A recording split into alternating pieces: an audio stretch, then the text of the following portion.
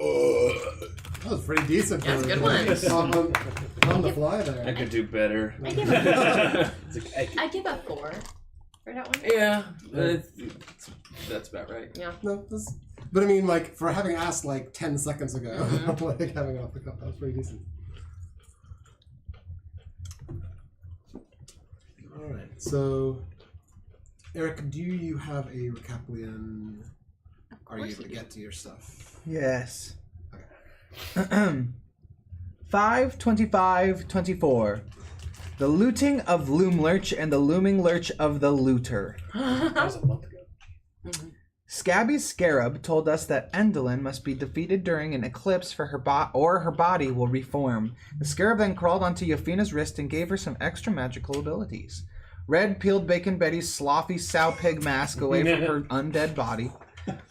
We inspected the fallen wooden horse. I informed everyone of it being Eladon, and Yofina jumped into the saddle and started zipping around. Zipping. Then Elkhorn approached us. Elkhorn! He informed us he was the eldest of the group, Valor's Call, a group comprised of Elkhorn and 3 humans: Strongheart the Paladin, Mercion the Cleric, Molliver the Rogue, and Wrigglrun the Wizard. All from the land of Orth, a place from another material plane in the multiverse of Brandon's madness. And that there were some league of malevolence who worship an archfey that threatens all of Prismere. Elkhorn told me we have weird nuts. Elkhorn. I have weird nuts. Elkhorn told us the LOM, which is the League of Maleficence, is a brutally evil group. Kalik, the ruthless sociopathic leader of the LOM, cast a spell to bring them here so that he may possess the magic of the Staff of Power. The Valor's Call followed the remnants of Kalik's spell to also arrive here. Then he got captured and locked into a dungeon until now. I saunter over to Elkhorn. Elkhorn! And I'm the only one doing it anymore, it's okay. And officially induct him into the Fateful Eight with a fireball into the air while Cutlass accompanied with a victorious tune. Okay, this is how I wrote this. Red found 2 caterpillar cocoons, 3 forked metal rods, 2 agate gems, a handful of coins, 1 snake's tongue, a bit of honeycomb, and the hair of a dog no one knows. Okay. Thank you. Yofina and Zav touched hands, reaching into Skabatha's pocket, and found a ring of 3 keys, presumably to Loomlurch. And we burnt the witch. We made a plan, and Cutlass took off to get an aerial view of the goblins, including old Chucklehead. Cutlass found some destroyed tin soldiers, freed animal pens, silent scarecrows, and flew north of Loomlurch. Anna murdered some goblins, and found an 8-inch-long glass ant figurine, a potato in a rucksack that magically appears each day at dawn, and a glossy mushroom with a red bell-shaped cap that jingles when shook. Stick and Nut did figure 8s around the pitch tents. Red and I gave the fire element some head, and we found an 8-minute hourglass. Cutlass flew up into the room where Skabatha made her magic, if you know what I mean. It's her bedroom. How is a dollhouse like a writing desk? Cutlass found both, as well as a jar of forget-me-moths. And found another jar of glass eyes like mine. Zav found a silver hammer. Iron tongues in the shape of the jaw of a dragon, so that's pretty metal. Red and I fought a door. We found some books, as well as got Red some plate armor and a new sword. We joined up with Cutlass in the bedroom. Zav gave Anna a scroll of Speak with Plants. Anna gave Zav a candlestick. Thanks. We looted the sewing room and more for a bunch more non-magical items. Anna, Zav, Stick, and Nut found themselves outside and found a bunch of shrooms. We all met up, staring at the portrait of the ancient hag. Yofina opened up the dollhouse and found a fabric of space and time. I find a Looney Tunes hole. We see that thither has become very luscious. Restoring it to its former glory, we feel accomplished and begin making our way. We made camp and started resting and planning to take watches. First watch was Anna and Cutlass. Second watch was Zab and Aoife. Third watch was Red, Yafina, and I. And Cutlass took a swing with his rapier at Zeretic. Clinging against his armor, startling us all awake. We level up. Level up. After the battle. Level up, level up, level up. Very nice. Last, we left our heroes. They had defeated Skabatha only to receive an ominous message of the near immortality of her sister Endelyn Moongrave. Her permanent defeat requiring the presence of an eclipse, at least in representation. A curious problem for a land of perpetual twilight. Setting that aside in the immediacy, the Fates made their way back to Skabatha's, now mostly vacant Loomlurch, as the forests around them began to return to more vibrant life. Dispatching a few remaining goblin underlings and convincing a once trapped fire elemental of Skabatha's end, our heroes pillaged Loomlurch for all they could find, acquiring a beautiful set of full plate armor, a tome of potion brewing, a scroll of speak with plants, several mushrooms of varying magical effects, and a large portable hole to keep all of the additional valuable trinkets the party was able to pilfer. Once again, encountering Chucklehead, the goblin leader of Skabatha's market, who had assisted in keeping your cover as you attempted to rescue your friends. You find him pleased that you are able to rescue Mishka and the other children and transfer them back to the material plane. He offers to guide you to the border between Thither and Yan. Refusing to pass into Endelyn's realm and potentially become trapped again, he leaves you at the border after a long hike, where the forests transition to plants and then rolling rocky hills that begin the mountainous ranges of Yan. Exhausted, you exit Final Valley Pass to find yourselves staring down a broad mountainous range. Your party hastily makes camp on a defendable flat outcropping, Anna and Cutlass taking the first watch. So, the end of last session. Normally, an attack against a sleeping opponent should have been both at advantage and become an auto crit on a successful strike. Oh. But in the rush of the end of the last session, I didn't say those things. So, what I will do, because every mistake presents an opportunity. So what I'll say happens is this. Zeretic. Yeah. You're somewhere between when a person falls asleep and when they enter full-fledged REM and begin dreaming. Okay. Your mind is just starting to experience flashes of imagery. Scenes that might lend themselves to a full dream as you fall deeper asleep. Moments of recent dreams, recollections, along with some new, flitter across your vision. A house ablaze. A town set upon by imps. A golden ring etched in fancy script. People running and screaming. Your wings burning away around you.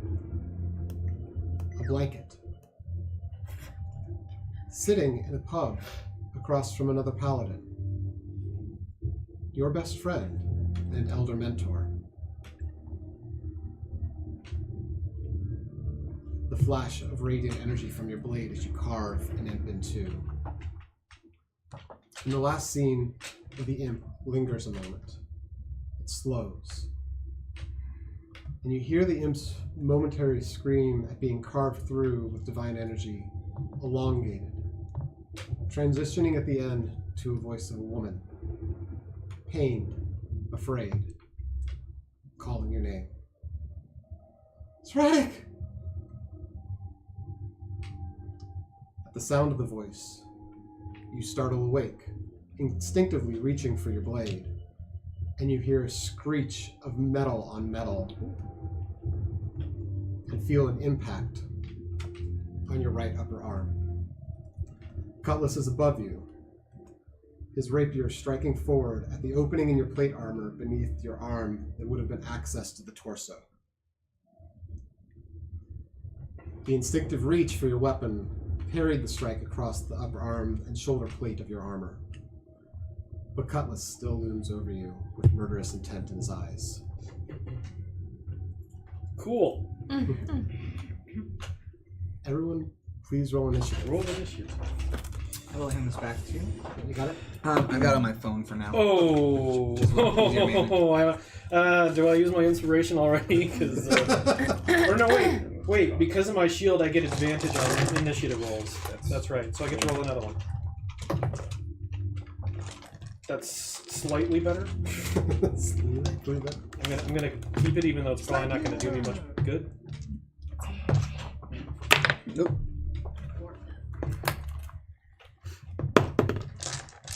I'll take that. Oh, jeez. Okay. Yeah. Okay. I'll deal with it. Okay, so Initiative is based off of. it's d20 plus your dex modifier. Thank you. You'll probably see Damien before I do next. Do you mind giving this to Damien for me? I say. Little cat mushroom. Also, I love Brandon's pin. Is that a DM pin? Yeah, she got this from me way back when. I rolled a 13. Where'd you guys get everything? I got the earrings from the Renaissance Fair, Hey. and then I got the pin from the Renaissance Fair, but like his pin and stuff I found on Shein for like 95 cents. Something silly. Eric, who's your roll? That's also where I got this 21. for Dane. It's to hold his d20. That's so freaking Rafina, What? that's your initiative. 10. Hannah was 25. Cutlass 14. Oh, you got one above me. No. and Aoife. I know you can think of a name from. Copy. Okay. I'm So, partial to Chompy. Anna, you are up first. Let me pull up. I just love them. Let's see here.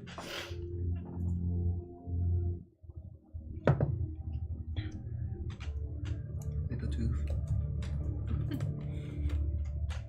Name him Sparks. Spark. Heat metal on Zeretic and his armor. You metal ones are right. Like, all right, it's time to get this guy. I feel like she'd be like, "Oh, Cutlass is doing it. Fuck it, I'm joining."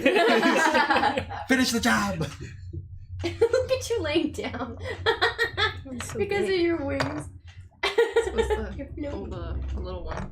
This one's just so big. Doesn't really sit in there, right? But this one like actually sits in there.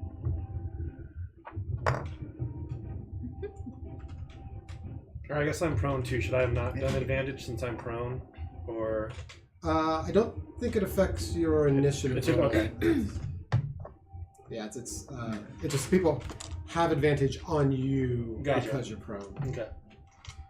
For melee. I Yeah. should say. I'm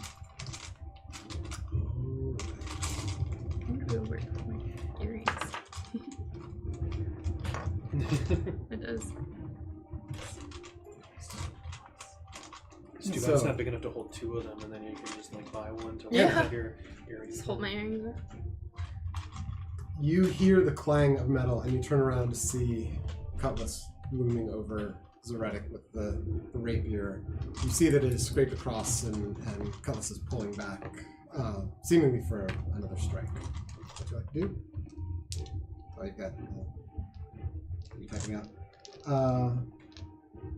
Alright, so you're going to move over and try to attack Cutlass with your frost brands. So. Ooh, you are just barely able to make it over, it looks like. So you come rushing over. And yeah. Cutlass, 16 to hit? No. No. So take a swing with your frostband, but Cutlass is able to. He's not like flying up, but he's sort of like hovering with his wings, and he uses his wings to sort of like brush himself slightly out of the way. One eye kind of flicks to you momentarily, but the other stays focused on Zeretic at the moment. So, is that your turn? Okay, that is your turn. Eric, you're up. And Aoife's on deck.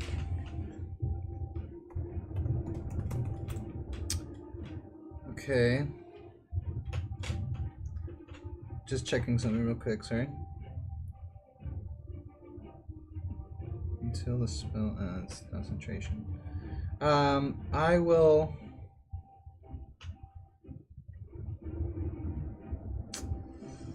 I'm pulling a necklace bead as a bonus action, Okay. right? Or is it? Let me see if I can get to.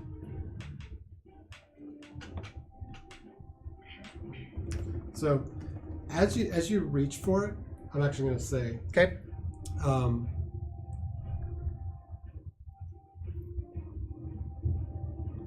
You're still half waking up, Okay. and you hear the rolling thunder in the distance, the winds, and you see something happening. You know something is wrong with Cutlass, and you instinctively start to reach for the beads, and a warmth comes over you, Ooh.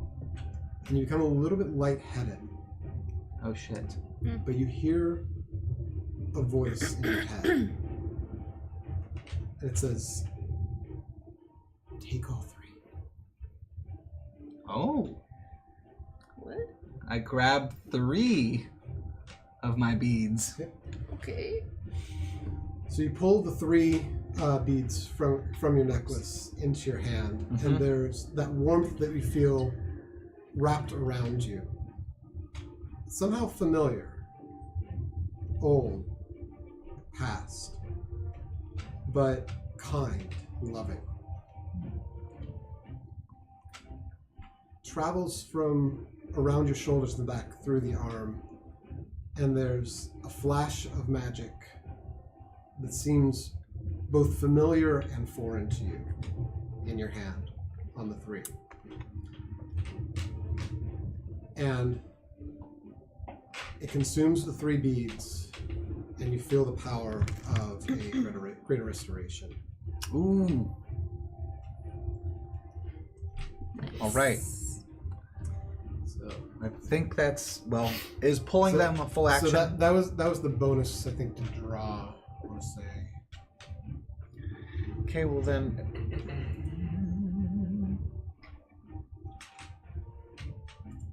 Am I able to cast that right away? So given you action are resource? over here. So let me move around a little bit. So first, you would have to sort of scramble up from the bed and see if we can get you there. Okay.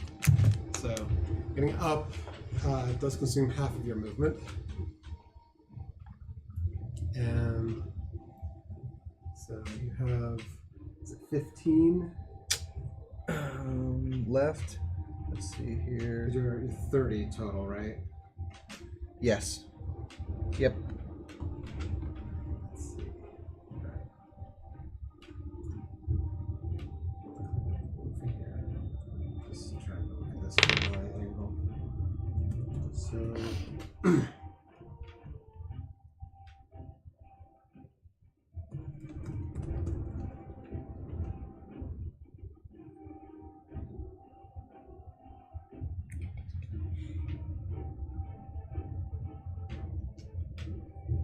So yeah, you can not quite get to him. You start rushing toward him, but Greater Restoration is a touch. Okay. And so you would need to actually get up to him to do that. So would you like to move as close as you can here? Close as I can, and then I'm also going to cast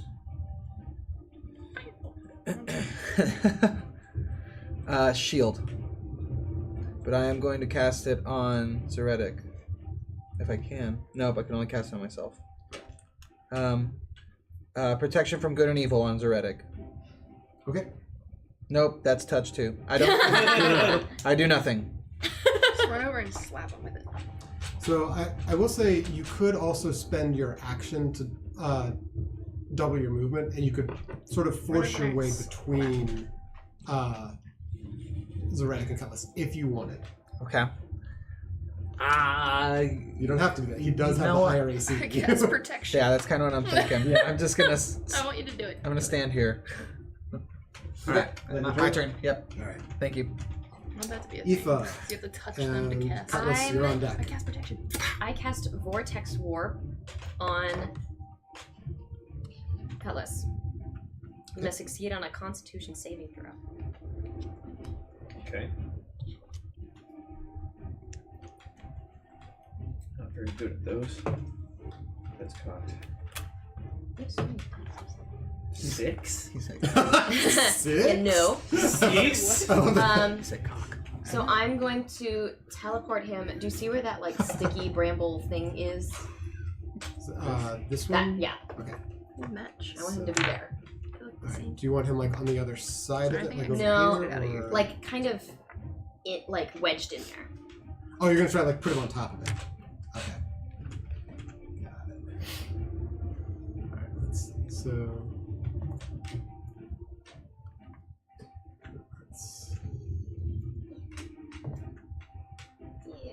Yeah, sure. here's the kind I want him like in it, but we'll of, unfortunately the objects Yeah. don't really, but yeah, I'll say like you've kind of your warp, because you can't like put him into the same space as something else, but you put him like directly on top of it, and because he's not actually ready for it, he's just gonna like fall into fall it into a it. little bit. Okay. And then I want to go towards him. Like, hopefully I have 15 feet to get there.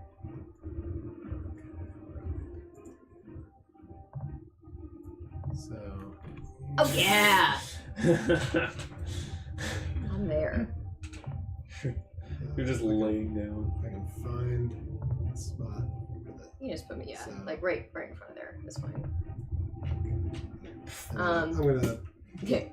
so take half your movement to get up, and then rush Why is it that it's letting you stand? some of your And distance then- to get to that. Just that For when my you do it, bonus, so I did the you see spell, at the moment or moved. something? My bonus, I'm going to take my immovable rod Okay. and basically lock him in there with it. Does that make sense? You could try to put the rod sort of on top of him so he can't fly up. It is like it's sort of like brambles and everything, so he'd probably be able to work his way out the sides, but it would be difficult terrain, so it would take some of his distance to get it. Yeah. Plus, he'd be right next to you, which could potentially provoke an opportunity attack. Mm-hmm. So, Yeah. So if I put, so he's in the brambles, and it's like, when you like put a stick in a door or something. Mhm. So I kind of do that. I kind of stick it in the brambles. So it's an immovable rod, so he's kind of stuck in there, Okay. essentially. So you take the rod, click the button with the brambles, or whatever. He's kind of like wedged in between the rod, the brambles, and Yeah. everything else. Like I said, he'll potentially be able to work his way up, but it'll take some of his movement to do Okay. so. That's the end of my turn. Cool. Cutlass and Zoretic is on deck. Okay. What would a 20-foot radius look like from, say, right in between like Zoretic and Eric there? If you center it like there.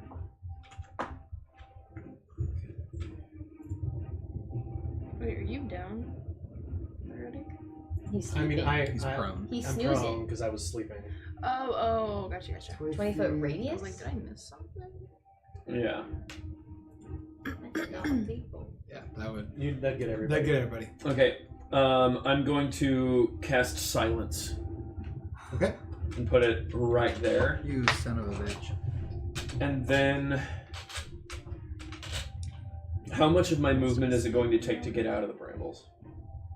I would say it'll take half your movement to get out of the brambles. Well, that's still 25 feet. That's fine. I'll use my bonus action to disengage, and I'll fly 25 feet straight up above the center of the Does that give radius. me an attack of opportunity? No, because I disengaged. You can't disengage when you're. Yes, you can. So, okay, so you're casting silence as your action. That's such a moment of. You're doing disengage as your bonus. Bonus, yes. Okay. I just want to kill you. And then doing half your movement to get out, and then going up. Mm-hmm. I don't get attack of opportunity? Yeah, the disengage takes it away, unfortunately. Damn it! So, I must admit, you messed with my plans a little bit. I was going Do we have to roll any kind of saving throw to see if the silence actually silences us, or is that just I think automatic? silence, I believe, is an automatically. area effect. Yeah. Yeah, Yeah. it's automatic. Okay. It's concentration for me. So.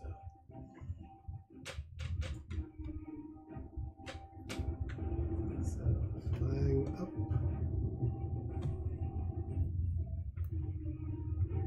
And like I wanted to be above the center of the circle. Okay, so I'm gonna just a little bit here. unfortunately can't leave the circle and Oh, that's fine. edit here, but we'll sort of keep an eye on roughly where that would be. So you have flown up. So your turn. Yeah, that's it. Zoretic. Yofina's on deck. I'll use half of my movement to stand. Okay. And then, do I need my voice to cast a spell? Depending on Check the the spell. It does have a V. What is it? It says components V/S. Yeah. Yeah, Well, so verbal and somatic. verbal. So Son of a bitch. Shut up.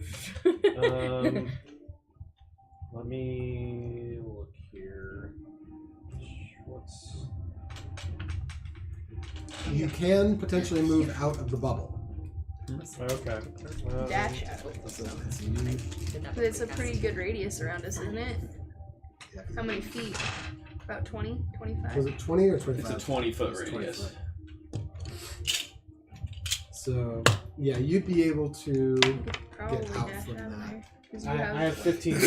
I only have 15 feet, but That's what I was gonna probably... say. How much would a dash would take your full action though, wouldn't it? Dash would take his action, Take my but action. but he's a little ways away from center. So looking at it, I would say he could get to the edge of the silence to be able to cast the spell if you wanted to. Just stick your face outside of it and Yeah. cast the spell. Well, I'm trying to see, because I know I have something else I can possibly do. Just gotta find where the frick it is.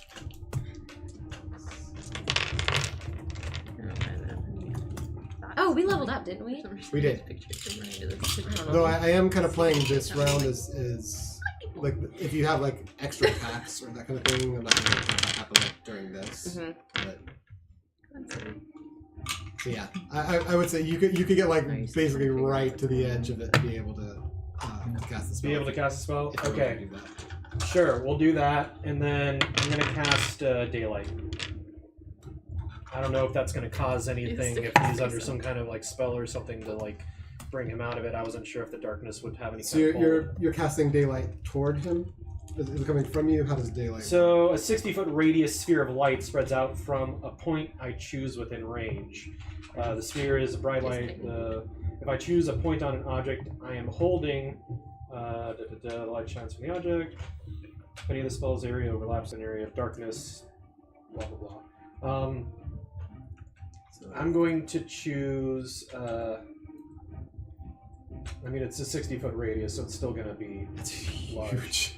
I'll just raise my sword and do it from my sword. Okay. Sorry.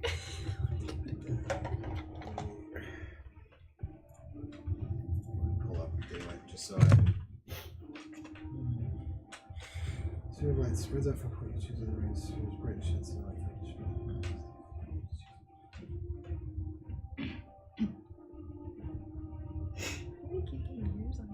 Okay, so yeah, so you create a large dome Yep. of basically bright light that encompasses everything Yep. Around you. Mm-hmm. So, I'll say give me a perception check.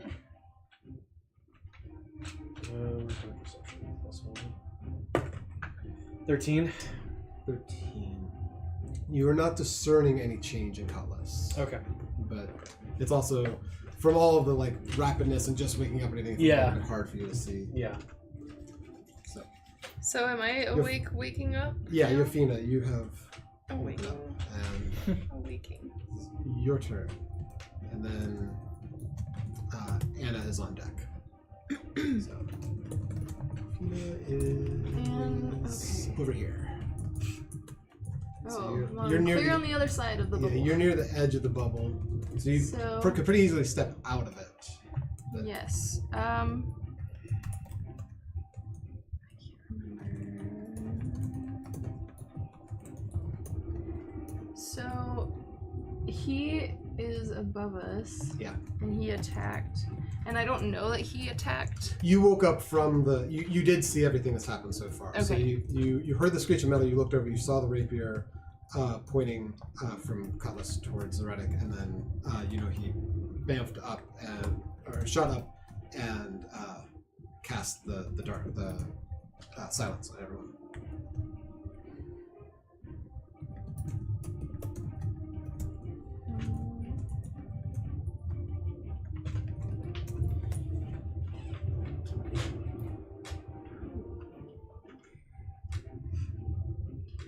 I think just because I don't know what's going on, I'm gonna just play it safe and hex him. Okay, so you're gonna step. I'm gonna step out, yeah. I have to step out because it's verbal. So. Just slide on out of there. Kaboom! I'll say it takes about 10 feet because you're gonna. I'll have you like climb up on the little like mound here just to get sort of an angle and everything. And you stood up before. I'm just doing this backwards, but. Kind of army crawl out of there so you can see me. Okay. And then you're casting Hex. Yes, and I think I'm gonna go for dexterity. That'd be helpful. Can't tell what would be helpful. I'm gonna go for Dexterity or strength, yeah. yeah, Dexterity. dexterity For him? probably. Yeah. Dexterity. Okay. All right. Or And constitution. No, we don't want to fail constitution. any action.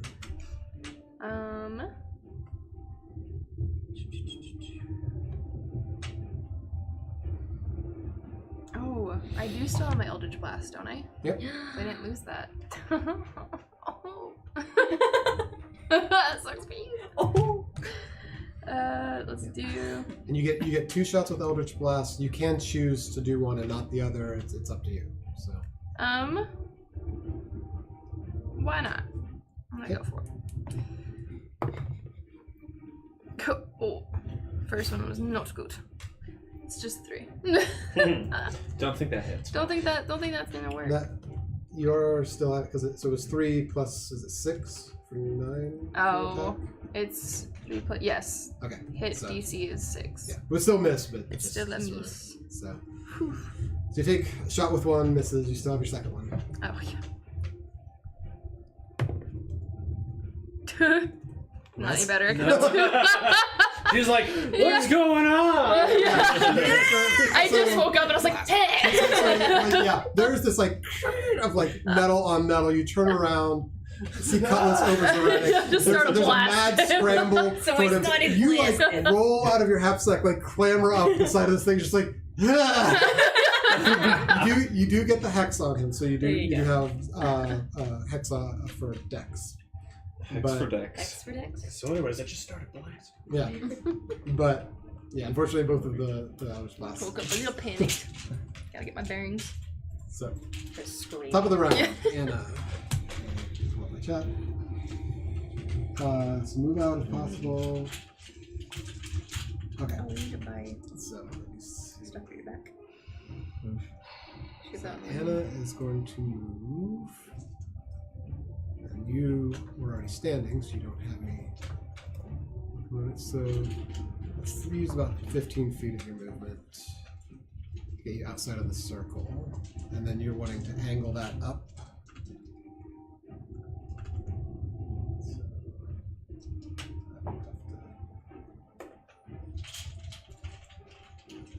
This is going to be interesting. Come here. Come back here.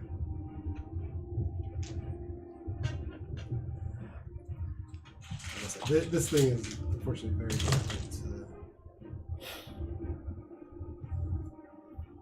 Okay, and it's kind of cold. Is it 60 feet? I'm trying to remember.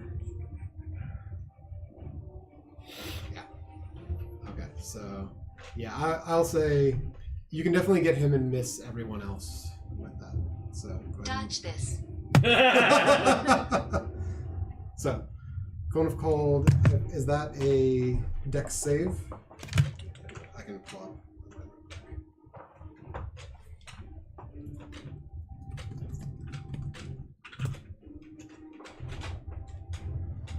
Cone, blast cold air. Each creature in the cone makes a Constitution saving throw. Mm-hmm. Should attack this constitution. 10. That is not gonna get it. So you're gonna roll your damage. Why did you attack him? Yeah. We have a recap on why exactly he attacked him. Did he get like? We don't know. We don't know. Okay. We have some outside of gameplay theories, but nothing that our characters would know. I was gonna say, did I miss something out of game? Is No. what I'm trying to catch up on. Okay. It's like, Was there anything said that I need to be? Not to my knowledge. Okay. I'm just as in the I dark as just everyone woke up else. and started attacking people. You chose violence this morning. Do you need more? Okay. Woke up. Cutlass is like, I'm tired of looking at that guy as a jib. I don't like the sound of all those dice. So Apparently he's not fucking around. But she never is.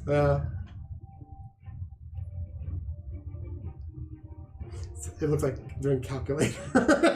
Just getting out now. You know it's serious when the calculator comes out, because that means there's a lot of numbers being crunched over there.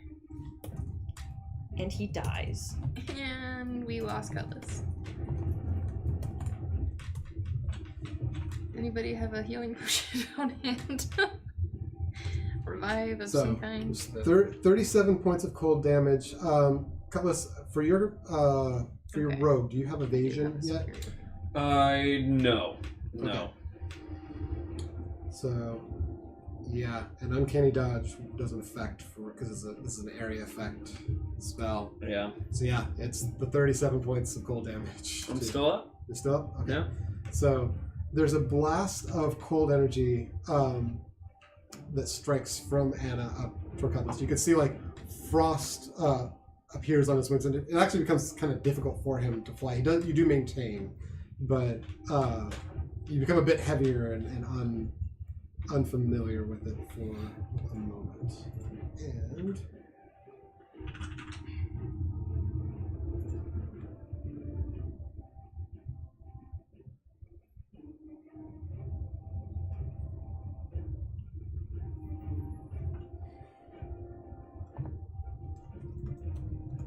okay.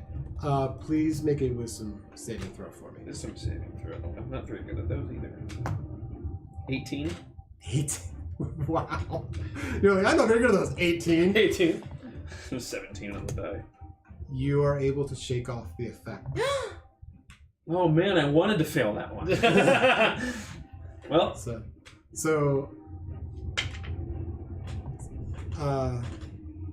so you become aware that of everything that has happened. You had been taking control of. oh, so I wanted to succeed. Cool. Yeah. So you have succeeded in. It was well actually. What was actually you might actually know this. Roll an Arcana check for me.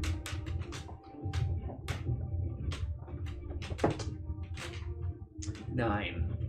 9. No, you're not. You're not sure what's happened. You know you weren't in control of yourself. Something else was affecting you, but it seems that you've shaken it off. As of the icy blast seems to have brought you to your senses. Icy blast. This happens when you chew 5 gum. Sensation you feel when you chew 5 gum. So Anna, I'll have you roll perception because it's your turn.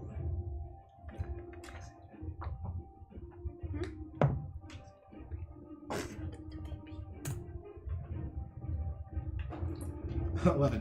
No, you are just so focused on like doing damage that you do not realize that Cutlass has come out of it yet.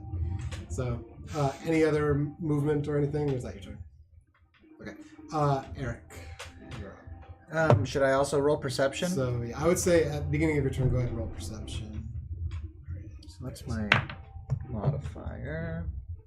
Okay, you're like dead center of the sphere at the moment. So you're looking up, you see this like icy blast streak out above you and hit Cutlass. I roll a 12. 12. Mm-hmm. You, let's see.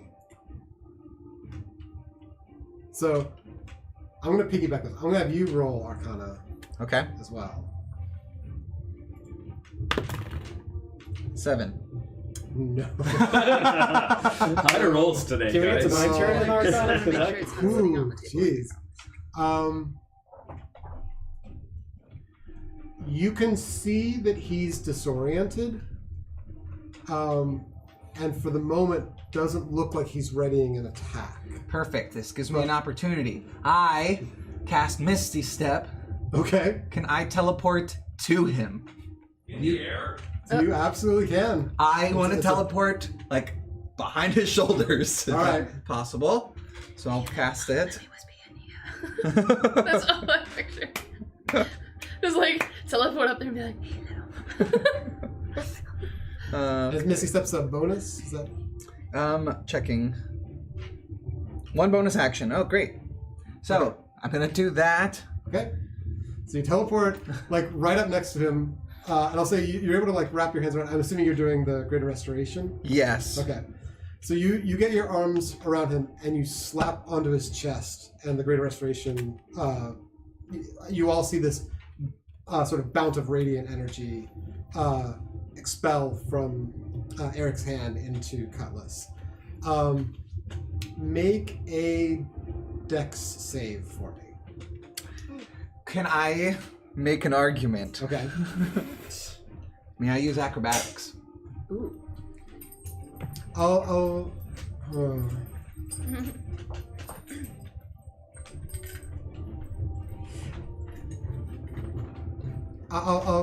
acrobatics is usually a check, because I don't think there's an acrobatics save, is there? Oh, I guess there's not a save. It's just been using the modifier for it. Yeah. So the save Sorry. typically has a slightly higher. Nope, not game log. Saves. Nope. Yep, just a dexterity. Okay. Yeah. Let's just keep it the Dex save. Okay.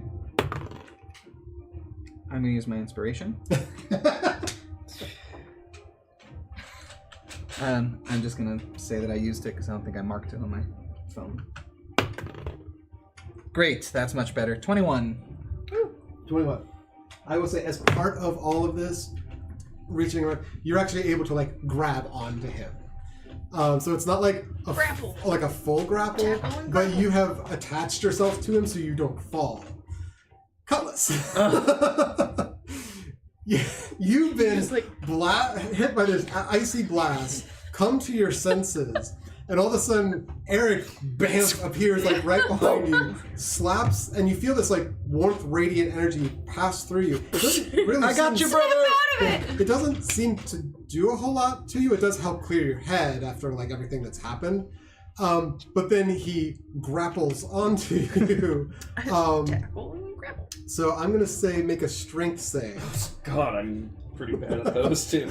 I know the Dex, the hexes, really Well, put a I damper on haven't your used style. anything Dex related since I was hexed. Really? Yeah. I love her use of emojis ever since she's discovered them. 3. 3. Uh-oh. I'm in danger. So I'm in danger. you are startled and sort of shocked by this person clambering onto you suddenly, and already rocked from the cold, and there's still like frost and bits of ice on your wings, and the two of you go down. So you were 25 feet up. I will say so. It's 7. What I'll say is you both kind of split the damage, so it'll be 3 each. Okay. As you slam back to the ground. How do I do? Roll a Cutlass, roll a concentration check for me too. It's DC 10, right? Yeah. That's a Constitution. Yeah. What's that? 11. So actually, in this, because the cone of cold would have been, was it 30? So 17, something like that. I think it is. 18. So yeah, no. So when the cone of cold hit you, it rocked you enough. The silence went away. Because that is concentration, right? Cool, so I don't have to dispel that. Yeah, so you didn't have to dispel. It was like there's this blast, you lose concentration, you come to your senses, there's a flash, and Eric is behind you, slaps Wake up, brother. the Greater Restoration Wake on up, you, brother. I do want and to you say, both I just like definitely say it. plummet down. I got and you, brother. hit the center of the group Slow-mo. back. In the middle now. So you both here, and you both are prone. I will say everyone saw the flash of radiant energy, so everyone has a pretty good idea that whatever was going on has been cleared. Gotcha. I would love to see this animated. Yeah. So that is Divine bro energy. it's the Anna and Eric's turn. So Aoife. Best you can tell, Cutlass no longer has murderous intent. He is startled, confused, dazed on the ground, next to Eric, having hit decently hard on the ground from the fall. What would you like to do? There doesn't seem to be an immediate threat Okay. right now. I'm gonna go up to Cutlass because he's on the ground, right? And I'm basically gonna take my quarterstaff and just kind of point it at him. Okay. And basically, is it called hold an attack? You Yeah, you can hold an action. hold an action like I'm ready to strike at him if something were to happen. Okay. And I just say, "What the hell was that?" Oh, and I have my foot on his chest. Oh my god. Okay. Cutlass, it is back to your turn. What do you say to everyone? You tell me. So, that's a good point too. So, Oh, that's a good point. for Aoife.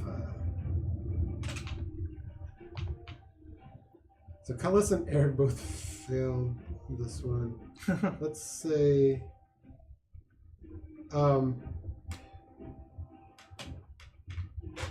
Aoife, and I'm also going to say Zoretic. Roll a history check for me. History check. Okay. Dirty 20. 17. Nice. So you look at him, and it actually does come to you.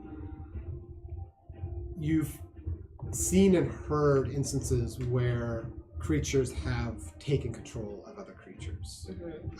Through some of your studies at the Academy and other sort of rumors that you've heard. Typically, this would be something like a wizard would be capable of. Some bards have been able to do it, but typically they need to be relatively nearby. Okay. So I'm kind of thinking that I go, have you made any contact with Endelyn? Anything that she would know who you are? Well, we sent letters. What were in the letters? After we beat Bavlarna. We had a genius idea. Now we sent pieces of ourselves. Yeah, that was So smart. As I'm I gonna take, move- I take my. I'm gonna say that's you guys' turn. Oh, we're And- in turn base. Oh yeah. Zoretic trying to sort of figure out. I will say you didn't get there yourself, but when she says it, it does click for you. You have seen in your battles people on the field sometimes take advantage, take control of other people. After he says that they sent parts of themselves to her, can I do an Arcana check to know if that think she it's can over here, control them with it? Sure. Yeah. A I'll little let you tennis do racket Arcana. looking thing. Nat 20. Yeah. Yes. So this is what's known as a dominate person spell. Usually has to be nearby with a visual on the person. Okay. They're typically short term, about a minute total. Okay. But during that time, the person can give the individual can give the person issue commands. I think you guys. They can take full control of the person and make them do things, or they can say just sort of give them the inkling of like attack these people. Yeah. There is no protection that comes from succeeding on this. It is simply how many times can the person cast it. Gotcha. So if the person wanted to cast it again immediately, even though he's shaken it off, it's possible that could happen. So I'm gonna yell out, "Everyone, look around! Someone has been controlling him." And we still have the daylight active, so hopefully that'll increase sight range for everyone. Okay. So I'll have everyone roll perception now.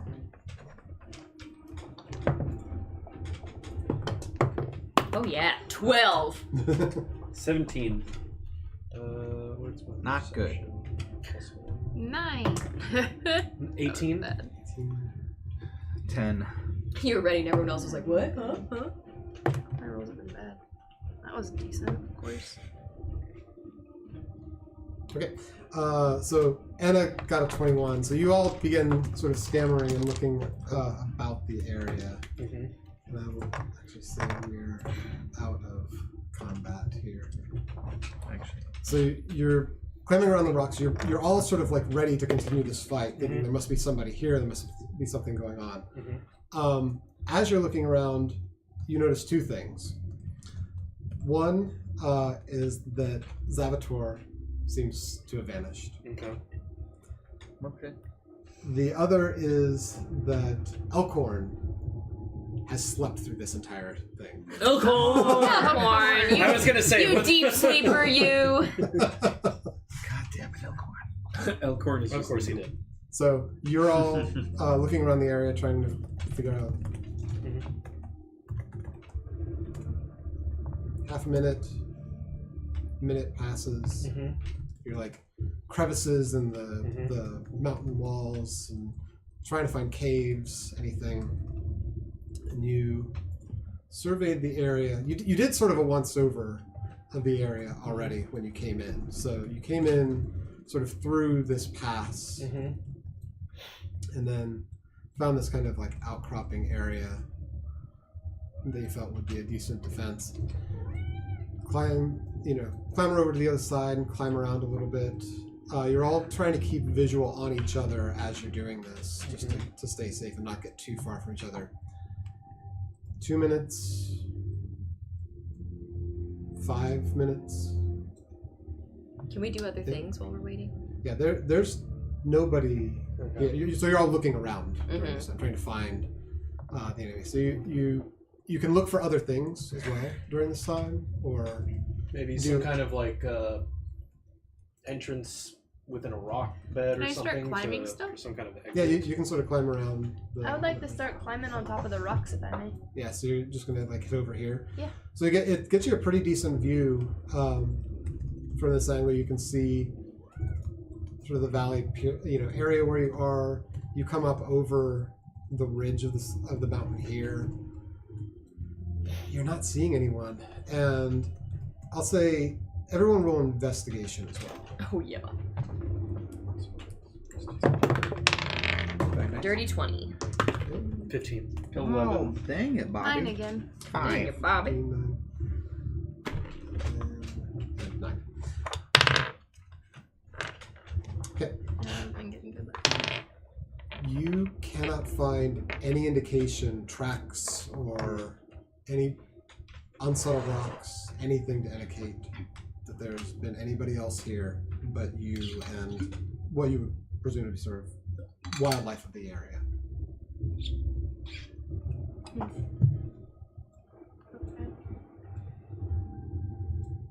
So, best you all can tell, this spell that should have been, and actually with the nat 20, I'll say, and let me verify this before I say it. I believe this is 60 feet, typically, is how close somebody has to be to cast this spell. After 5 minutes, you were all fairly convinced there's nobody who's been anywhere close to 60 feet to you. On ground. I take my quarterstaff and I just start whacking Cutlass in the head. Just going, stupid! Stupid! Stupid! Stupid! Stupid! Stupid! Excuse me! I'm gonna say, you fools. You actively sent pieces of yourselves to the hag, not knowing what could happen, and now she has the ability to control you. You've compromised the entire mission. Considering the fact that she is has the ability to go into the past, my only assumption is that she somehow was able to teleport here in the future to control us and then teleport back or something, since we can't find anyone within range who could cast a spell on you. Yofina, roll Arcana check for me. Is anyone else proficient in Arcana? Rolling Yeah. pad. Nope. Okay. No. I'll have you roll a second time. No, that's not good. I fail. I'm gonna use inspiration, I think. Okay. There we go. 23. Nice. So, as all of this bickering and arguing is happening, you start to piece together. This is a hag of the Feywild. She may not be limited to spells the way that most are, and the fact that Cutlass has sent a portion of himself to her might change her abilities with this spell. I say we tie them up for the time being. I agree. So I kind of chime in with Zoretic Wait. and I say, exactly kind of what Brandon said and been like, that was a really dumb decision that you just made. Like, you made a deal with the devil. What do you mean? Essentially. What do you mean them? I just was tired. I haven't done anything to hurt Did you him. send a portion of yourself as well? He did. Yes, but that problem is solved. Yeah, it is. What In problem? what way? is The it hag he solved? sent his things to is dead. So He should- sent his. He sent a letter to So it's just Skabatha. But you. who's to say that Skabatha didn't then send it on to Endelyn? We don't know, and I'm not willing to take that risk. It could have been intercepted. It's a lot of what ifs we're working with here. Listen, I've got a bunch of tools in the bag of holding that I can get out here. I can probably fashion some sort of lock to fit a key. I say we tie them together back to back and just take them with us. So, Not a bad idea. Eric, Eric and Cutlass, I believe you were both in the same room when you created these letters and sent them, right? Yeah. So, Yeah. You both do, just so it's particularly clear, you sent a ticket that had some of your blood on it. Mhm. You sent flesh. Yeah. So, there's also that difference of what has occurred. Yeah. So Blood, flesh, so- same thing. So Skabatha had received your blood. Endelyn had received blood, flesh. Like, yeah. So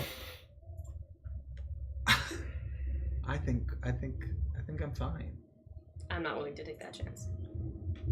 I think you screwed us over. That's what I think. But, It sounds like you guys just want to tie me up. well, it might solve some things for the time being.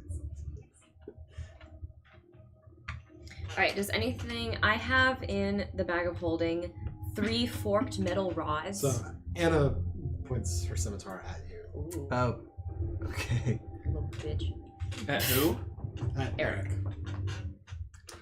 Get her! She's cursed. Okay, tie me up.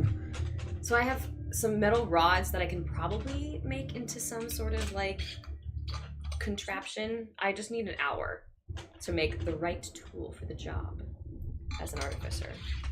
And we have a couple keys that I bet I could fashion into some sort of lock to fit the key. In good faith. I think somebody still has. I was go. Yep. Yeah. I actually have a master lock and key. There you go. Oh, can I grab that? Yes. Yeah, thanks. Says Bavlorn. Both of you. What was it? What was Sit. it? Oh, sit.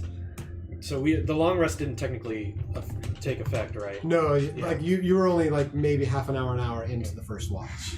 Okay. But does the leveling up now take effect? I'm gonna say when we get into the long rest and everything, Okay. we'll Gotcha. have the leveling up. Because I haven't done anything on my character, so. Okay, so it says that I can do this during. This creation requires 1 hour of uninterrupted work, which can coincide with a short or long rest. Okay.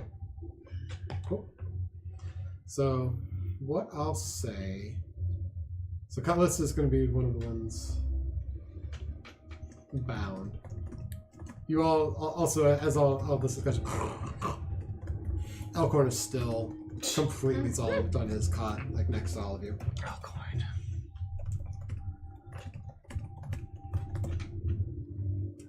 So you begin working on that.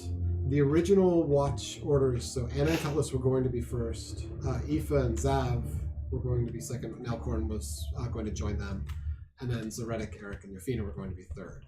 I can We join can- the second watch then. Yeah. We'll need to change those around a little bit. So what I would say is, since you're going to be making the thing, probably have you do first watch. So Okay. do Aoife and That's right. Yeah. and Zoretic. How did you guys figure out that we sent the letters? You just told us. You told us. Yeah, you You told us. freaking told us. Wow. I cast Gift of Gab.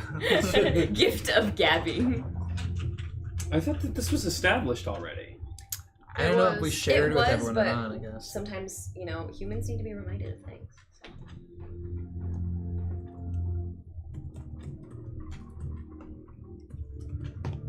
Okay. So Just gotta love this ominous music going on right now. Elkhorn will remain with second watch. And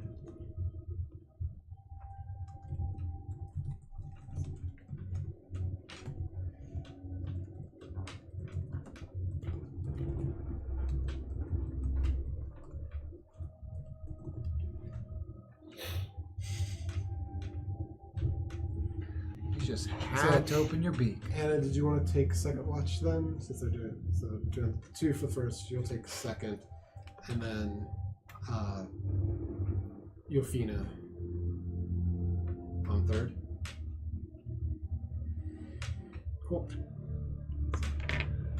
Your beard's starting to grow and thick, buddy. Yeah, I It's need to shave been. it. Yeah. Mm-hmm.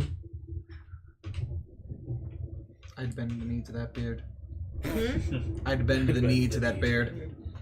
I went back home this week, and on Thursday I went and saw Fiddle on the Roof, and they're all, of course, Yeah. Fiddle on the Roof. They gotta have beards, and I met a friend of mine. He's like, "Yo, tell me about this man," and so I showed him. He's like, "He's got a beard." He was very impressed with your beard. Oh, thanks. When I did Fiddler in like 2015, 16 at the Playhouse, I was playing a Russian and one of the Jews. Mm-hmm. So they had to put like a very fake beard on me. Uh-huh. I'm gonna try and find a picture of it because it's god awful. My It's dad, so bad. my dad was playing the constable, and he had a goatee. But then when he was in the cast, he would put on a beard.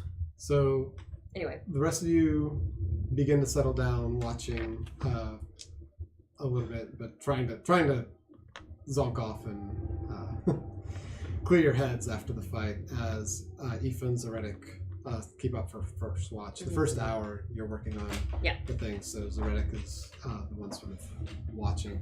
So I'll say, Zoretic, I'll have you roll perception first. Alright, what's my perception? Plus 1, okay? 15. Okay. So you keep a watchful eye. You don't pick up on any movements, anything. This is a very, very ominous place. The sky is dark, full of rolling thunderclouds. I assume you've taken down the... Yes, daylight yeah, I after. took it down, yeah. But yeah, No, that the first portion of your watch goes pretty much unencumbered. cool. So at this point, I'll have fashioned basically the handcuffs. They're handcuffed behind their backs, and then attached to each other, and that's how I use the master lock and key. Okay. And I also have kind of used my movable rod in there, so that if anything were to happen, I can just press the button and they're stuck. Okay.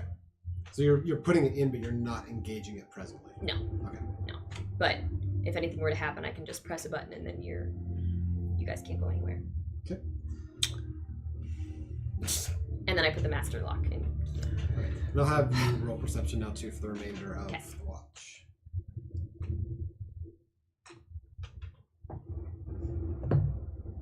Nat 20. Oh! What's the total? 25. 5. Whew.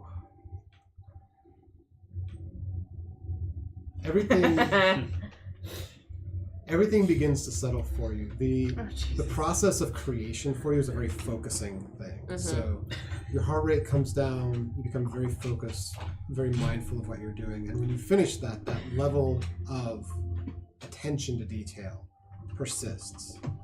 And as you begin assisting Zoretic in keeping the watch, a few things appear to you through your watch.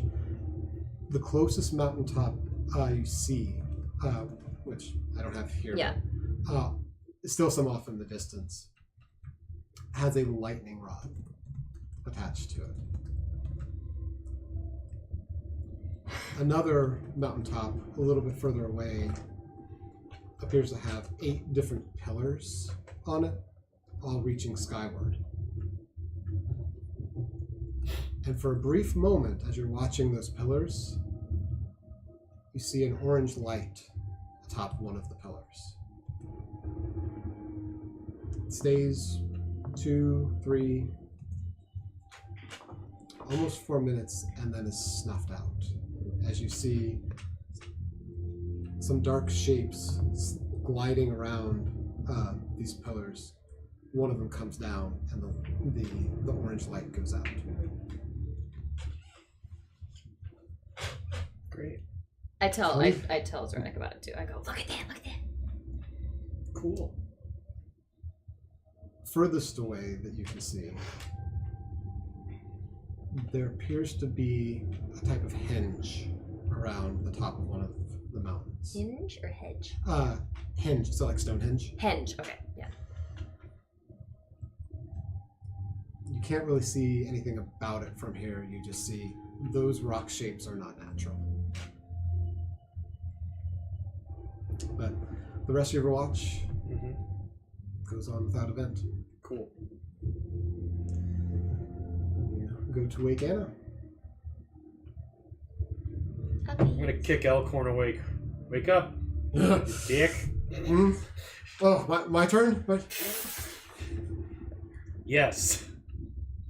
Did you all move around? What? We'll explain later. Alright. He's very Might old. He's explain like later. aching and sort of getting up. So, 2 of you go to rest. Go ahead and roll perception for me.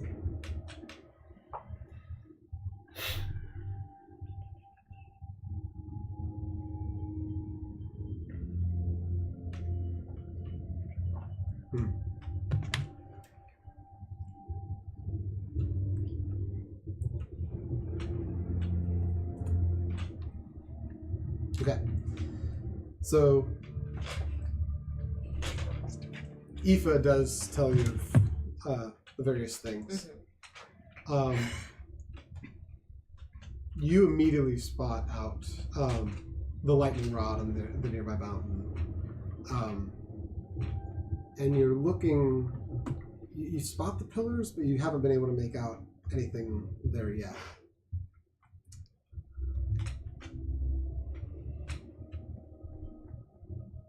A few minutes after they drift off, at the edge of the clearing, you notice a shadowy figure that begins slowly approaching the camp.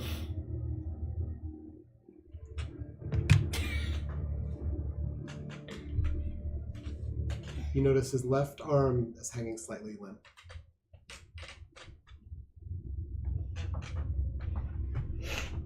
We've got company.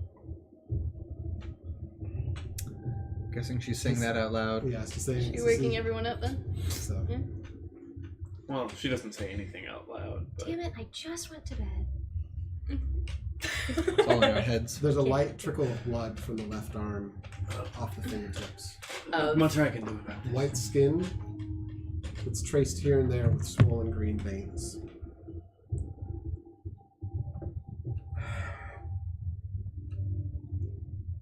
So this doesn't appear to be a forest. I take it the second hag is dead? Veer steps out. Veer steps out of the shadows. It's me. Fears. What's wrong with your Yeah. arm? So, I realize the oven had an elemental in it. And I thought this seems like a good distraction for Skabatha. Unfortunately, the dragon wormling we captured in it didn't much like having been captured inside, and opening it to get to the elemental, I took the brunt of one of its poison attacks before it was scared away by the elemental itself. Insight check. Roll insight.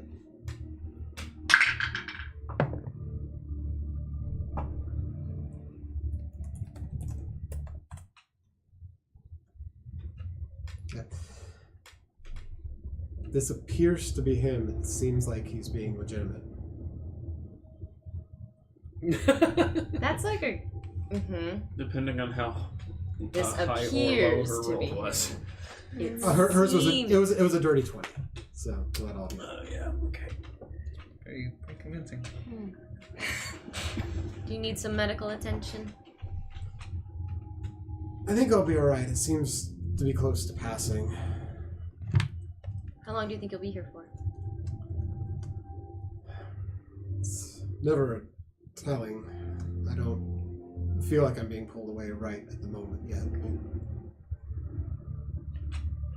Let me just fill you in on what just happened. Explains everything. So Veers has noticed the two of you on the ground Tied up. shackled, basically. Shackled. That's a great way. together. Yeah, that's a great way to put it. You sent bits of your blood and flesh to hags? Yes, seemed like a clearly we good weren't idea thinking at very the well. Sorry. It wasn't their finest moment. We had Well- good intent. We've all not had the finest of moments through all of this. That's true. So you're not sure if Skabatha would have sent it on to Endelyn, so you're not sure if you may also still be susceptible. But since you've been here, just Cutlass is. Yeah, that's what I'm saying. I'm not saying it makes you completely safe. Remember who we're dealing with here. This is going to be one of the most powerful beings we've ever faced. I would not put it past her to only control one of them, making us believe that they're the only one in control when the other one is in their back pocket. We need to outsmart her. I am going to kill this bitch. That's entirely fair. And Elkhorn kind of. So, who are you exactly to Veers? Because he only got a brief glance of him as Elkhorn he was- says that. Yeah, as he was coming through.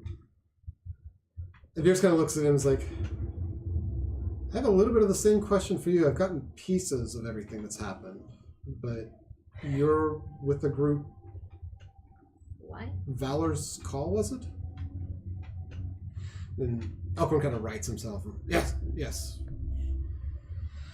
We were here to stop the League of Benevolence when the hags attacked. We were fighting with them. I don't know exactly what happened. I was knocked out at the time, and I woke up. I want to roll Skabatha's. insight on that. Because I also haven't really heard much of his story.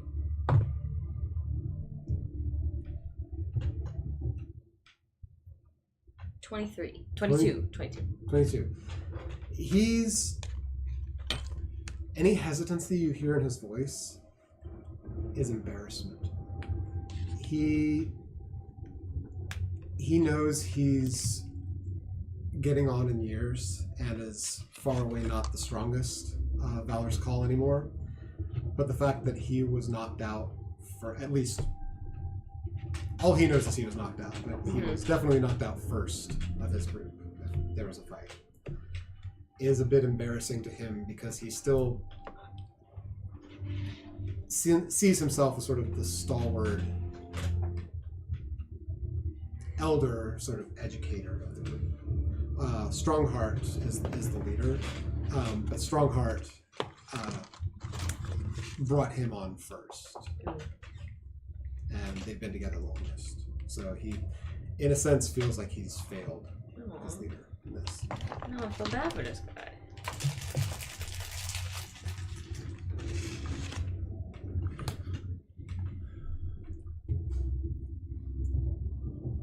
So Veers, so I think you told, looking at Alcorn, it's like, I think you told us about your group.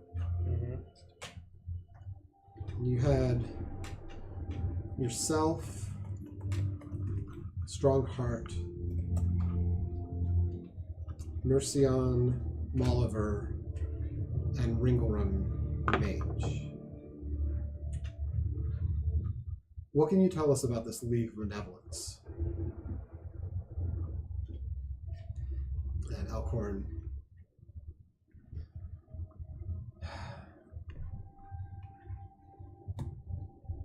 Their leader, Kalik, wants to rule our world, wants to seize as much power as he can for himself.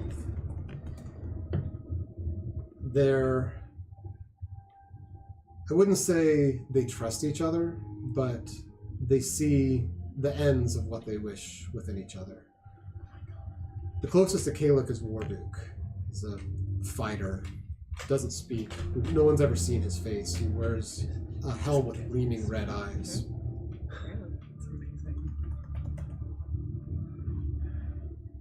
Probably the least trusting of them was a warlock named Skyla. She wasn't there during the fight. I don't know what's become of her.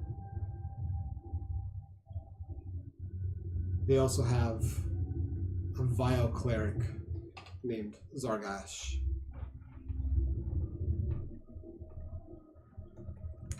And a towering orc of an assassin named Zarek.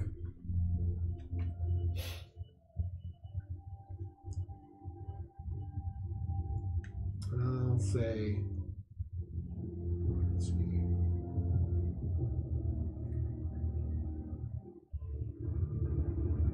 I'll say, have everyone roll just sort of general intelligence check.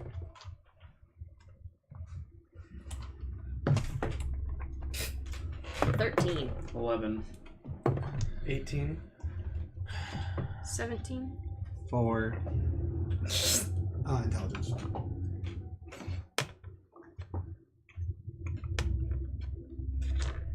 Get some bad words though.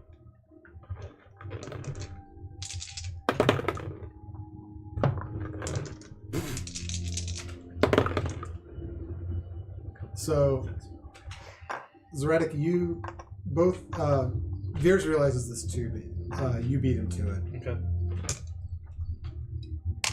The orc that you fought that had attacked the unicorn, Lorna, was an orc. Oh. And seemingly was an assassin from the attack.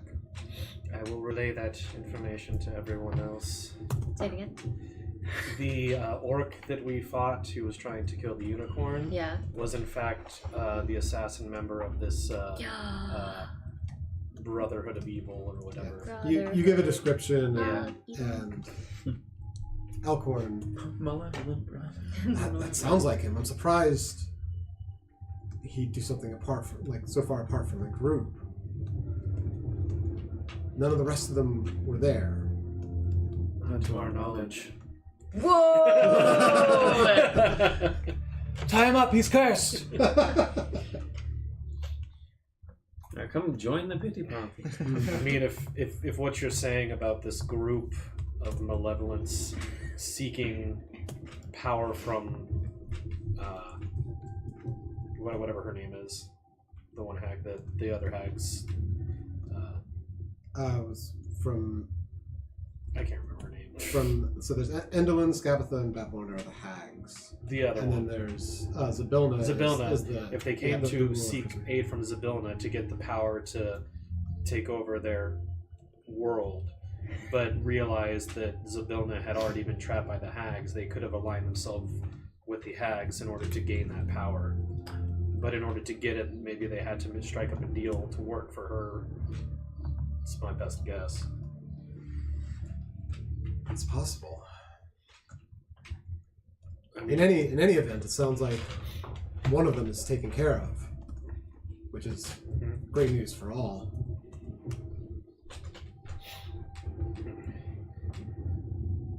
In my experience, evil people tend to latch onto the most powerful force they find, and it's if the hags are anything like we've experienced already, and this one is even more powerful, they could have switched alliances too. Who knows?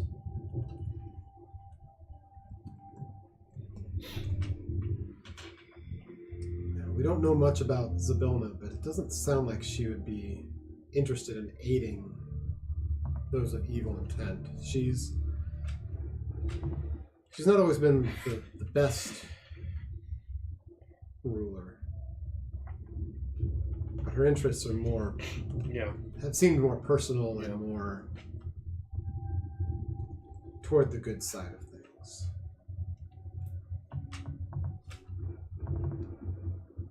It's difficult to say. I don't want to discount the idea of her working with them.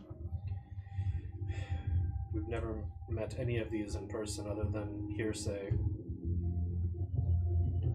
People from the Feywild. What does Kalik look like?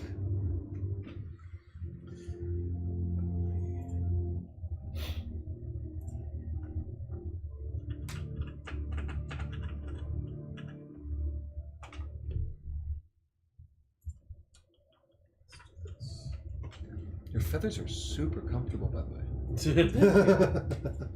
Hope they're not too cold for you.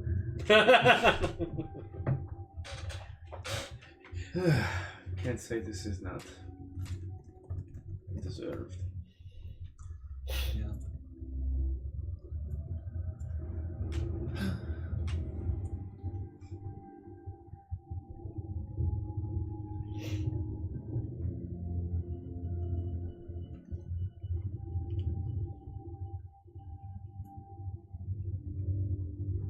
So, Kalik is... Boom. Don't do that. Oh my. Of course. Try it one more time. And so he is the leader of the League of Malevolence? Yes. So Kalik's got long white beard. Ooh. Last I've seen him was flowing black and red cape and always with his staff. He's quite fond of fire and has no qualms about casting fiery attacks on his opponents or allies alike if he feels like it's going to get him ahead in a battle. But he's definitely not for the closer skirmishes. Great. Okay. This adds yet another obstacle for us. If we choose to take this on as well. But it could be worth it. Well, it sounds like our plane of existence would be a threat if they're able to succeed. Evil men always want more power.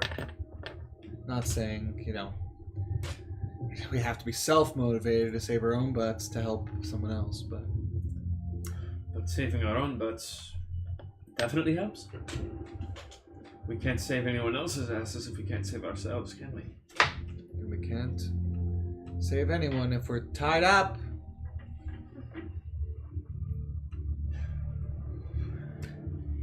And Eric, as you've been sitting bound and everything, you've been thinking back to the voice and the sense and warmth that you felt. It's like for a moment you were handed the full understanding of the necklace, and yet just as quickly it slipped away afterwards. However, pieces of it have remained for you. So all of your checks for figuring out the necklace going forward will be an advantage. Ooh. Sweet.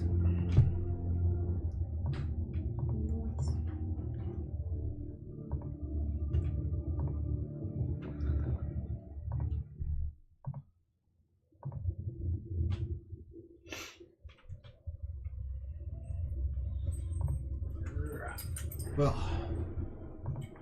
I think we all could use some rest. I'm not sure how long I'm here for, so why don't I take the rest that we're on?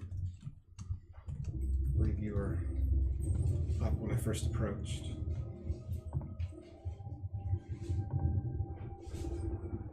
Yofina's already back asleep. Like, It's like, You're like, done. woke up, saw you, and was just like back to sleep as you guys were like talking. These two are bound up and you're not trusting them. That leaves her alone for the last one. Should we have Elkhorn join her? So, get some more rest. More rest. So Elkhorn takes his patch. And Veers and Anna are left to second rest. Or second watch. I want some lava.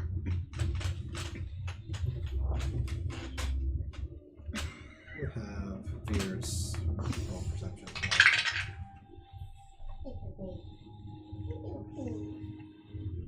You've got a rainbow on your phone. Yeah. Is that a rainbow right there? That's crazy. Where'd that come from?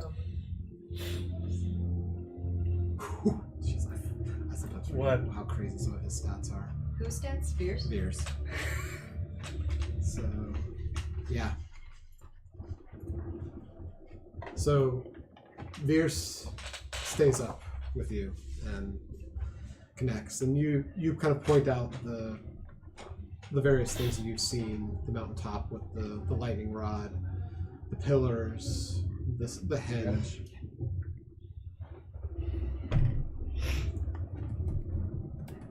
And Veers is like, And oh, I then- can see way farther than you. And then there's a crash of lightning.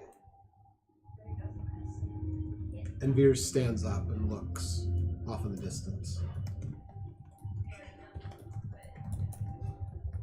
He points for you. It says, "Watch there." And a minute passes. 2 minutes. And then there's another great crack of lightning.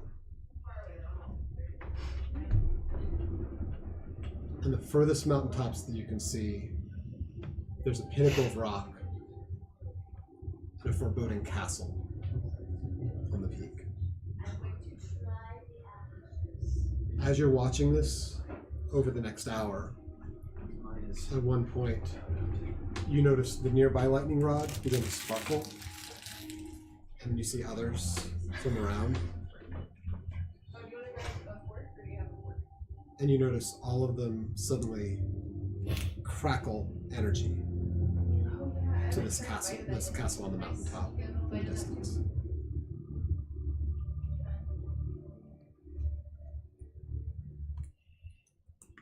So, I think I'm gonna call a break there since we've lost most of the table, and I'll re-explain that when everyone comes back.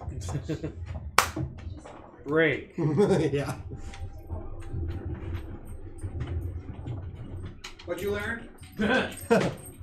Things and stuff. And So, Veers noticed very, very far away. It's only visible when lightning strikes. There is a castle on one of the furthest mountaintops. And over the course of an hour,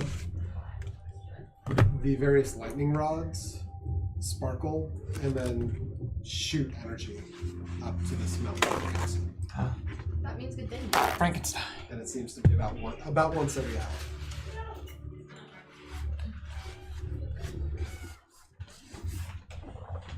That's not good.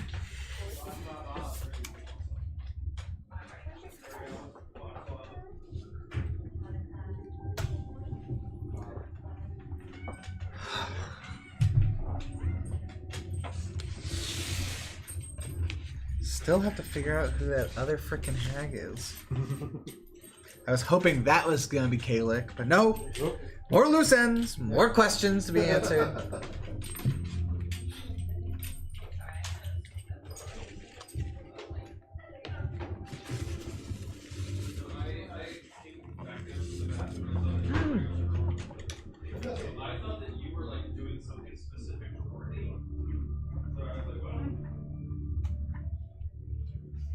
Hello, cameras. It's just me. Have you seen the Wii controller? Let me see what. That's funny. I want to see. Dr. Sonic screwdriver. Oh, that's so cool. I didn't know you could do that.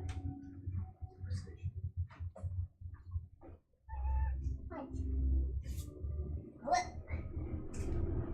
I'm gonna make it up for it. I have a baby.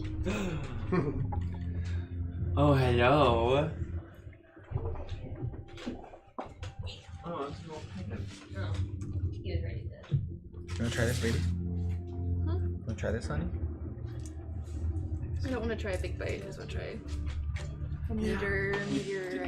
Okay. Meteorite. Just a Yeah. little piece. Here comes Just the a little airplane. piece gives her literally the whole thing.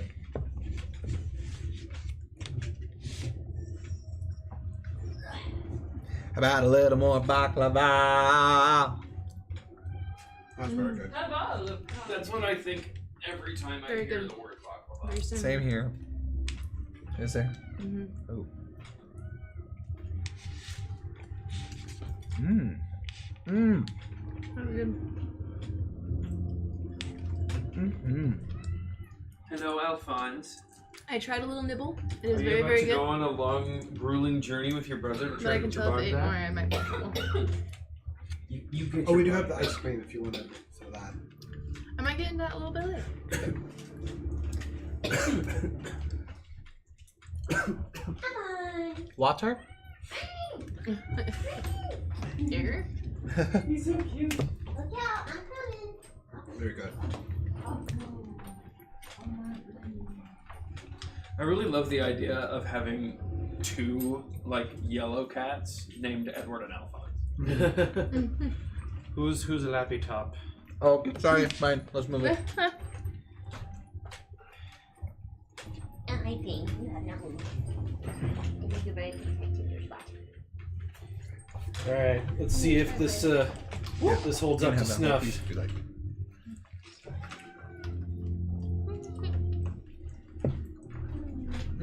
If anyone has not already leveled up their character, go ahead and Yeah. do so. It's to level what now? 9. Oh, I need to do that then. Yeah, I'll show you what. And I was able to get it on my laptop now. As Alright. soon as I took damage. Can you hand me that As soon as I took that. napkin? Or... Just one. Thank you. Yeah, it was definitely a D&D Beyond issue. Yes. I don't know what was going on. But...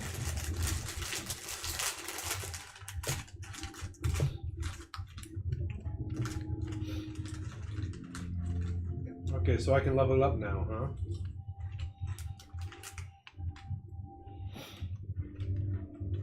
Level 9. I don't know, I'm sorry.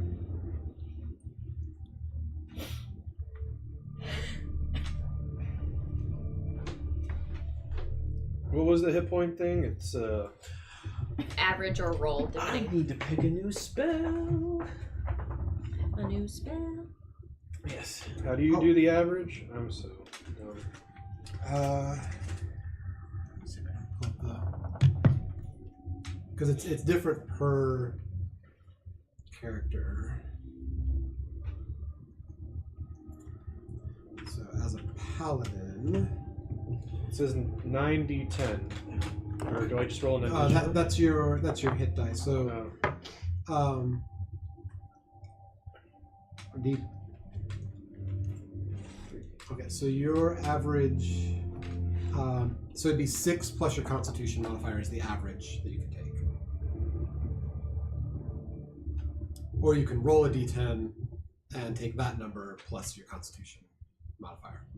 Okay. So right now I'm at 57 plus 18, which is my Constitution modifier. So then it would just be an additional 6 hit points then, if I took the average? Added onto it? So 18's your Constitution, I think, number. Your modifier's in that case, is it +3? Oh, gotcha. Plus 4. I'm trying to remember. Yeah, +4. So you get. My Constitution only says +2 because I'm at 14. Oh, 14. Sorry, I thought you said 18. No, sorry, that's what's added on because of like my character, I guess. Gotcha. So okay, so it would be 10 hit points if I took the average plus. Gotcha. I'll just do that. You're right. Yeah, so, and it should, I think, the way that yours is built out, probably do it automatically if you don't.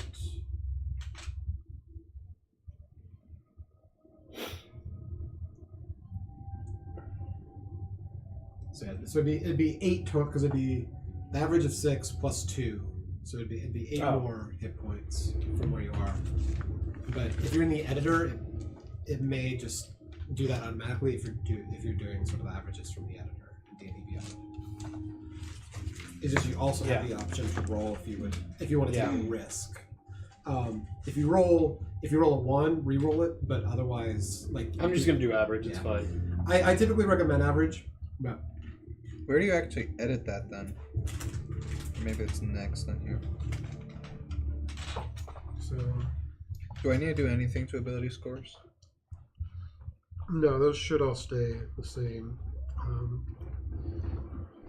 Actually, go back to, I think, the class. So level, manage HP.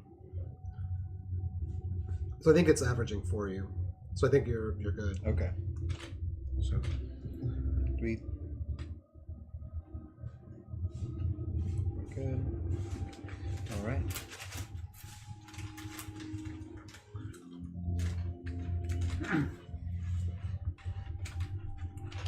Okay. So for anyone who didn't hear a minute ago, Veers was also watching with Anna and rolled stupid high. I'm always rolling stupid high. Yeah, Stupid hat. roll, I think it was a 27 on his perception. Whoa. And basically saw so everything that you got, but also in the furthest distance, only be able to be seen during lightning strikes nearby. The distant pinnacle of rock that has a foreboding castle carved out of it. And then it seems like once every hour, the various lightning rods, all the energy that they've accumulated sort of cascades and shoots up to this mountaintop castle. So henge going to pillars or pillars going to henge? So it's just the lightning rods. Oh, the that are lightning on rod. that are on the mountaintops. They're sending energy to the castle. Okay. So they seem to be accumulating like the lightning strike, storing it for a period of time, and then sending that up to the castle. But What do you guys think? Remove curse or revivify? How many of us have Revivify already? I think 2 already. I don't think I have. Zav does. I think Zav has it. Zav has it and Anna Zav's has not it, here so right Uh-oh. I'll just take remove curse then. I'm trying to decide. I don't have any spells that are like AoE spells. I don't have any spells that cast an area of effect. I don't have any. Rather, I don't have any damaging spells that cast an area of effect. I only have other things. So I'm trying to decide if I want that or something else.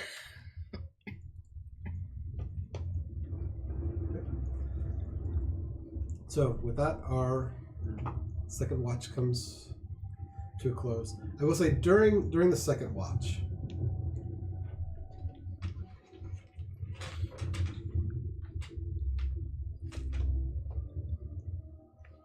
all of you who are asleep, and actually Veers and Anna get this as well, but it's more of like back of the mind. We're not 100% aware of it as it's happening. The rest of you begin dreaming. It's just darkness. A curse. A curse. It's the only explanation. The darkness of sleep swirls into the dream outline of a low-level mage. His voice shifts. I've applied cure wounds, but you're not healing. It must be a curse, but I have no means of rectifying it. I'm sorry. I can't help you. Bloody wings hover over each side of you, curved and arced forward from your back. Everything hurts. The blades have all been removed, but you can barely move your wings. It feels like you have to clench constantly to minimize the pain. Hours pass in moments of dream visions as the mage and his assistant try to bandage you as best they can. Questions are swirling. Rumors of sabotage. Trusted assistants relay the concerns of the audience. The local authorities were called in.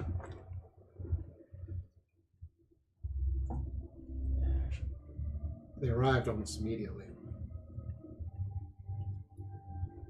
Then others arrived and started investigating as well. And now they're looking for you.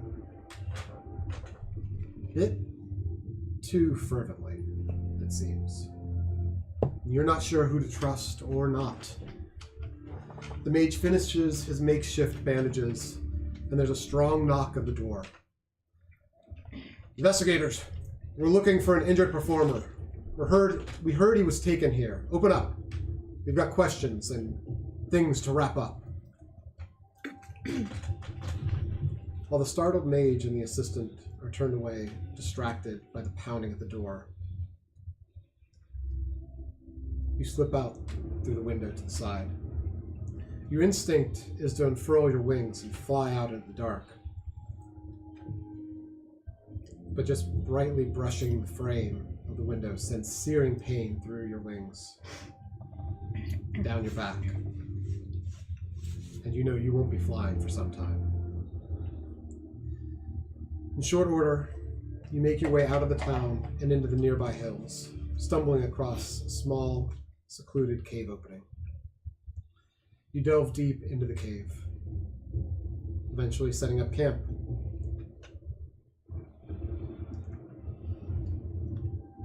The dream slides out of first person and pans back on the image of a young Cutlass. The one you all saw in the plethora of visions that came when Veers vanished in your fight with the Hourglass Coven, when he was sitting in the cave, bandaged and bloody wings around him. He begins removing and reapplying the haphazard bandages, his wings continuing to drip blood. The dream goes hazy, the scene all around merging from the cave to your camp here. A fully aged and not bleeding Cutlass, sitting shackled before the fire. Curse. Another curse. It's the only explanation.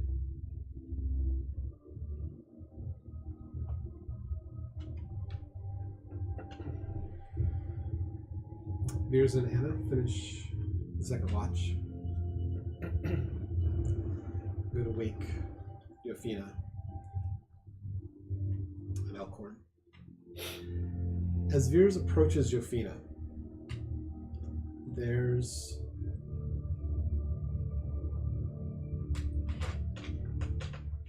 a light crackle of energy that comes from the rocking horse that's near you. And Veers kind of looks toward it. What is that? Oh, this. I got it when we killed one of the hags, which turned out to be my patron. Veers kind of approaches, and that crackle just persists.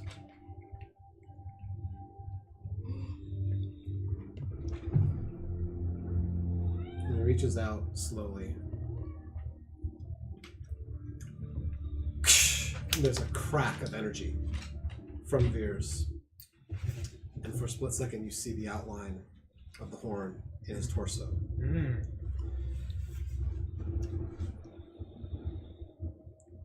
Veers doubles over. Oh, shoot. I like hop off of the.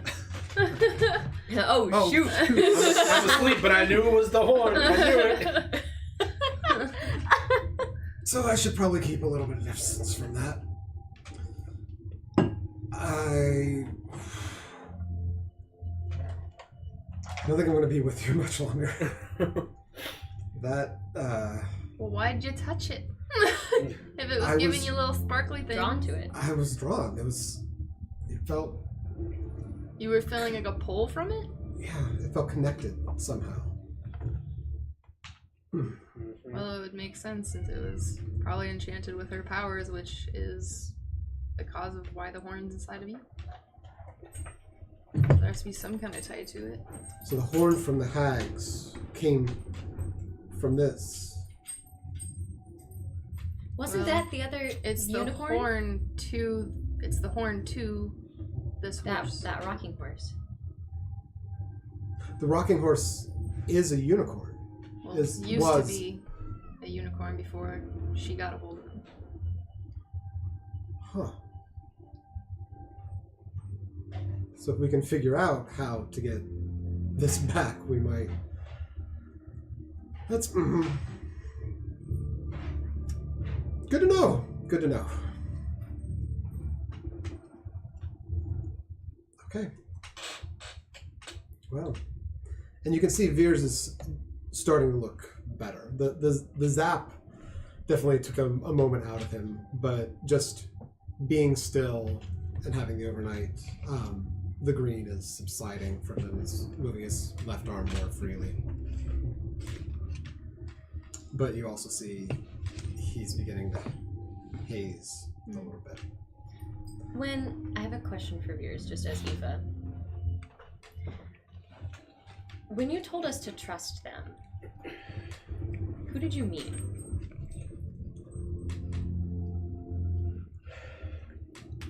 I meant you for her.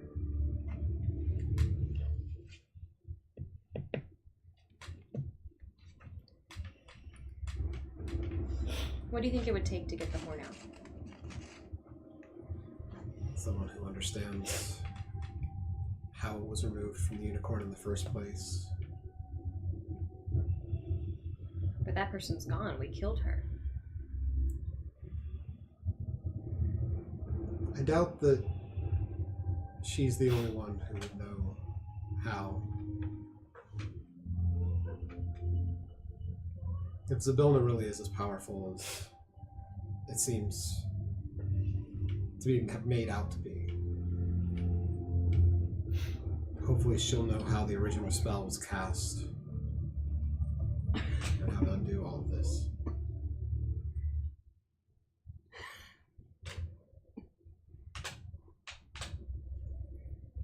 That is just a guess.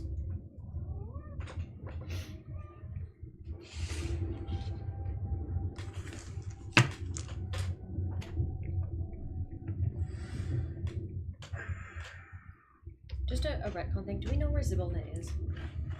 So, everything you've heard is that whatever clash happened in the palace was when she was frozen. Okay.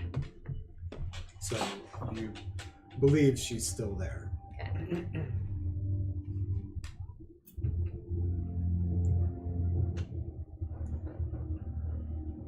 Well,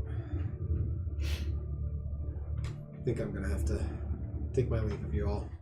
But it seems that I'm showing up a bit more frequently now. Hopefully, I'll be back again soon.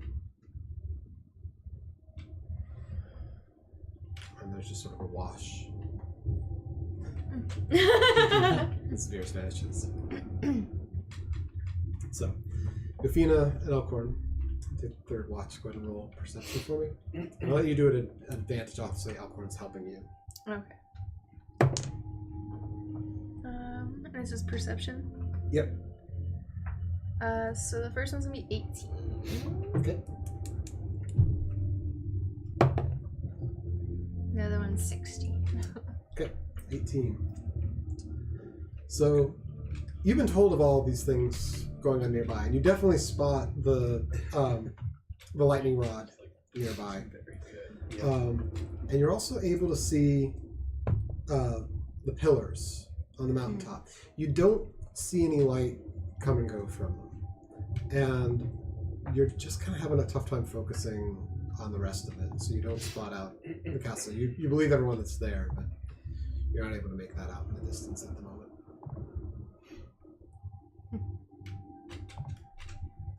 But your watch comes to an end without incident. Both of the two bound associates seem to take their rest without other incident. Everyone gets a long rest. Comes up to level 9. Huzzah. Yay.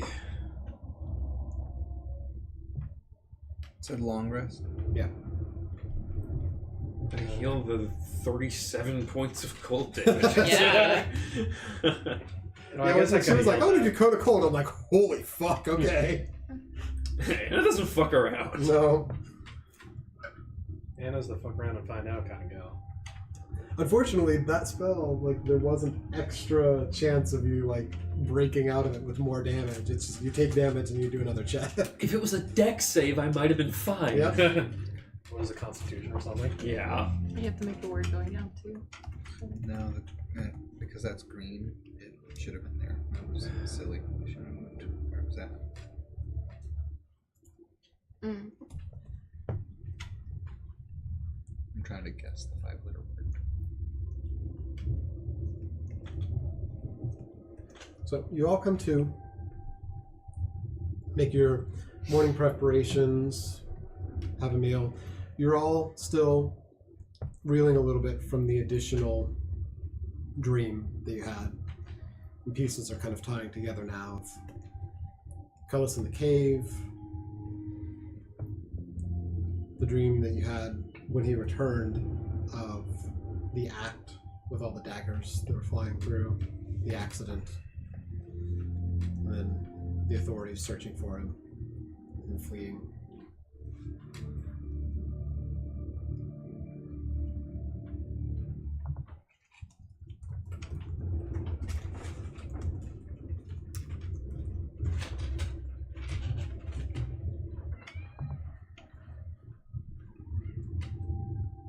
Cutlass, the dream was yours.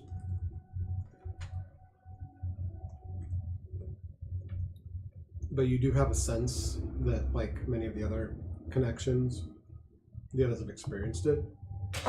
How are you feeling at the moment? Is it...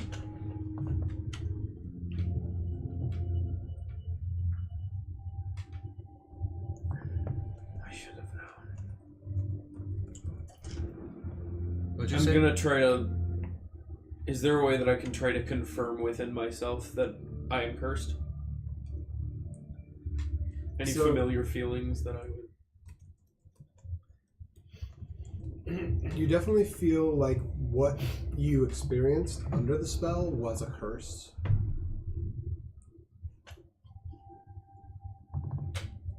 I would say roll another Arcana check for me. Ooh, that's actually not bad.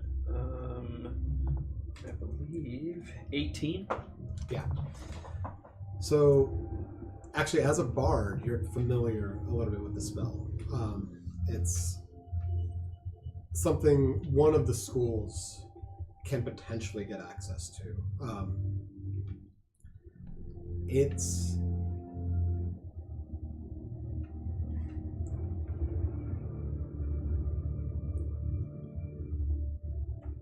the spell itself, the curse of the spell, is not persistent. So you're not cursed presently. you do get the sense that this is a very powerful hag, and probably this is a spell that she could do on her own regularly, as it normally functions. Unfortunately, having provided her the flesh and blood gives her the opportunity to utilize it at a distance within her realm. Oh, great. So the downside is, while the curse is not currently active, you don't know when she might cast the spell again. Cool.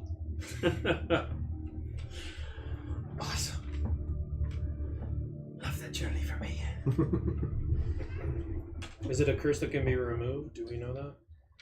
If the curse is active, you can remove it, but right now it's not Right now active. it's not active. Gotcha. So That would be remove something you remove could curse dispel. would cancel this out. So Okay. I'll add in with the Arcana.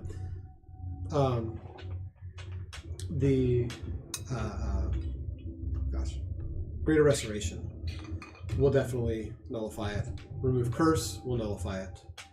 Dang, but not lesser restoration. And not dispel magic. Should I dispel magic? That's a good question. Because I think it has to be something. Is it something that I have to see, or like I have to hear it be casted, or something silly like that? Creature object magic effect in ranges. Well, it depends on, is the curse a 3rd level spell or So lower? yes, it will work, but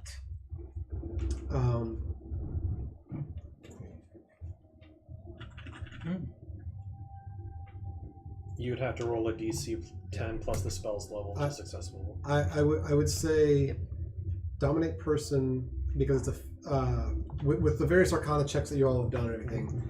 It's a higher level spell. It's 5th level. Okay. Dispel magic will work. Mm-hmm.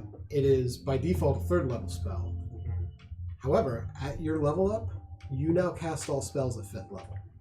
So your dispel magic would do it. If somebody else cast dispel magic, if they cast it at 5th level, it would do it. Additionally, if you cast dispel magic at a lower level, if you cast it at normal level 3, it's the way that I play this is, if you cast it at level 3, it's the standard DC of 10 plus the spell level, so 15 in this case. You'd have to roll for it to successfully. If you did a 14, I take 1 off of that, so it'd be 14 to do it. The spell's not written that way, but if somebody ups a spell but they don't quite get to the spell level, I still want to give them something. So that's how I do those. Gotcha. So you yes, got dispel magic would potentially take care of it as well. Nice. Additionally, you all understand now that smacking Cutlass around a little bit seems to give him another chance to try to break the spell off. But it is a high wisdom save. We're doing this because we love you.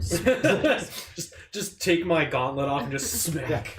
But it doesn't have to be a high damage, and you don't get any benefit from it being high damage. Yeah. You just have to hit it. I get benefit on the inside.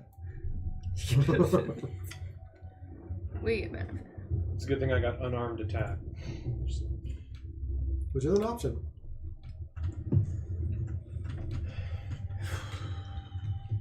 Well, Here's no the one. deal. Yeah. I'm cursed. Sometimes Endelyn can bring it down whenever she wants. Shit. It But does, you it all does can cost help. her spells to do it, so she can't do it all the time indefinitely. So her ability, how many abilities she has to cast in a day is the limit of how much she can do this to you.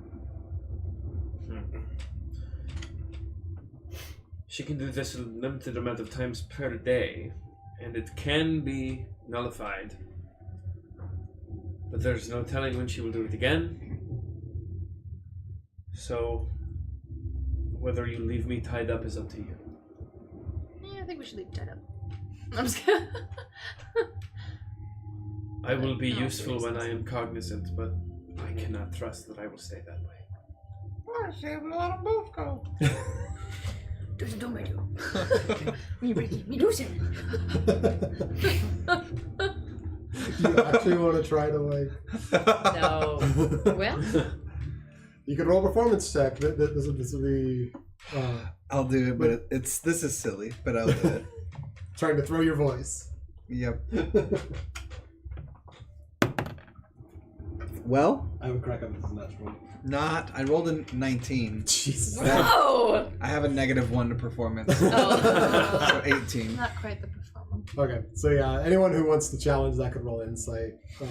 Fuck it, I don't care. I'll do it. I'm doing it too. Nope. Wait, do I even have that as like a... Oh, I do. A 7. 11. Oh my god, Everyone believes me! What'd you get? I got a 9 plus 1 is 10, so Yeah, no one got really successful with that. We're all like, what was that? So You at least believe. I It sounds like a cave. from We're somewhere. talking to Cutlass, and so Eric is facing the other way, so we don't know what's him. So yeah, what I'll say here, because like there's still like the level of intelligence of everyone in the group.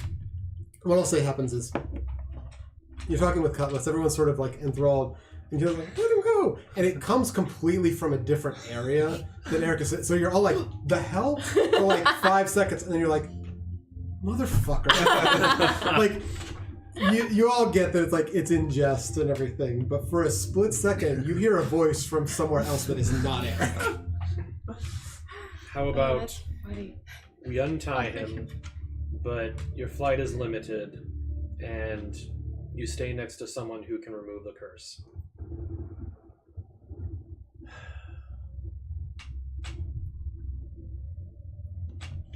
The only thing I'm worried about is that we know how powerful Cutlass is.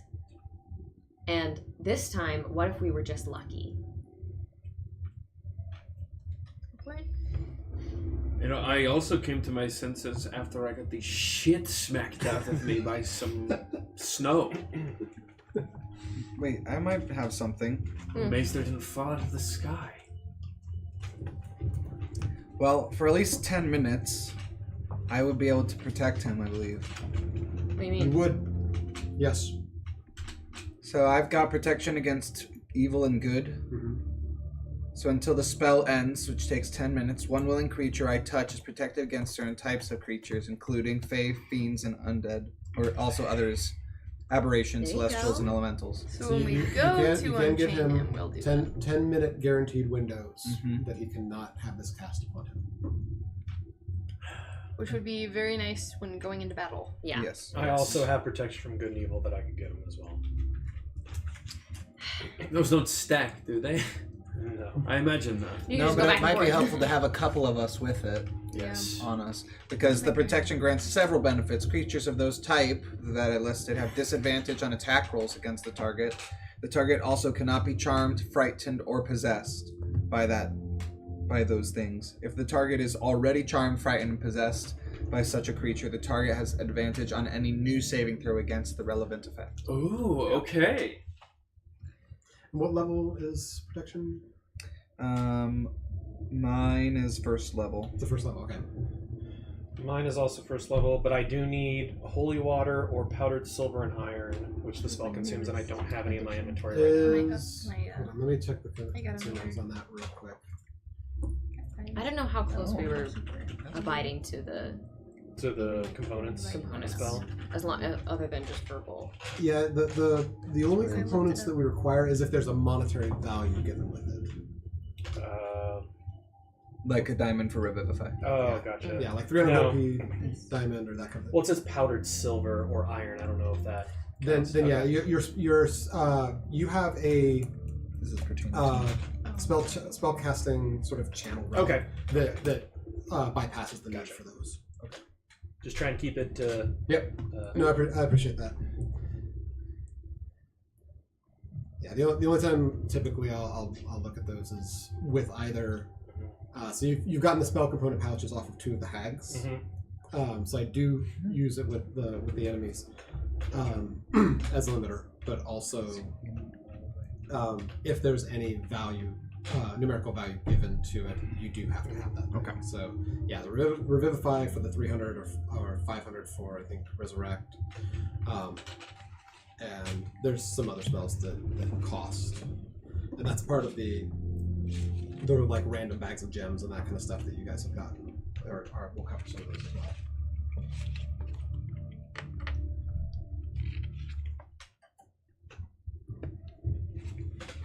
So, decisions on what to do with Eric and Cutlass? Walk the plank. Just kidding. We can make this a democracy and vote. Raise of hands.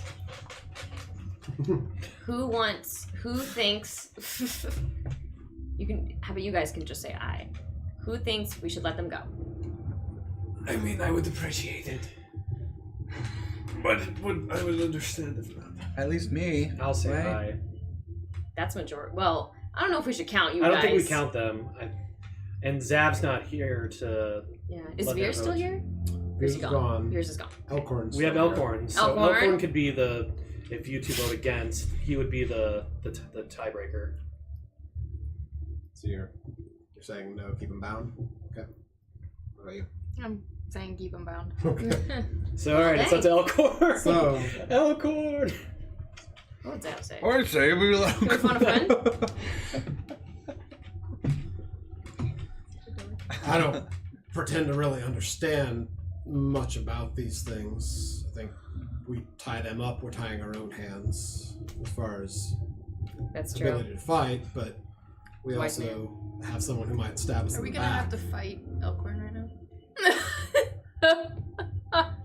I just like slowly give Hannah the look without even saying anything, and just like, are we gonna have to fight him right now?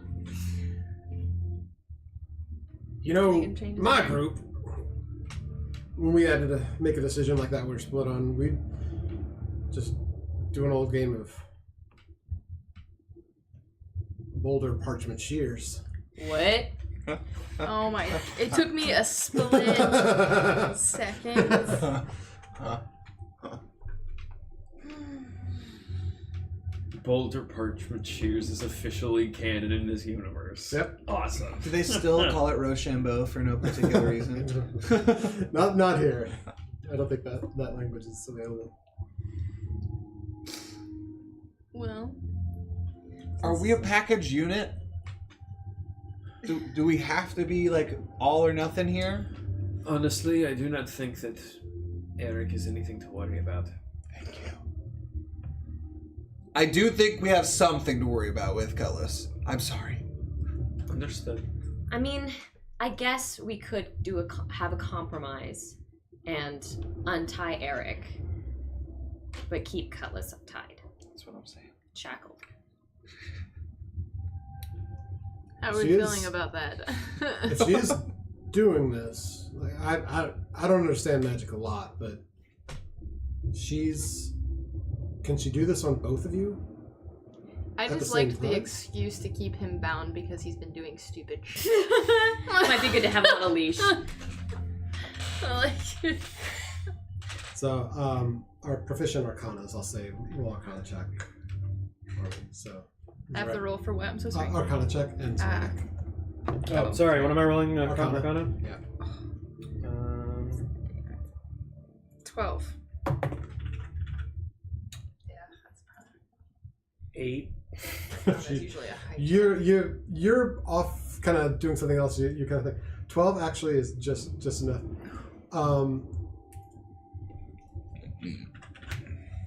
Most spells like this require concentration and can't be unless you're upcasting to get like multiple people at the same time, which you don't know if the spell can or not. But you know, if somebody is possessed, she can't cast another spell to entrap another person while she's got that Because person. she has to have like all of her focus or whatever, or concentration. Yeah. Okay. So likely she can only do this to one of them at a time. Don't know if I want to share that to the group because I still like the That's idea of him being. You know this, but you still don't I just care. kind of like, and just don't say anything because everybody's still talking. I That's really love how it funny. played out. I just realized I can put Magic Circle on my spell list, and it affects Yep. Fae. Ooh, that's good. Mm-hmm. So we keep one bound, we undo the other one, make him responsible for it? Like, you want Is it the smart idea to make Eric responsible for Cutlass? It's a good idea to make Eric responsible. Exactly what I'm saying. Nice. I wouldn't trust him with a fish.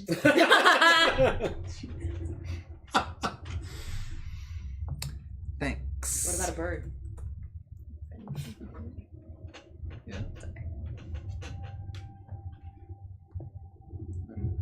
I have those. I will take responsibility alongside I Eric Eric. to watch Cutlass. Say again?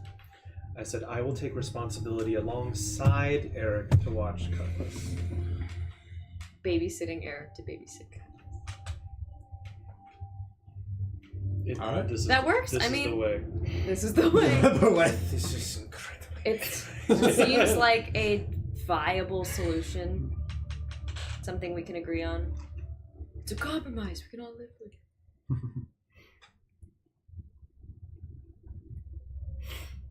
Okay. Cool. So you pack up camp. Yes. Alright. You begin traversing your way through the first mountainous range. Who's heading up the group here? I guess the people who aren't occupied. Yeah, So- I'd say so you wanna Eric and I put them in Cutlass the are the middle? behind or the middle, either way. I'd say middle. Yeah, I don't want you in the Okay. back. Yofina, are you taking the lead for the high survival? Sure. I mean, I've also seen the area a little bit. I know about the lightning rod and the stuff, so maybe Rufina and I can head and Anna can be in the back. Or you want to be with us? You want to be with us. So Okay. we So, would need... so 3 at the front and then the 3 kind of Elkhorn can be in the back. Okay. So Elkhorn will take up the Elkhorn is the caboose. final position. Alright. So Yofina, I'll say, do you want to give her advantage on the survival check, or do you want to roll? What's your survival? +6. 7. 1. I'm gonna give advantage. Okay. Alright. So Are we both Who's- rolling? who's- yeah, Or are we... you can. So I'll say there can only be 2 people like at the front because of sort of the narrowness of the ridge or whatever. So I'll be like the So third you- person when walking on a sidewalk. Like a triangle. Yeah. So I would say either the 2 of you can roll, or one of you can give the other advantage. Go for it. Been rolling bad anyway.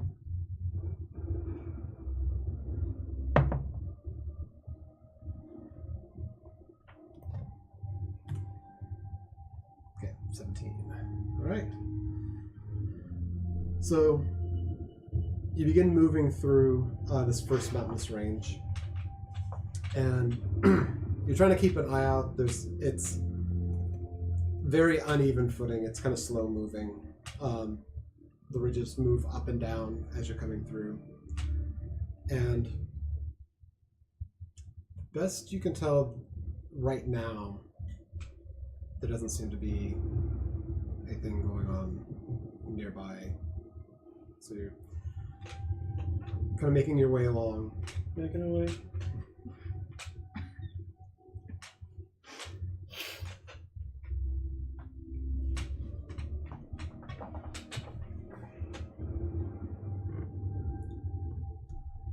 Let's say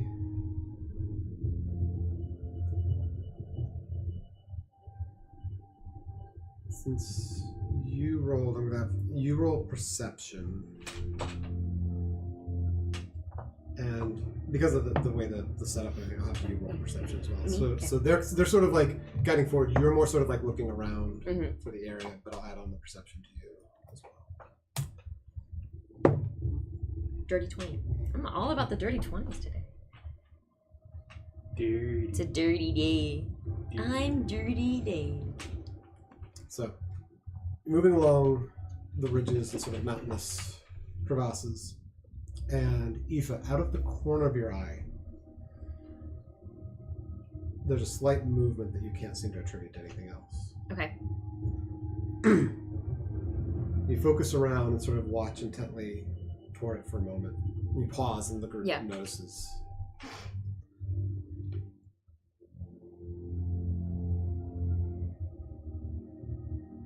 You notice as you're watching this mountainous range, and everything, again, is sort of twilight, but everything's very overcast. There's thunder and clouds happening all the time. So there's flashes of light, lots of movements, and it's easy to miss. But at the edge of your vision, whatever light you guys have as you're moving through here, a few of the shadows seem to move on their own.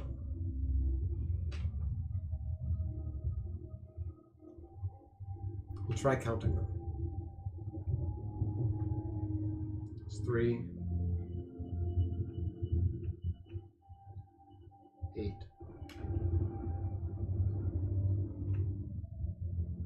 13,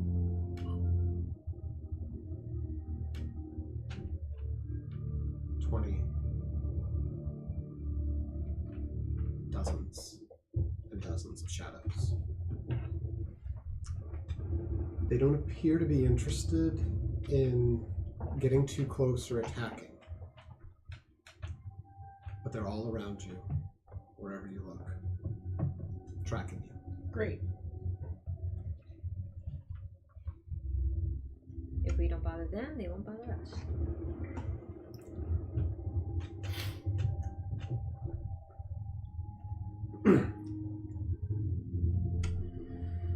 So, you continue moving forward?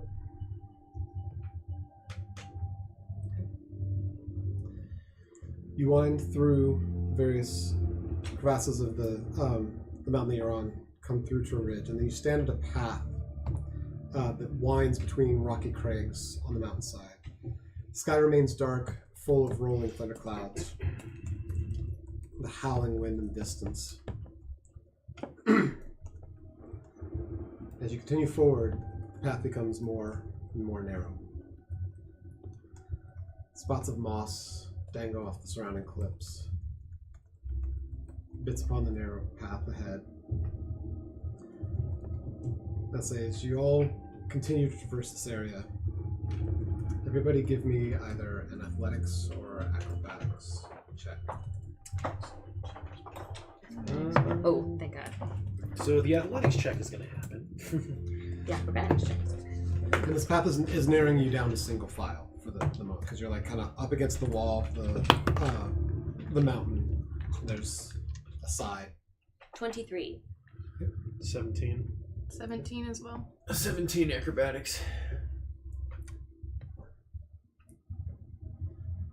Okay. Natural 20 plus 9. Dang. 9! Your athletics? Mm-hmm.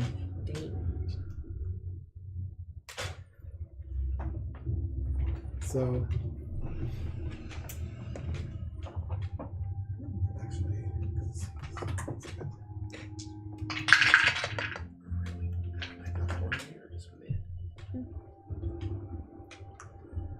so you're all able to navigate through this area. There's a few moments here of like your foot slides slightly, but you've got a good grip on the side.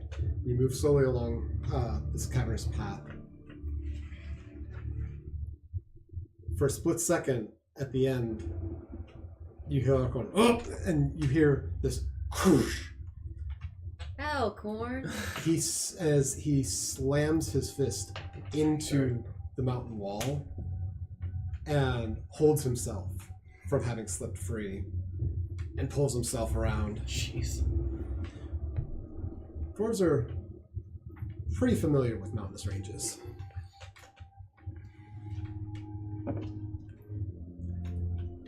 And you make it through. Yay. As you exit from the narrow ridge, you see two figures standing at an outcrop of rock, outlined against the stormy sky. One is a slender female elf wearing a crescent moon mask. The other is a 3-foot-tall dandelion with a small rapier strapped to its stem.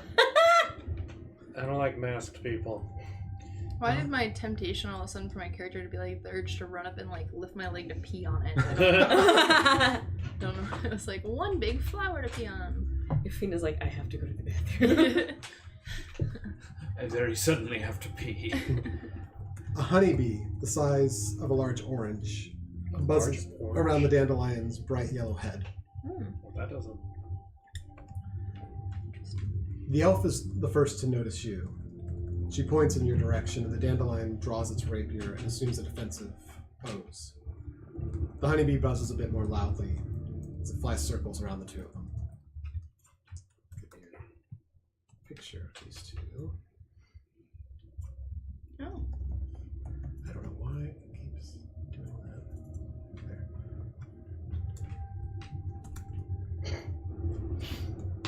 There. That is so That's some funny. shit. Oh, it has legs and This is everything. my favorite character. So I'm gonna have all of you roll a history check. Okay. Well, actually, all of you except Zoretic. God damn it. Sorry, you weren't. Fuck you. This sounds familiar. 16. Oh man. 8. I freaking hate History? that dice now. That sucked. 24. Can I give anyone advantage? I have +6 on my history. It's not a like book history. It's more of a did you notice something history. Yeah. I forget. 11. Okay. Okay. And Anna. So, Aoife and Cutlass, you remember when you were walking around the Witchlight Carnival? You saw a poster.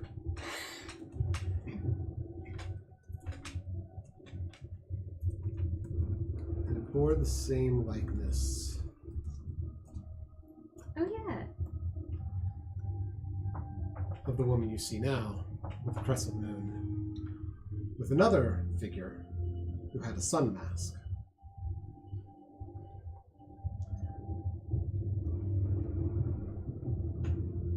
These were from the carnival, was an act of the Selenium twins, Gleam and Glister. Are they like close to it? Do we just see them, or are You, they? so you see the woman at the top with the moon. You don't see the other one. Right. But like, But they're probably about, I would say with the darkness and everything, about 40, 50 feet from you Okay. at this point on the path. The dandelion sort of took a defensive position and was just sort of like looking at you warily. The woman was the one who pointed you out. The elf. mm-hmm. Who goes? Do we know which one is Gleam and which one is Glister? Queen. No, Gleam and Oh, Glister. Gleam. You are not sure. The poster had their names on it, but you're not sure which one. Hey! Gleam, is it? Where's your friend? How do you know me? We know of you. We know you and your twin. We saw you at No. the carnival. Have you seen my twin? No. Well, we didn't see you per se. Well, did we see them at the carnival? No, you just saw the Just saw the poster of them. We didn't see you per se. We saw a poster of you at the Witchlight Carnival. You attended the Witchlight. Yep. We kind of won the, you know. What? How long has it been?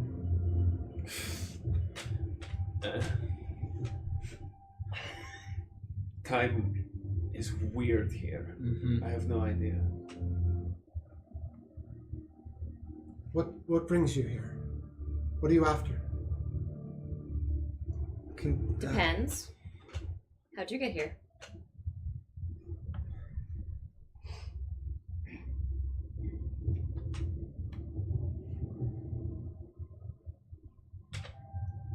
I and my sister were brought here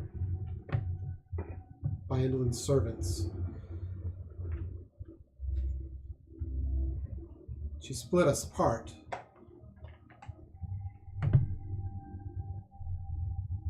She's you can tell she's very uncomfortable with all of you. The dandelion's still standing sort of at a ready. Who split you apart? You said she. Who is she? And Endelyn, she didn't want us to be together. So you would have. So you don't like Endelyn very much, then, do you? She kind of looks at all of you very warily.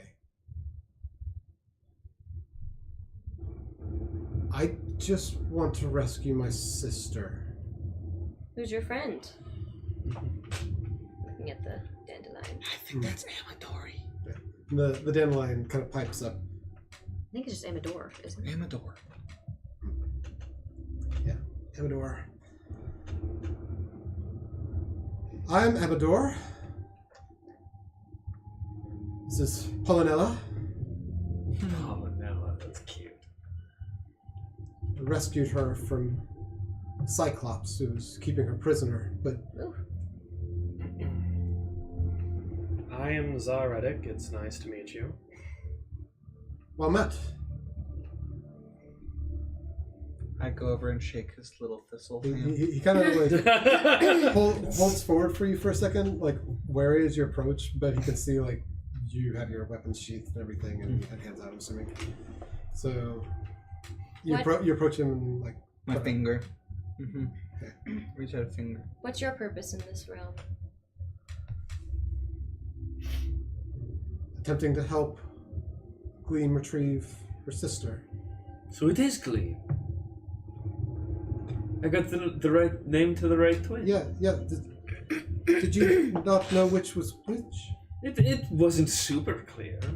You had a 50-50 shot. I had a Don't be 50-50 don't be So- super impressed with yourself. No, I'm just And happy you, that I can, was... you can see she actually breaks a grin for the first time at this. That you took a 50-50 shot at saying the correct name. You're an interesting one. Likewise, I would say. Now, what brings you all here? I'm sorry to be wary, but We're looking for Zabilna. looking to Rescue. Free her. then you're at odds with the hourglass, with Endelyn. We've already killed the. Oh, very should much we maybe? Yeah. Yeah, we should probably have prefaced with that. We killed the other two. Killed before the we other got two. here. Maybe that's And- not information we should be sharing with people. I do think these people are on our side. Lorna said that Amador here would be able to take us to the Palace of Heart's Desire. Oh. Oh, my bad. Yeah, we definitely killed those people. It's like, yeah, we definitely killed those people. Fuck those people. The Hourglass Coven is now the Hourglass One, it would seem. Well, you've destroyed, and you can see Amador sheathes his and does kind of like reach out for your finger.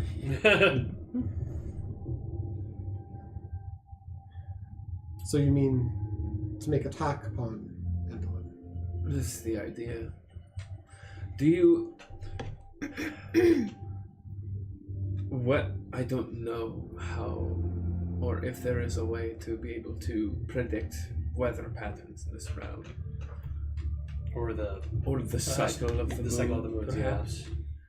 We need an eclipse.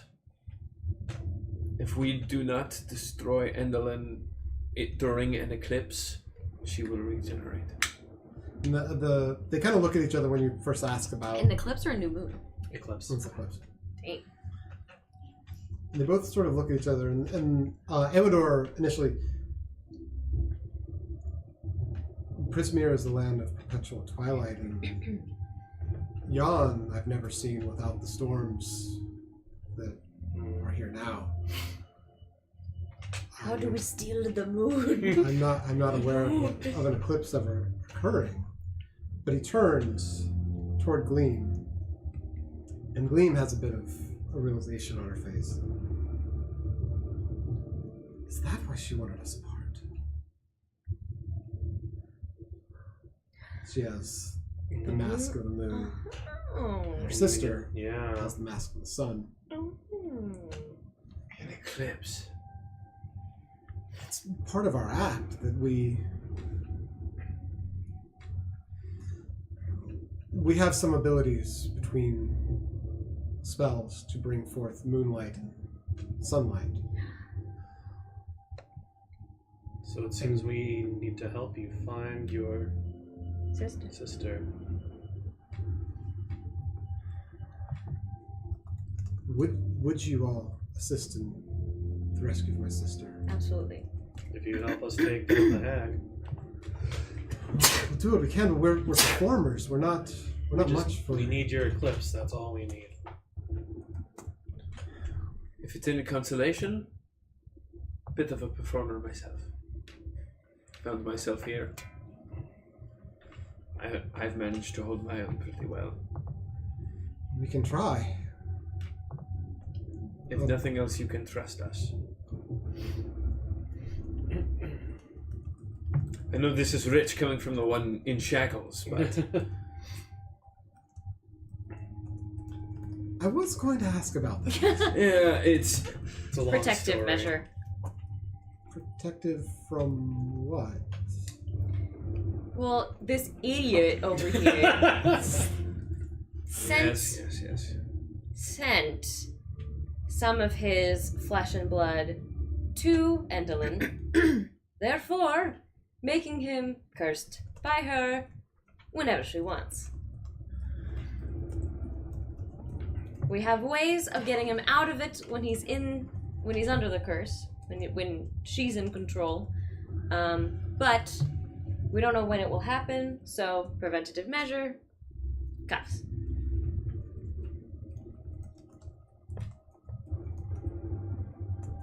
It's interesting. May I ask why? What happened? This was foolish in hindsight. I personally did not have the understanding of the hags that I do now. At the time, it was right after we killed Bethorna. In an effort to fool her, we wrote fake letters from each of her sisters. Or to each of her sisters, I should say. One to Skabatha and one to Endelyn.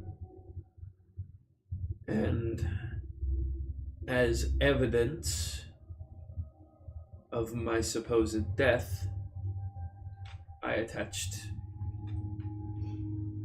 a bit of my feathers. A tuft of feathers attached to a bit of skin. I now realize... See the purpose and the folly in that. But I now realize, knowing what hags are capable of, that they knew all along that we killed their sister because they felt it immediately.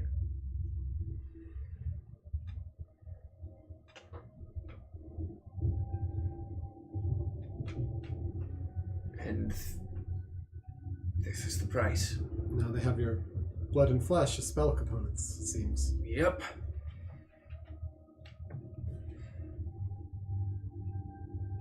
I can understand the mistake. It's an unfortunate mistake, but I can understand the mistake. Well, someone has to laugh about it, I suppose. I play so much Taylor Swift in my work. And then at this So moment, bad. in her smile, there is a large crack of lightning nearby that illuminates everything. Everyone roll perception for me. Perception. We're gonna do this die this time. Where's my perception? 20. 15. Or a dirty 20. Natural 20. 26. Natural 20 again? Another natural 20. Is that your second one in a row? No, was that a row? I don't think it was a row.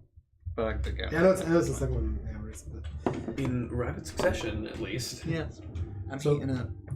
Yeah, so most of you notice this when this crack of thunder and the lightning occurs.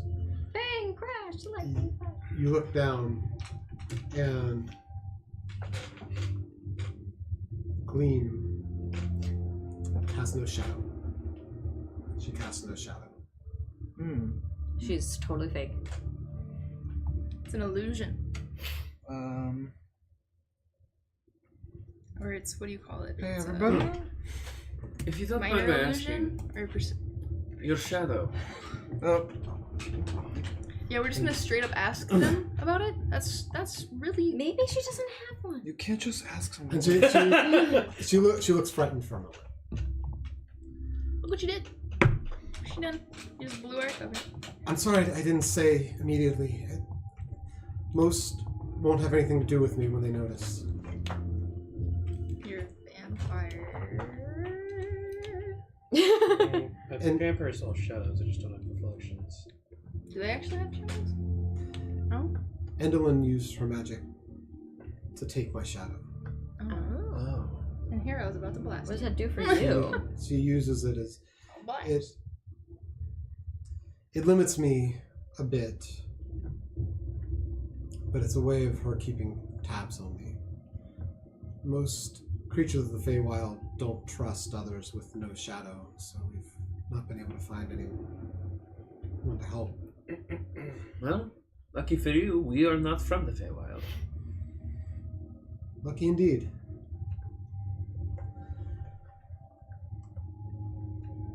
So Amador steps up, explains about freeing Polynella from the Cyclops beekeeper. The two of them had crossed paths with Gleam, and after hearing her tale, was the only creature so far that she's come across in the Feywild that was willing to give a hand.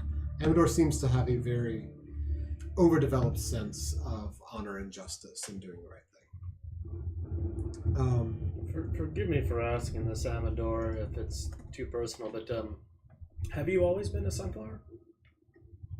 He's a dandelion. A dandelion or whatever it is? Don't be racist. Sorry. Racist.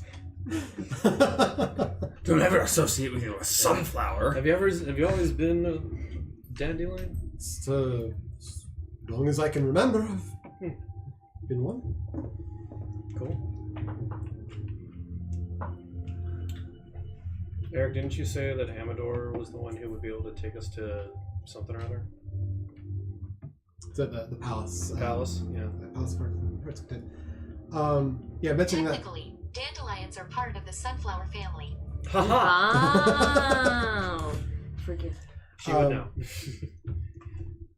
I can act as a guide, yes, and I will gladly offer my services within the realm of Yon. Once we have freed Glister from Endelyn, I'm happy to escort you to the palace, but I cannot leave Gleam and her sister here. Is Glister with Endelyn? Do you know that? And Gleam speaks up. When she captured us both, she imprisoned me and my sister. She used her scissors to tear my shadow from me and then sent me away. She seemed intent on keeping us separate, so she keeps my sister entrapped. I know that she is alive. I can still feel her, but I can also feel her distress. It's been this way for some time.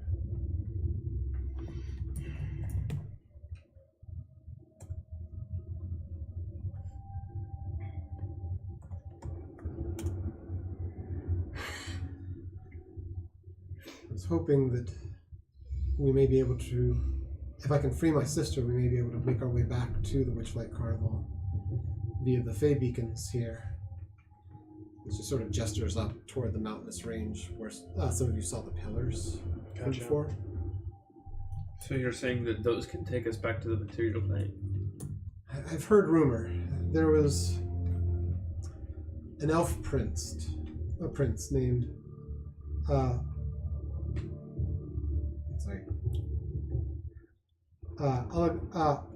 Alagarthus, who made a bargain with Endelyn and now finds himself trapped in Yon. He's at the Fey Beacon searching for a way home.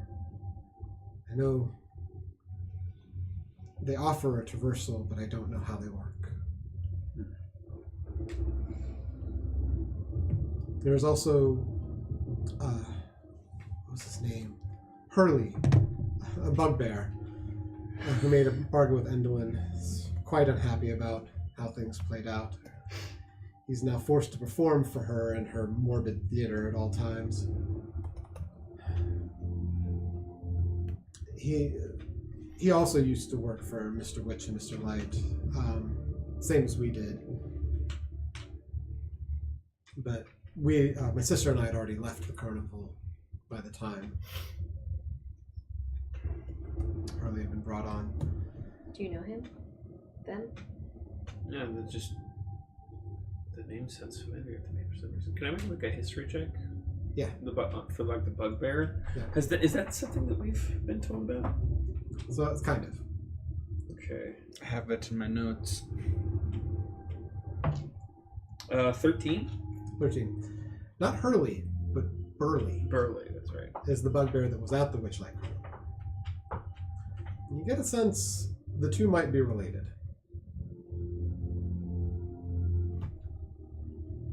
We ran into a Burley bugbear.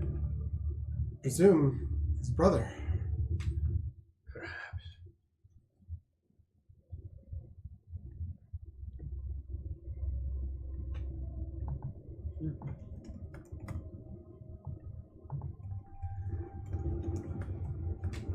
If we can join you, we can make our way either to the castle with Endelyn or to the Fey Beacons to try to find Alagarthus and see if we can understand how they work. I mean, I feel like anything we do to try and get out of the Feywild would be pointless if one of the hags is still alive. And we have to go save your sister from the hag anyways. I feel like... I don't think we should escape. I wouldn't leave without her. But No, yeah, I I feel don't know like if it would be better to learn of them first and then go after the hag, or to try to learn of them after. it may be safer to try to learn of them after. I heard that pop. I think that was the chair. Oh, was actually. that the chair? Oh, that was your back. No, unfortunately. I mean, it makes sense to free your sister, kill Endelyn, go to the castle to see if after killing her we can somehow freeze Bilna, and then figure out how to escape the Feywild. That's just my thought. I don't know what the consensus is of the group. Well, at that point, I feel like Sabelna might be powerful enough to send us home herself. Mm-hmm. I would presume so, yes.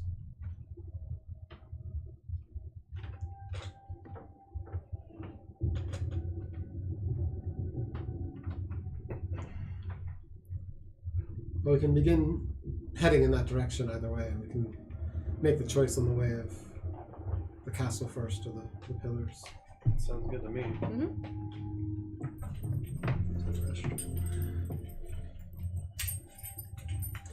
So the two join you, and you continue along the mountain. And you come to the first of one of the lightning rods that you've seen from the distance on one of the peaks. Atop the lightning rod is a copper visage of a sun.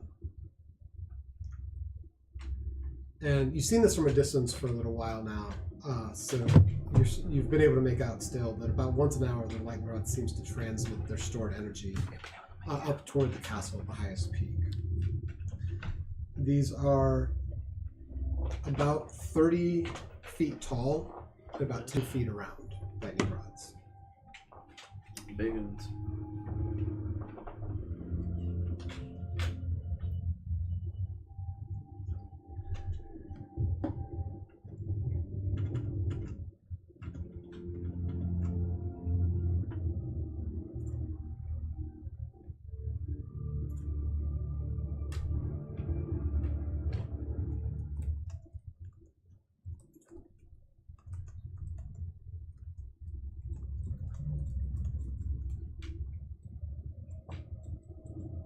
Set up.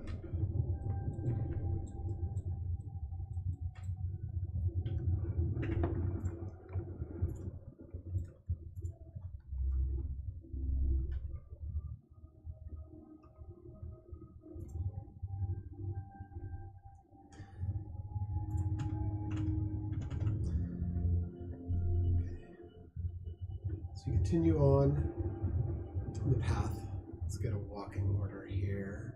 So.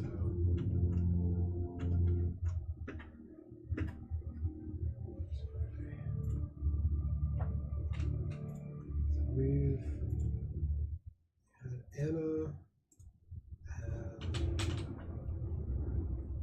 Athena up front.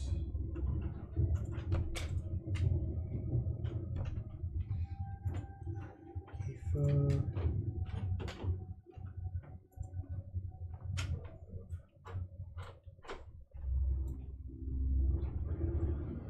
Oh, those look like ominous stairs. Ominous stairs.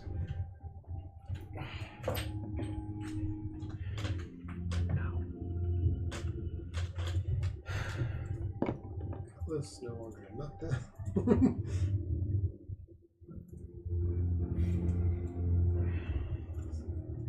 Also not been knocked down.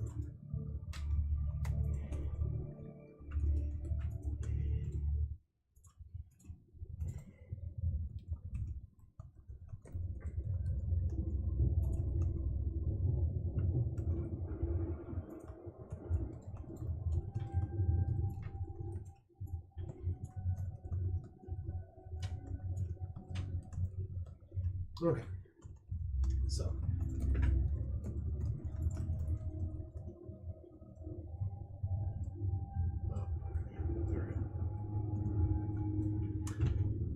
So, as you're continuing across the path, you come across two giant goats who seem to be searching for grass along the mountainside. As you approach, they look up and take notice of you.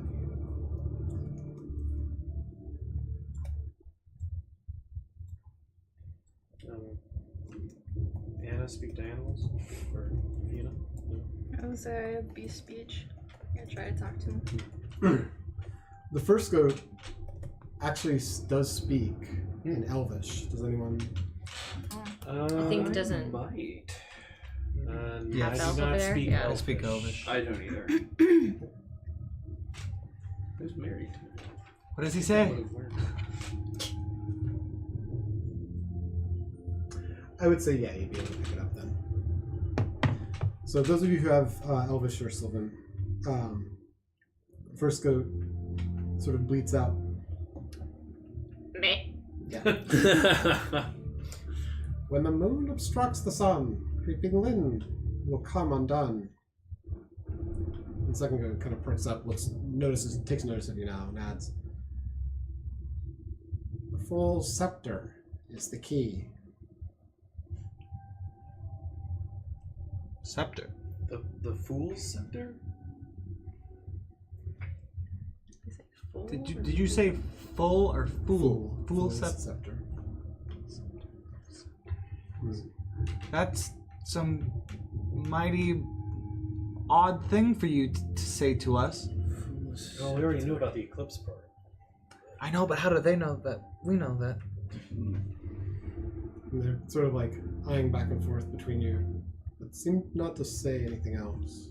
They're sort of waiting. Sometimes like bending down, nibbling a little bit more. I don't like these cryptic goats.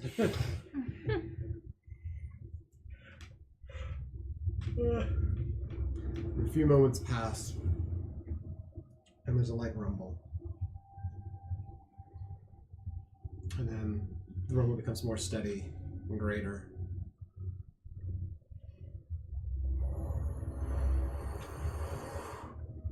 And the goats kind of perk their heads off and bound away quickly. Untie me. For fuck's sake, untie me, please. I think now's the time to not untie you.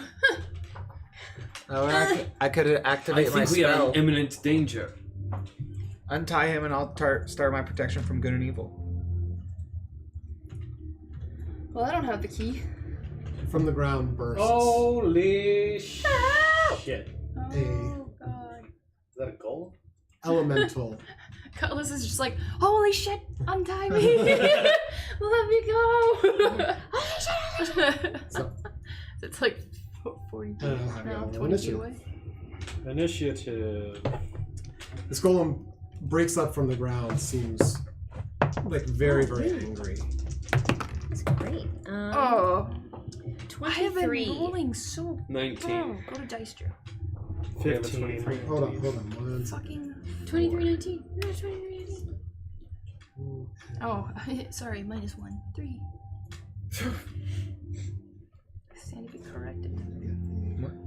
Hey, that My means you go initiative before is me and you can -1 unlock and I rolled a 4. I think Eric already said that he, or at least cast the spell on you or whatever. Protection of good and evil. I would love if So- that happened. So, were you said like as they were bounding away? Is that what you were doing? That's what he said. I was saying that we should untie him, and I will cast my protection from good and evil. Okay. But we never really officially said that's what we were doing.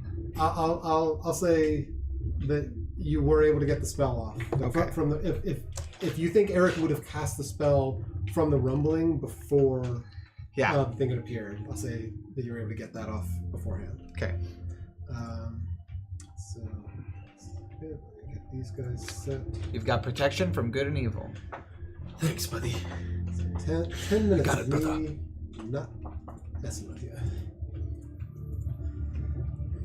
So if nothing else, if even you aren't unbound, you are protected from At least- elementals. At least I won't be. Oh, I am? Mm-hmm. Excellent. At least I won't be cursed. Or possessed. Okay. Eric, your initiative. 17. Yofina. 3. 3. Skip Anna for the moment. Zeredic. 15. Cutlass. 19. 19. Aoife. 23. Ooh, wow. That's today. This is the 23rd. Yeah. Okay. We leave in T-minus 28 days. Oh my god. Dang. You've got everything in boxes, right? Nope. We start tomorrow on Okay. that. We So- don't even have a place yet. Aoife, you are up first, and Cutlass on deck. Okay. For this big guy? Yeah. Okay. One second. I'm gonna start.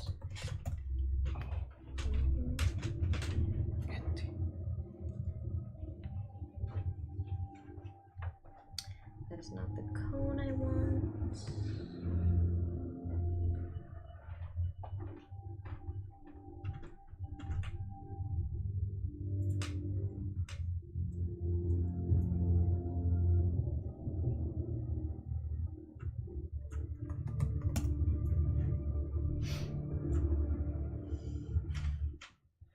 Sometimes I'll just put the spell that I want into Google and not say D&D, and Google is really confused. Yes.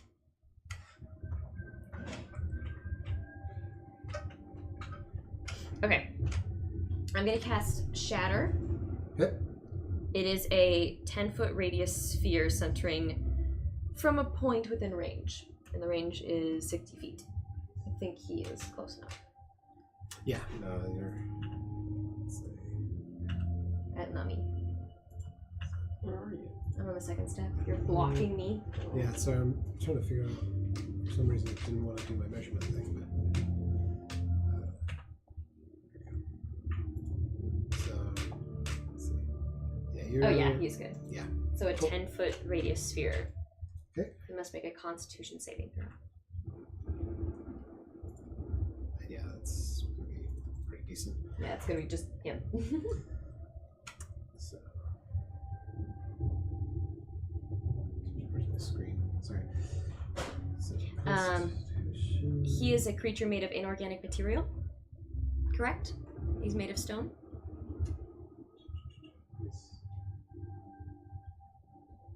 Yes. He has disadvantage.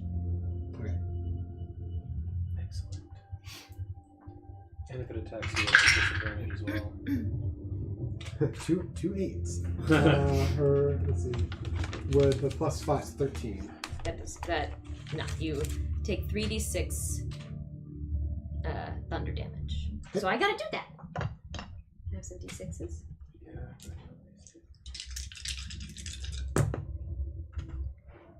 You're welcome 12. for mine. I know, yeah, I did that. 12 damage.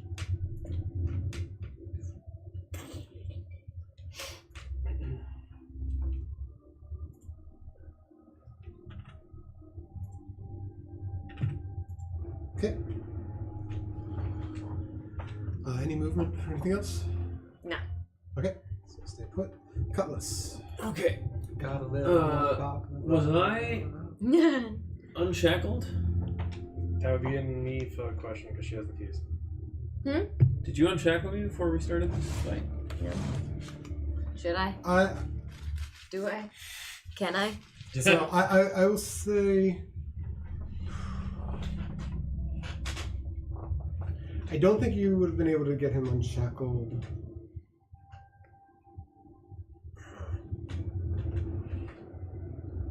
Yeah, I'll say you have two options. You can either do that as your action, or have done that as your action, so it would negate the damage you just did, plus the spell, you get it back. Or, as a bonus action, you can pass the key to someone else. Can I pass the key to him? Yeah. Yeah, I'll do that. Bonus action, I'll pass the key to him. Okay. I want it back. So, which I will say, it takes the action to unshackle yourself. Okay. So I'll do that. Okay. So, let's see. Move back a little bit. So I am going to... This is going to be a very difficult area to... Actually, he was right behind you, so actually that works. You just turn around and hand him the key. So yeah, so you've got... Shackles undone with your action, so you have bonus and movement. Cool. How high can I get? Pretty high. Well, It's... depends. So, buddy. What strain are you looking for? So I'd like to go up into those bushes on top of the cliff and hide. Okay. Let's see. So 20.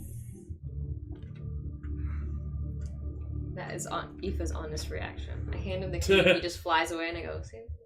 So yeah, 45-ish feet to get into the bushes up here, and then bonus action hide. Yep. Okay. We'll allow it. 25. Okay. Eric, you're up next. What does it seem to be made of? It's an earth elemental. So Earth.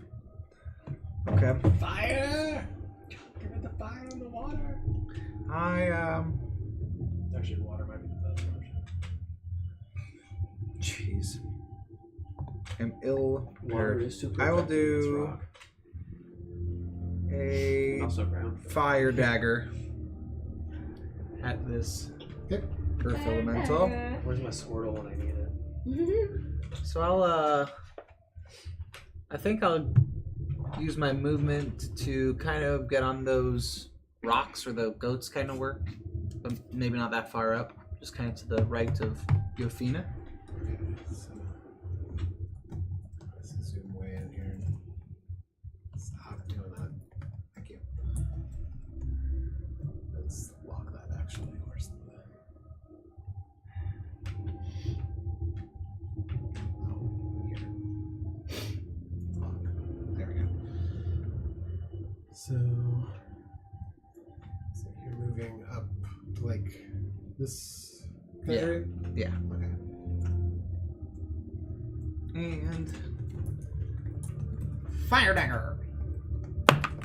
Oh, get in there. Goodness. You good over there? I guess not. 16 to hit. 16 just hits. Woo! All right, let me get my damage die. Let's see, D10 UFOs.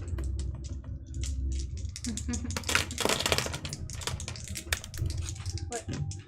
I'm setting him on fire. I've got an 11 of fire damage.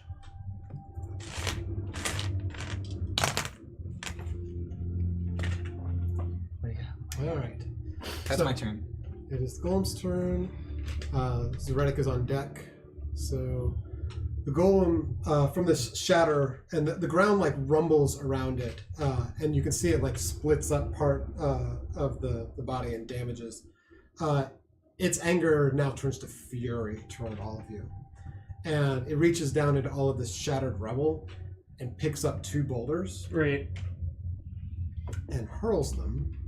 Fun.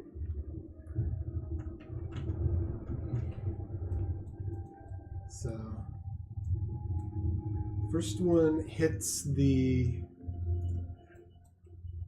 side of the cliff here and breaks off and drops down. And you notice as it drops down, another one comes out of the boulder from that spot. What the fuck? Oh, hi, Frank. The second boulder actually goes straight through the group here, so it rolls all the way down.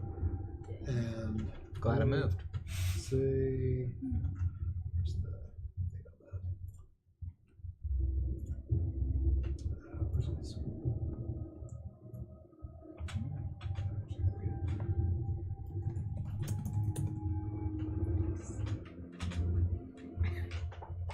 So Can you not type it? There's only one. So 19 to hit for everyone in the group. Haha, 19. doesn't hit me. It hits me. So what the fuck is it? And And so at first I got one. So that's how you get the. Gotcha. That makes more sense. so for everyone that it hits, it's 9 points of damage. Oh gosh. And where's the corner? Yeah. Yeah, Elkhorn's able to carry away, I think, all. Elkhorn. So, They kind of look like Jim Henson's. and that second boulder Turns into a dude. Yeah. becomes another one behind you as well. God. Horcrux. So that is its turn. Great. Great. Zoretic, you're up. I'm gonna turn to the one that's how am I? If I move towards the one that came in from the back, will I have an opportunity attack from the other one, or am I far enough away?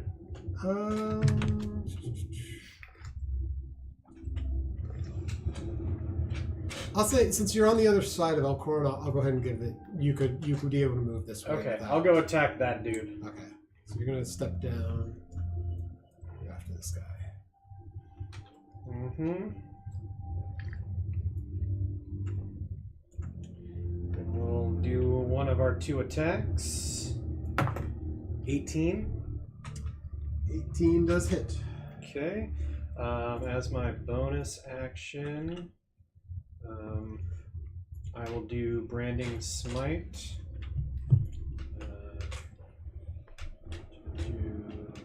Cast Branding Smite. So that's an additional 2d6 on top.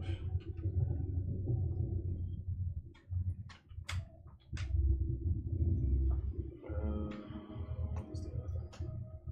I know I can do 2 things. Hold on. What was the other thing I could do? Not Divine Sense. And then I'll also Divine Smite. Okay.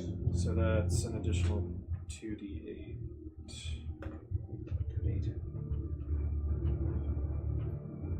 I'll use. Yeah, I'll just do this spell slot there. Okay, so that's that. Plus the 1d8 for the actual attack. So that's 10, 16, 19, 25 damage. Yes. Nice. 25. Love paladins. Whew. All right. And that's just my first Why attack. don't you Yep. marry one? I have to roll for second attack though, right? You do have to. That is. What's 19. 19 hits. Okay. Is that divine smite? Is that? Where is it? Where was it?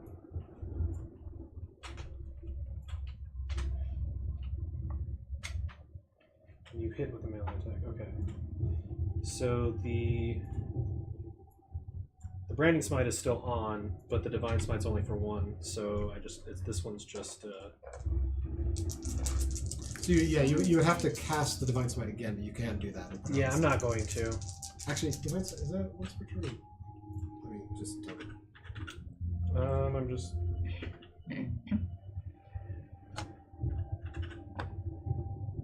Divine smite. Hit a creature melee weapon attacking, spend 1 spell slot, the range of the target, issue weapon save, blah, blah, blah. Yeah, every time you. Yeah, every time I hit, I have to do it if I want to. You can do it on any hit. Yeah, but I'm not going to on this one. I'm just gonna do the branding smite that's still active in my normal attack. So, sorry, the branding smite, did that get used on the first attack? Oh, it did. Yeah, so you only get that on the 1 attack. I only get that on the 1? Yeah. Well, then I'll just branding smite again, I guess. You can do divine smite, but you can't do. Oh, I can do divine, but I can't do. Yeah, the branding smite you can. Okay, well then let me. And actually, let me. Branding smite. I just want to make sure. The creature. Visible for the invisible. Sheds dim light and 5-foot radius that can't become invisible. Okay, cool. I just want to make sure the extra stuff then. So. Yeah, that's right. Okay, so I'll just. So you made it glowy as well. Okay, so I'll just do the divine smite again then, I guess. Okay. So. So that's. It's an additional 21 damage. Whew, jeez. All right. Yeah, he didn't like that. It's your turn. That's the end of my turn. Yeah. Okay. It is now this golem's turn. Anna, you are on deck. This golem, partially because it's the closest person, also partially because you were the one who attacked the initial golem, is going to turn toward you, Aoife. And What the hell? Whoa.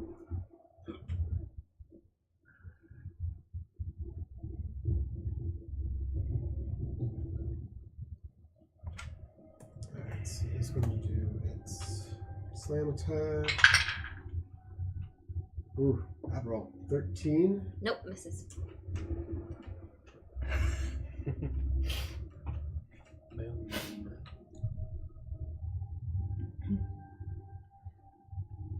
Alright, yep. That is all it can do, actually. So, that is its turn. Anna is up. Oh, wait.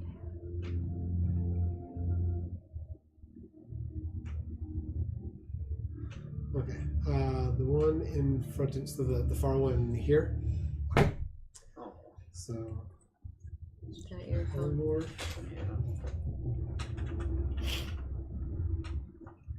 That's a twister. Oh, it just happens? Unwilling creature makes a wisdom save to avoid the effect. So. Probably not. Yeah, 11. No. So it doesn't save. So yeah, it becomes a turtle.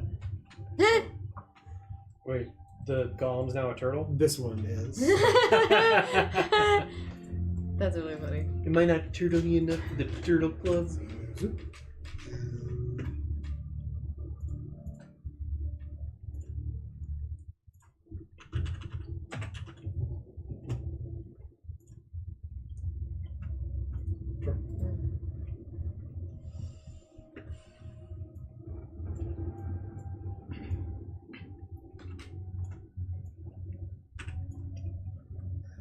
That is too big. Like, because you meant like a regular turtle. I'm assuming. Yeah. Not regular. Hello, turtle. Not a snapping turtle that could actually still do damage to us. There we go. That's better. Oh. Turtles are nothing, but like they shouldn't be that big. Okay, so polymorph. Did you want to move? No one touch this one. Any movement or staying where you are? You are. Let's see. Eric, I dare you to touch it. So yeah, you're up front on the left. That was the one I wanted to take on. Let's say you're probably within reach of the one here, the elemental here, because there's not anyone between you. Is that Anna polymorphed it? Mm-hmm.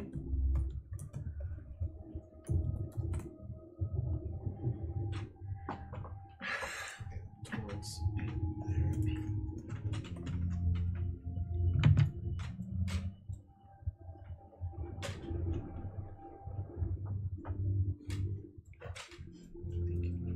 so it's probably close enough it could get an attack opportunity. Is that okay or no?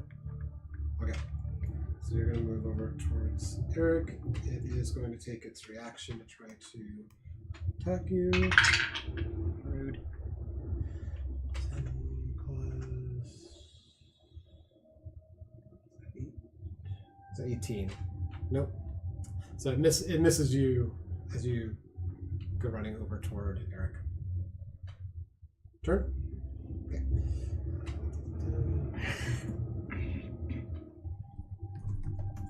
Okay, now it's the one in the back, and Yofina's on deck. So one back here. Well, Zoretic, you ran up to it, so it's gonna take a swing at you. It definitely does not hit you. What?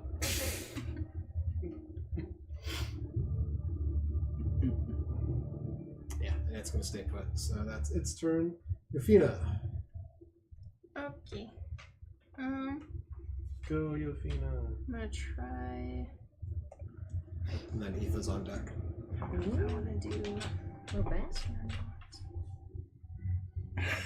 Thankfully, these elementals only get like one attack.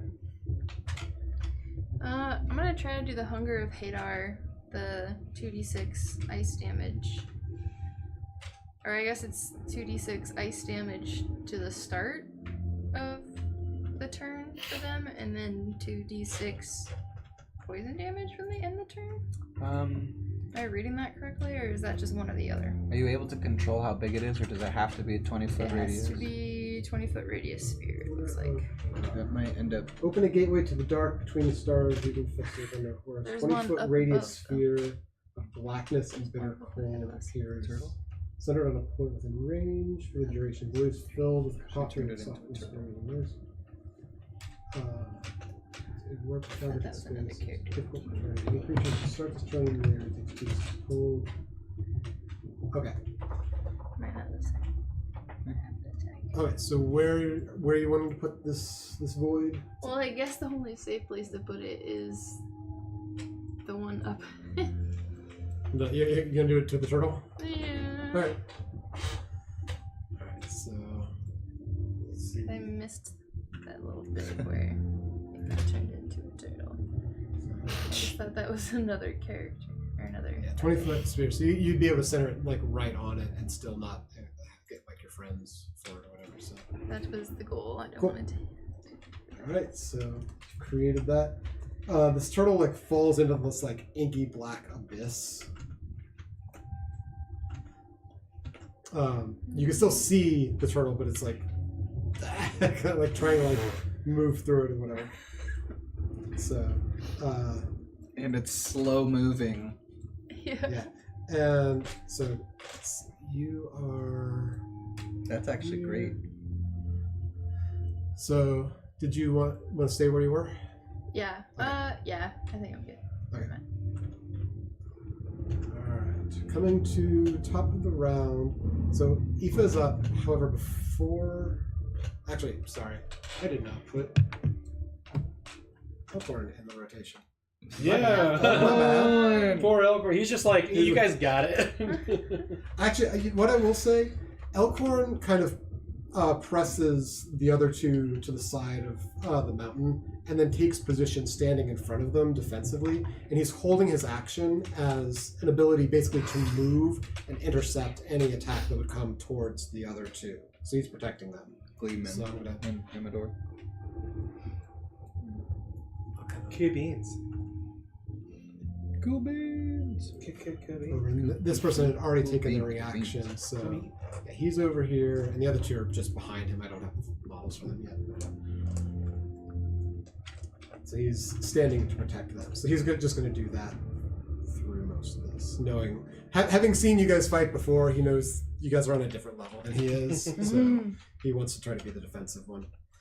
So, top of the round, before Aoife's turn, you do hear another rumbling in the distance. Are you freaking kidding me? I kid you not. Do any of you speak Giant? I speak Abyssal, Celestial, and Primordial. Is that bad? No giant. No? Alright. Cutlass, have you taken damage from the elementals yet? Nope. Okay, good. Don't forget that they attack you at disadvantage. So, Because I forgot. charging forward. Oh, From back around this corner and charging forward. Let me make sure I'm getting this. Nice. Right. he's got a hat. Oh no. He looks like a giant hobo. Yeah. This hobo. So this guy comes around, it's like, and he's kind of running towards you. Through. Great. Yeah. But is he going to be blocked by this void as well? Looks that way. Ho ho ho. You do see on this one. If I can turn here a little bit, actually. So, too much. There. This giant is a cyclops and seems to have a Cage of bees. Son of a bitch. Awesome. Not the bees. What about? Aren't we traveling with the? He's got a rapier. Is he in the battle with us? He's a Amador. dandelion. He rescued him before. He wants to help, I'm a dandelion. but I'm not the So- dandelion. I'm just a bee. I just did it. I'm just a baby. Should I cast banishment on this one? Just be like, oh, No.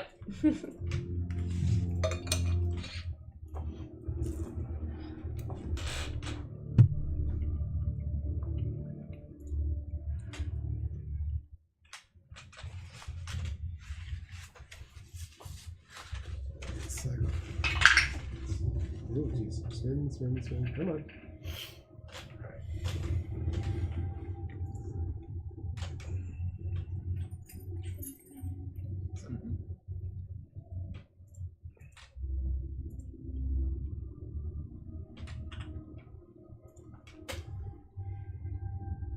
Okay. Aoife, your turn. Okay.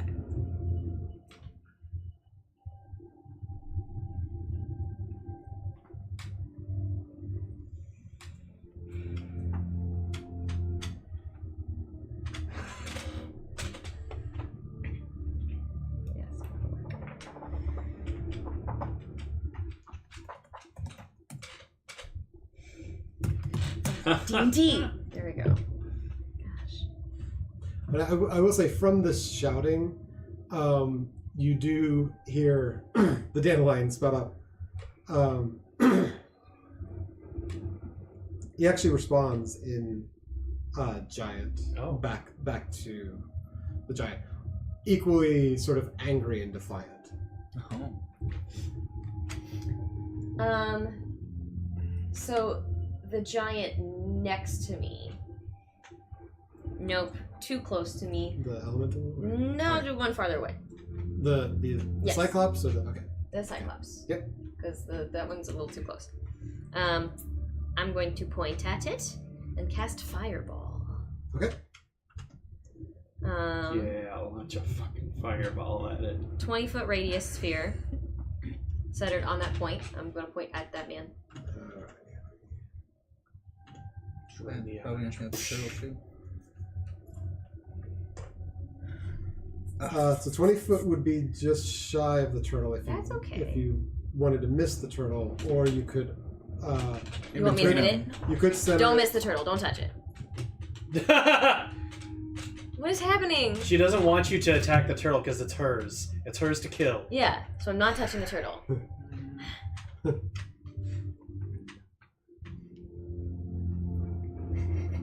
Jeez.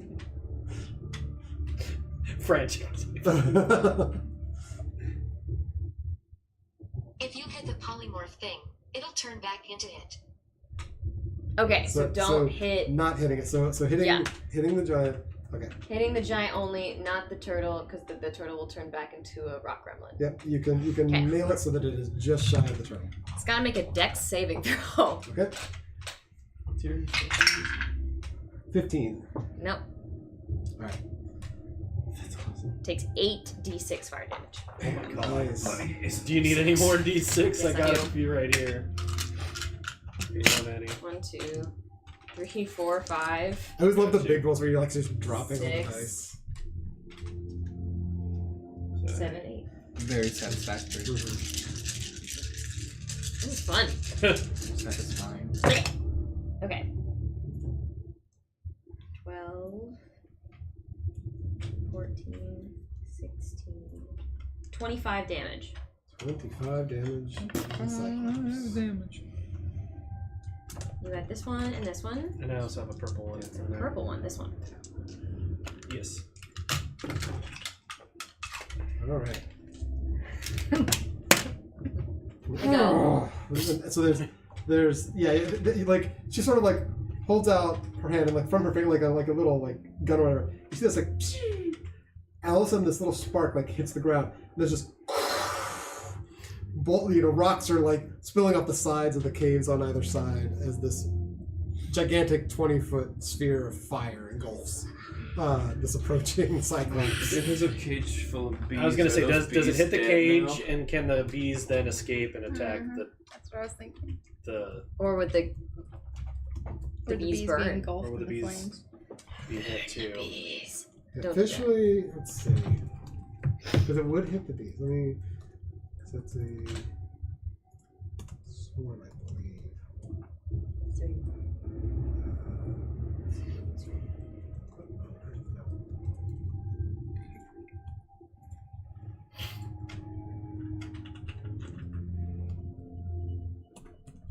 Don't you have the ability with Fireball to like say who it hits or not? Mm-mm. Or not? Okay. It's just a point. Maybe within that's range. Eldritch Blast or something. So yeah, what was the?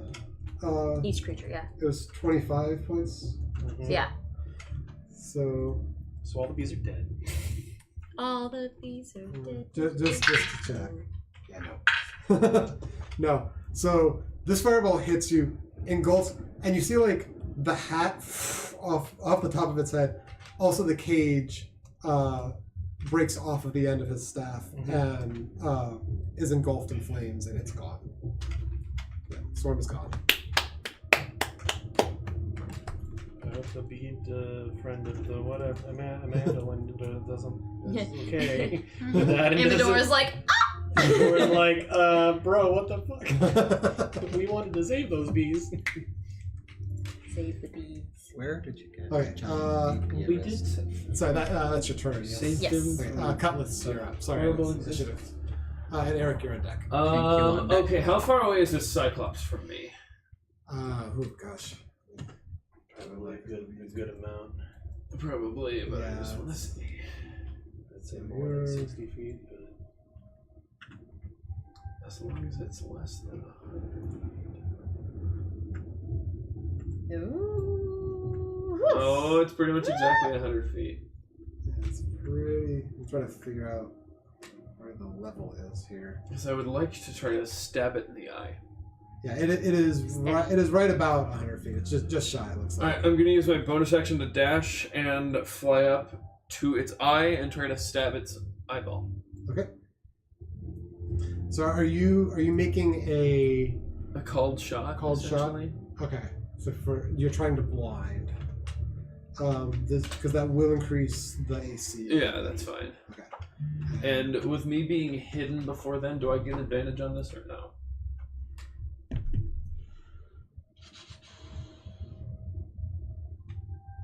You know what, I'll give it to you. I'll say like it's right at the edge of it, but you can like come around the side. He wouldn't have seen you necessarily come around the side of this and come down. Excellent. To try to do that. So let me.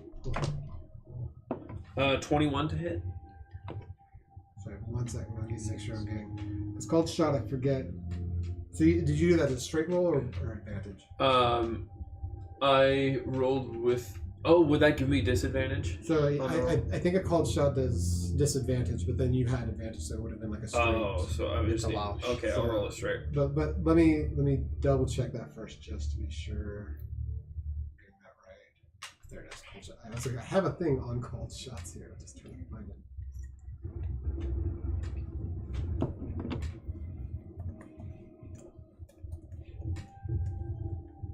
Okay, so yes, it is disadvantage automatically, and then for the eye, it's +4. So what is this guy's AC? So yeah, it would have been 18. This is AC now, and as a straight roll, so you have to. Okay. Natural 18 on the die, so 25. Yeah, that'll do it. Excellent, and I get sneak attack on that as well. Mm-hmm.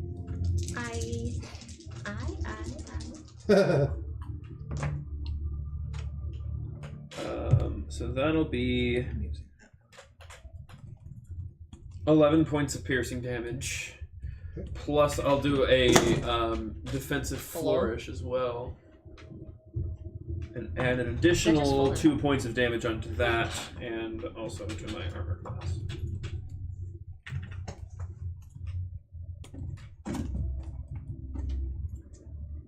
Oh, sorry, 11, and then what was the plus 2, so 13 overall.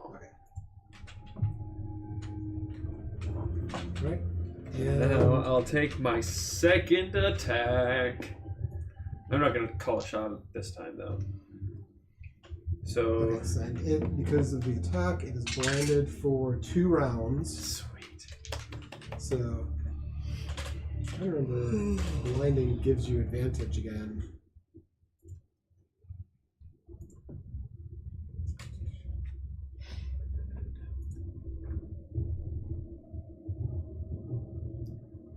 Creature can't see it. Enemy feels any ability checks for sight. Attack rolls against the creature have advantage.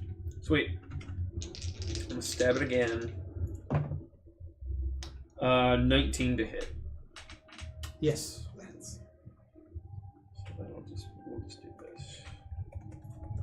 You said like it's as. That's another 11 points of piercing damage on that. All right. Stabby. And that'll be my turn. Put you down over by this dude.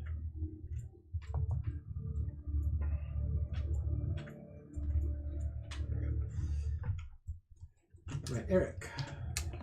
I am going to turn to the rock golem that is closest to us.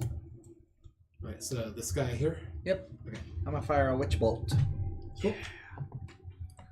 So, Okay. Zap. Oh, that's not very good. Yeah, let me get up in a second. Does a 13 hit? 13 does not hit. Okay.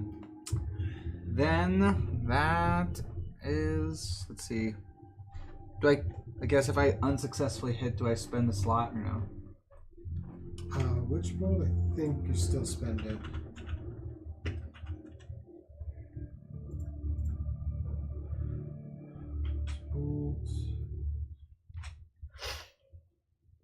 Yeah, on a hit, target takes. Yeah, you still spend it if you, even if you don't hit. Damn. Yeah. Goodbye, Belflot. But does my war magic allow me to still throw something? Nope, that's just for a cantrip. That is my turn. Cool. We're gonna stay put. Yep. All right. That brings us to the turtle. So it starts its turn inside the vortex, the Hunger of Hadar, which is. And actually, your cat, because Warlock, you cast this, right? So it's 5th level, I think you cast it at, which means.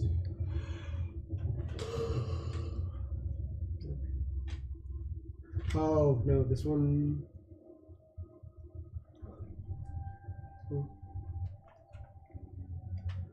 It's a difficult terrain. A creature that starts its turn in the air, 2d6 cold damage. A creature that ends its turn, succeed dex, or take 2d6 acid damage. Okay. So, yeah, roll 2d6 for me. 26.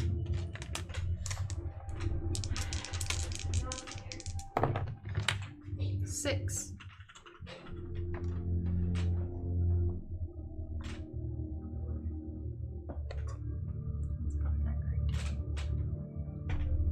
That's not right.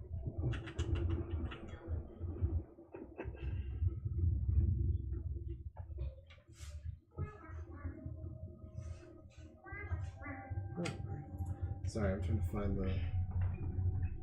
Let's do it this way.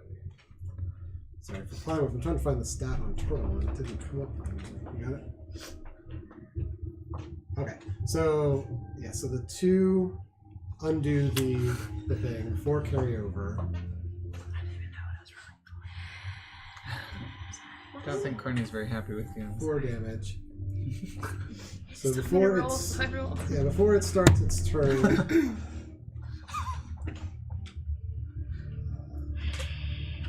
it reverts back into dude. Yay! Now it's one big happy party again. And let's see, I believe this is also difficult terrain for it. So it can move. I said, don't touch it. Yeah, but I didn't physically touch it. Okay, so it's moving toward you, but it is moving through difficult terrain. So it does not escape. So roll 2d6 again, please. 6 again. And make sure that one's acid, I think. Cold damage. Then this one is your problem. Okay. Yeah, so it takes another 6. And that is the end.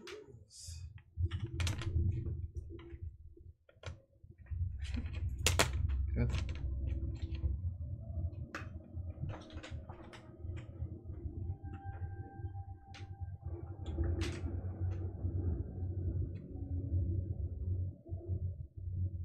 Actually, no, it's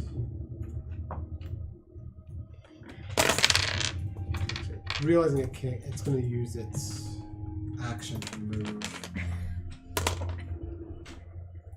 No, not this way. So it's going to come right up to the do a little dance. Think a little up. It will actually clear it because it's going to use its action move, but it can't do any action at this point. So that is its turn. So, Zoretic, yours. Keep on bashing at the dude in front of me unless it's already dead. So, there's a wall here. Okay. Yeah, go for it. That would be 25. That hits. We'll just do our normal 1d8 plus 6. You took the cold damage, did you? Because you ended your turn still in the void? So it used its action to move beyond Out of the void. Yeah. Okay. Sorry. 14 damage.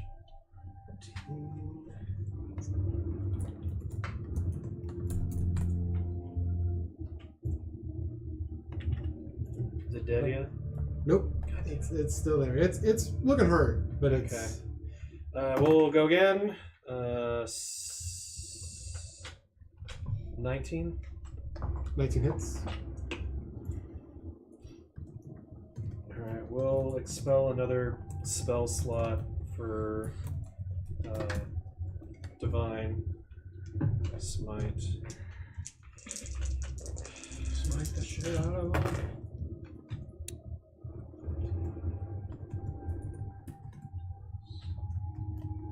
$24.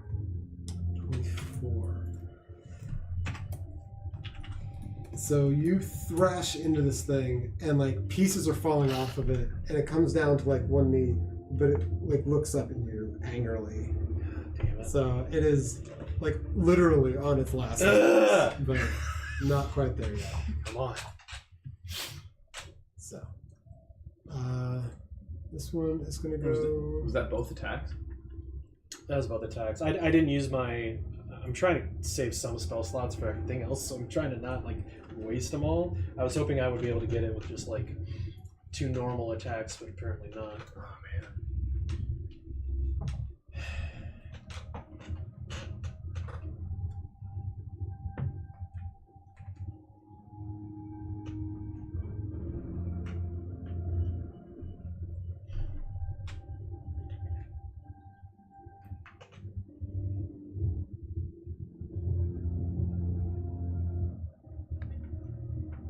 Okay, so yeah, this one just turns toward Aoife and it's going to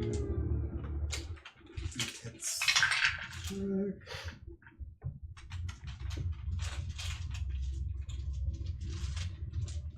14. That does not hit. Okay. Misses on Aoife. That is its turn. Anna. She's like, I'm ready to fucking go. So you're casting it on the same golem? Okay. So She's definitely fails the save. So What did she do? I want to know.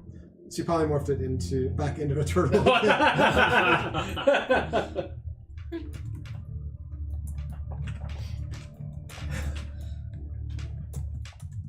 So, turtle.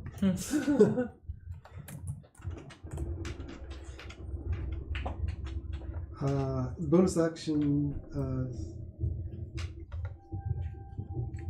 No, shove is not a bonus. Sorry, we're not playing Baldur's Gate 3. That's something that I wish Wizards of the Coast would implement. Okay. All good. Just put it on its back. Okay. That and making spiritual weapon All right. just its own thing. So Zeredic, it's gonna try one more time at you. Good luck. 27. Are you fucking kidding me? No, Yikes. rolled a natural 19. That hits. So. Ooh.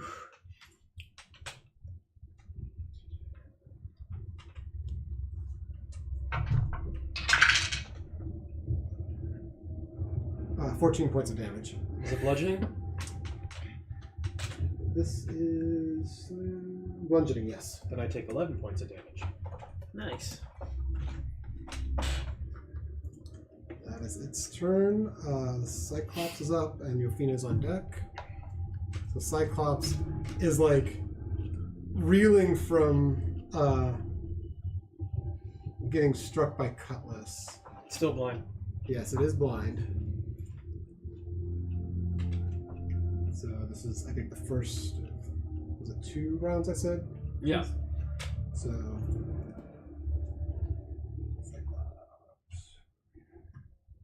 So the cage burn, did its staff burn too, or is it still? Does he still have his staff? No, it's still a staff, and it's really like it looks like a staff to it, but it's basically a great club. Okay. So, so it begins sort of flailing around with the great club.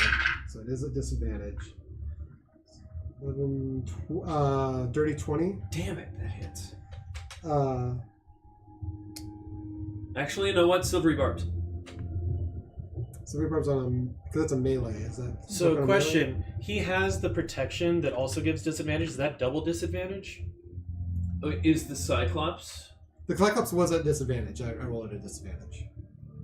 Or well, Yeah, there's no such thing as double disadvantage. Because it's this thing is double disadvantage. You can't triple step and double Make step. a creature see within 60 feet of yourself. Succeeds on an attack roll, ability check, or saving throw. Let's re-roll the d20 and use the lower roll. Okay, so yeah, this would basically. So the lower rolls the 11 from the disadvantage. Rolls again, 7 plus 9, so 16. No, it does not hit. Yes! So It finally worked! Fails on the attack. It's the first time that Silvery Barbs has ever succeeded for me in that regard. Oh, and it has another effect, doesn't it?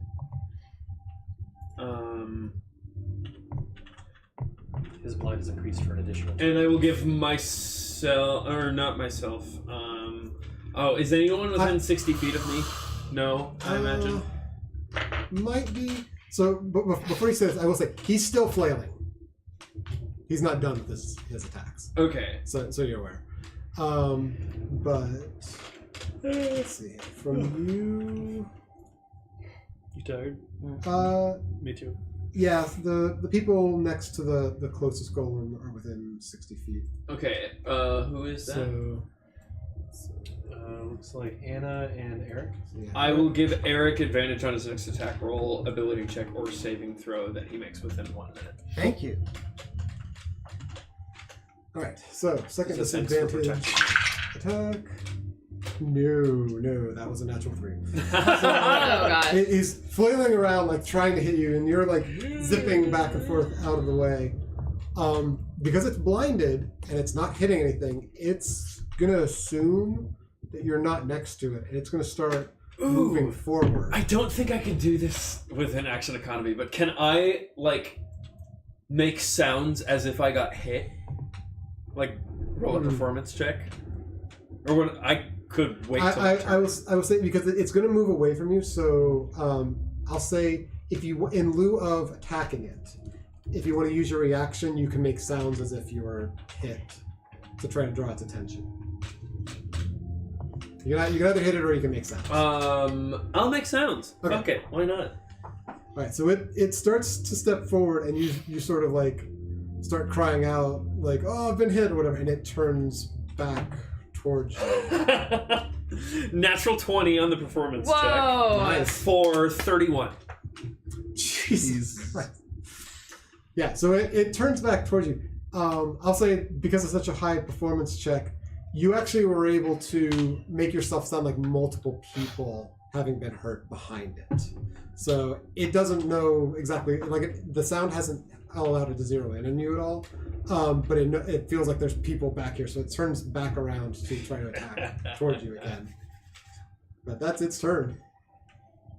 Nice, well played. No, stay with me, motherfucker. That's what I thought. So, Yofina. Okay, there's a couple of them near us still. Or I guess a There it couple is. people It's like- behind us. There we go.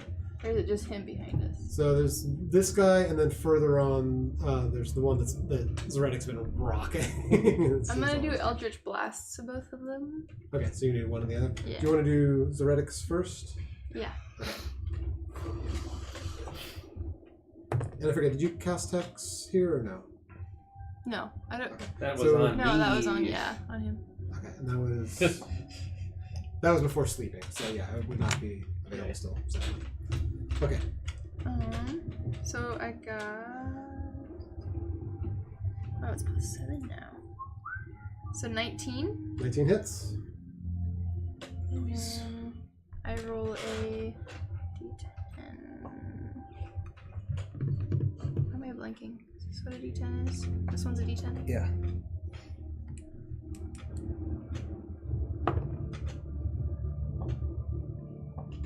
Three.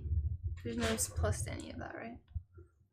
Your Eldritch Blast, I think, has +3 on it, because it's... Oh, +3 modifier? Yeah, because you took the Agonizing Blast, I want to say, which adds your Oh. Dex or Charisma or something. Okay. So, So it's 6 damage? Okay. So, you turn... so Zoretic has been, like, wailing on this golem in front of it, and finally it gets in like one decent hit on him, which is sort of like a haymaker, like clock of Zoretic, who kind of reels. Right as that happens, as he turns out of the way, you send this bolt like sailing over his shoulder, and it just shatters through this golem next to Zoretic, and it is done. Nice. So this dude is out. Noise. And then I go for the other one. Cool. Noise. And yeah, All you're far that enough away. work you're just to normal. get killjacked. Right. That one still counts as mine. Yeah. 19 again. 19 hits. 10.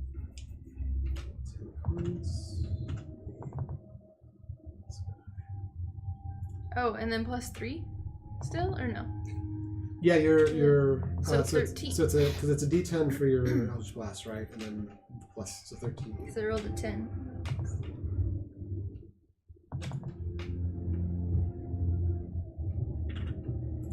All right. You slam that one. That's done. And then back top of the round, Aoife and Cutlass on deck. Okay. So it's just this last. So there's the one here, there's the turtle one, and there's the Cyclops. Yeah. And you're right next to the one on the steps.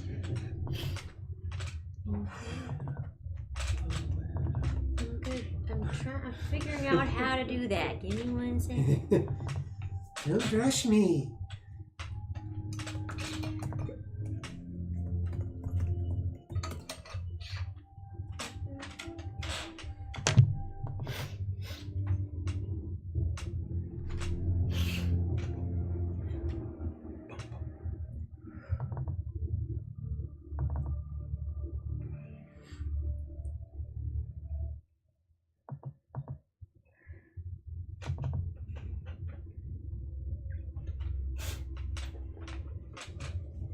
What's you thinking? Yeah, okay, I'll do it. So I'm gonna make an Eldritch Cannon. Okay. Just a small one. And then I'm gonna fire it. Okay. I'm pretty sure I can fire it on the same turn.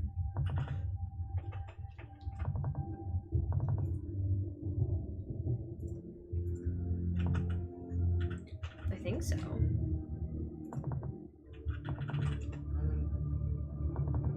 I think you can. I think firing it is a bonus action. Yeah, firing it itself is a bonus action. Okay. So I feel Where does like it say that? if as long as you make it before you take your bonus action, I feel like it's fine. Okay. Okay. So I'm gonna make it. What kind of cannon are you making? Download your cannon. I'm gonna make.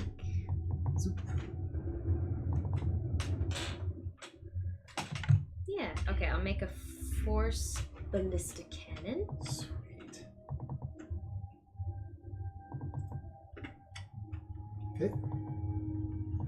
And I make a ranged spell attack. Bitches love cannons. Yes. I love explosives. Okay. Make a ranged spell attack. And I believe this just increased. It did. Okay. And is it created next to you or? Yeah. Cool. You can also have it move up to 15 feet as part of the same bonus action, Yes. which is so cool. But I'll make it. Can I like trade places with it? Can I say like I took a step back and then I made it so that I'm not in between it and I would say, like, because if you take a step back, you're probably going to provoke an opportunity. But I could move it so that it's either here, or you could have it. Ooh, let's do that. Out here. So okay, cool. Okay, I like that. Blast in the Right in the face. Okay. I make a ranged spell attack. It's a dirty 20. Does that hit? That hits. Okay. And 3d8. That is not a d8. This d8? Which one's a d8? It's the It's butt touching. the It's this one. double Yeah. triangle. You double I triangle. need 2 more d8.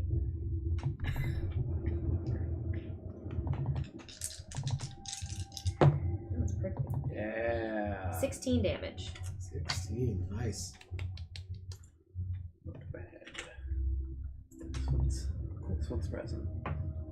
That's your turn? Yeah. Cool. I can't do anything else. You're quite short.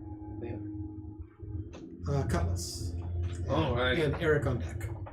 Thank you on deck. All right. I am still gonna fuck around with this Cyclops over here. Cool. Um, You're right up on it at the moment. His hand is like right next to me, right? Yeah, I'll say because he's blinded. Like you can move anywhere around him. I'm gonna brush my finger against him, and in doing so, I'm going to cast Bestow Curse. Okay. So it'll make a Wisdom saving throw. Right.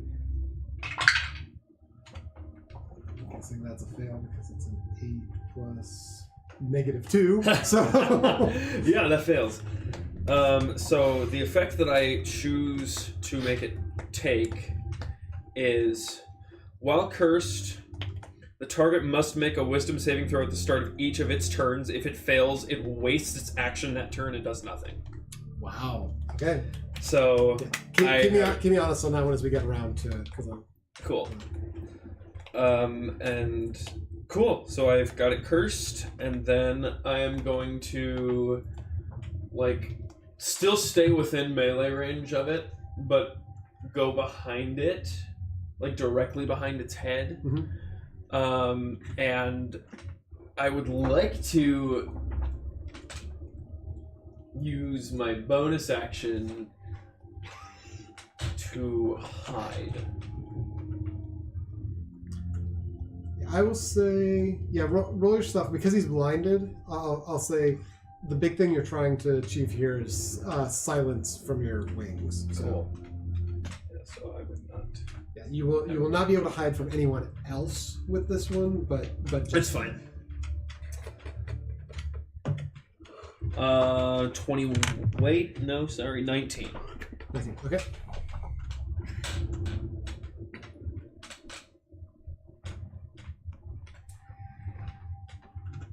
Cool. So it's your turn. Eric. Yeah, can you zoom back over? Yeah, let me.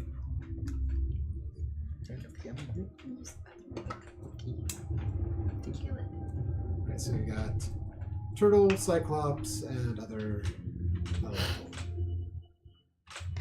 I'm gonna try attacking the golem that's golemed right now, not the Okay. turtle. Cool. I'm gonna try Witch Bolt again. Okay. Do I get attack rolls at advantage? Oh, that was the silvery barbs.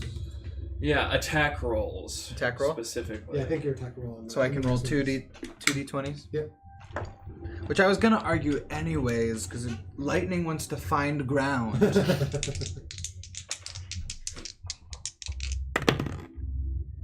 Ooh, I'll take the 18 of the two. That hits. Great. So that means I'm going to do 2d12 damage.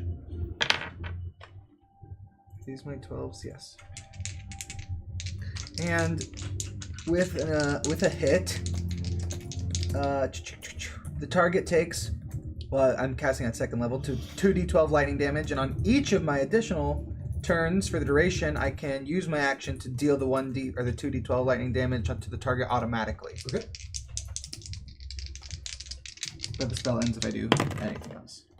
Well, that's crappy. 3. No. Oh no. But I gotta automatically re-roll it again next turn. Cool. So, And no, it's not saving. So yeah. okay. So that's your turn. Yes. So, then the turtle. So the turtle is slightly out of the Wait till. Hunger of Hadar thing.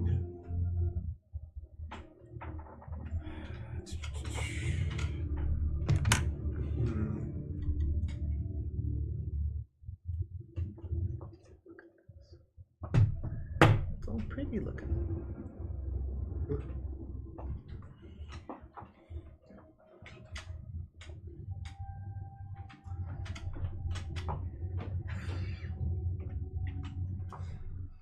So the turtle.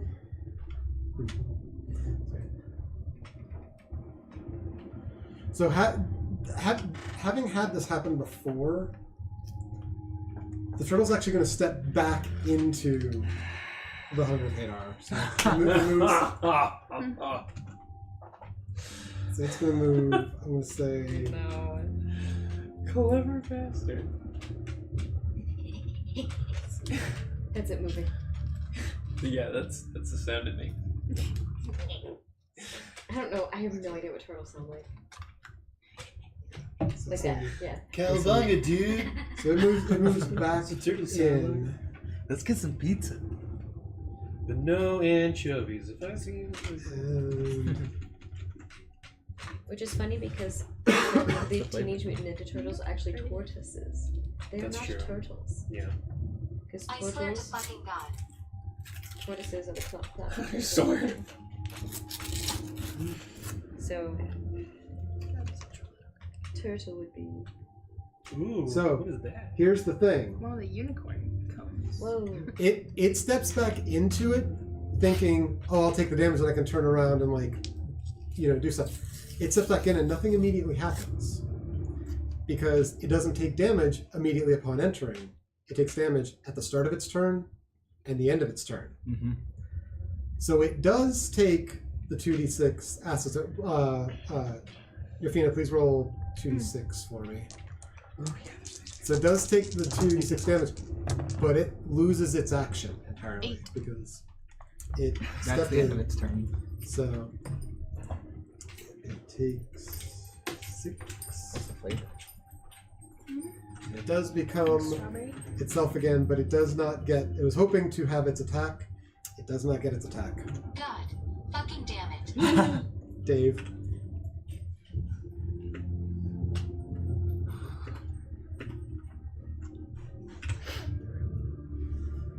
And it comes back, and it is still in the circle at this point because it didn't move back out because it was waiting to get the damage. So It will Yeah. start its turn, it'll start its turn in it as well. taking more damage.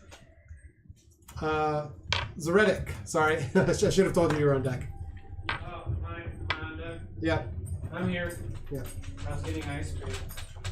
Okay. Well, I guess since the guy I was attacking is dead, let's Yeah, go. you get this crash and shatter and all the rubble Right. hits on your shoulders after you've just been clocked by this thing, and you're like, God damn it! I wore that thing down to nothing. We'll go attack the other dude that's close. So you're moving up. Actually, let me take a look. Ooh, it'd be that's tight. Honestly. Huh? No, it wouldn't be. So I was wondering if you could get into. Oh, yeah. But its back is basically against the wall. It's too fat. I'm gonna say no.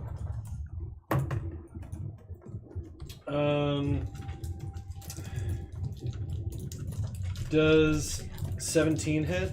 17 does hit. Okay. Let's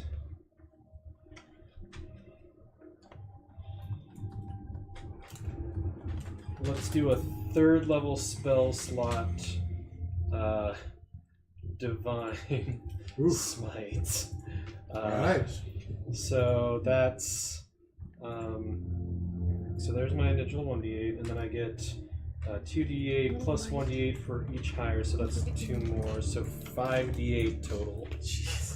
Dice. Kick his ass. Oh my god, why? So it's 5, 10, That's what I talked about. 16. You're 3. Yeah. 21. 21 points. Nice. Good. Ooh. Yeah, but I rolled 2 1s.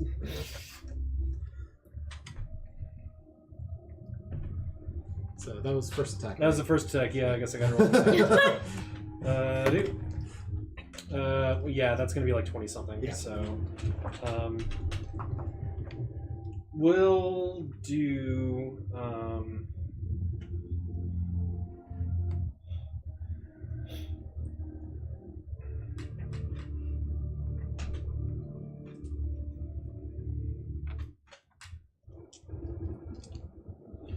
We'll do a branding smite on top of a... Do I have one more first level? I do. On top of a first level. Great. So just as FYI, I'll let it slide this time, but if you're going to use your bonus action to do like branding smite. Oh yeah. Like that, That's right. You need to do it before you roll the attack. Before I roll the attack? Yeah. Okay. The divine smite you do after. I can do after. Gotcha. Yeah. Okay.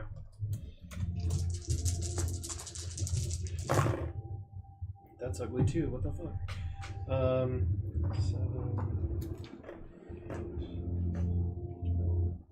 And you can still do divine smite in addition to the branding smite on this attack. That's what I did. Okay. Yeah. Or wait, shit. Now I need to re-add. Sorry. 24. 24. It is looking rough. Alright, that's the end of my turn. E-turn. Yeah, so you slash through this one, Yufina blasts it and takes it apart. You turn around and start like wailing into this other one. And it's still, I'm gonna say, gonna go after Aoife because it's the one it's been concentrating on. So it's gonna do its attack, which that's 18 plus whatever. So what is yeah, 26 to hit. So yeah, But Elkhorn has been holding his action. Can he block it since he's nearby? he's against the other wall. He was holding an action to like move in front of them. Yeah. It's a movement to block. Okay. Well, But- dang. But Sorry, I tried to help. so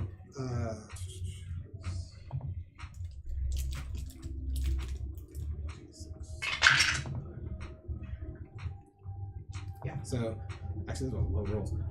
8 points of damage to you. So, and that is its turn. Anna, you were. Sorry for on deck.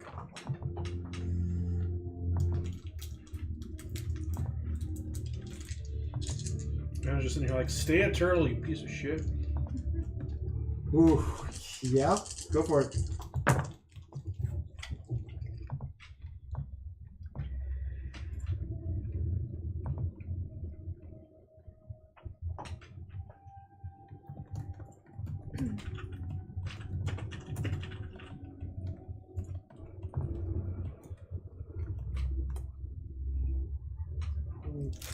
It's a dex save. Will probably succeed on the dex save. That was dirty 20 on the dex save. So half on that. So 38, but yeah. Whew, jeez. So 19 still. And you were doing this one that's in the... Gotcha.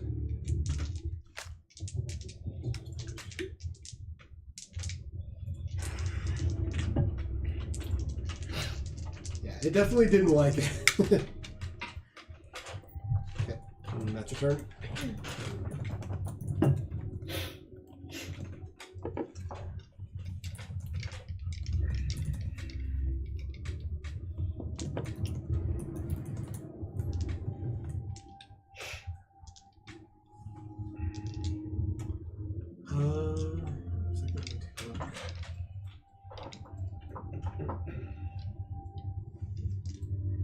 You can. I think it's close enough that it can get a reach on you. So is that good? Okay, I'm gonna stay put. Cool. That's your turn. So that one's dead. Over to the Cyclops. Sofina's on deck.